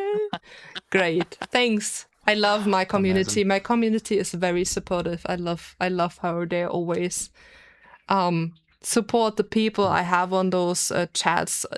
Is it here or on Instagram or wherever they have their main content media.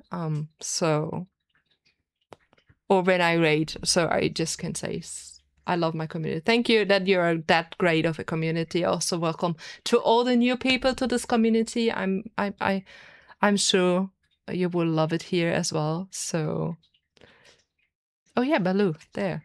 No, wrong side. They all there. seem both communities very similarly minded. Yes. And that's great. That's yeah. I definitely have the vibe there. Off each other as well. Oh yeah, which is fantastic. I'm pretty sure they will all have a lot of fun in our streams. So this is great stuff here. But okay, Chad, I gonna say we're gonna finish that now. I'm very sorry. I'm very sorry that I need to cut this entertainment now, but I think we should do that here. But we will be back. I promise we will be back. So thanks for being here. Thanks for chatting, watching, lurking, all the follows, the resub, the bits, whatever, everything that happened. Thanks for another follow. Thank you very much.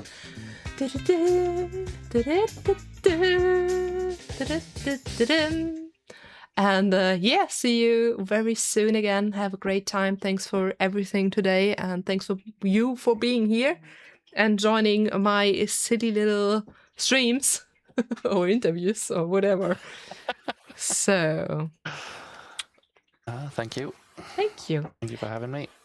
Absolutely. It was so fun. So Chad, have a great night. We say goodbye now. And thanks for being here.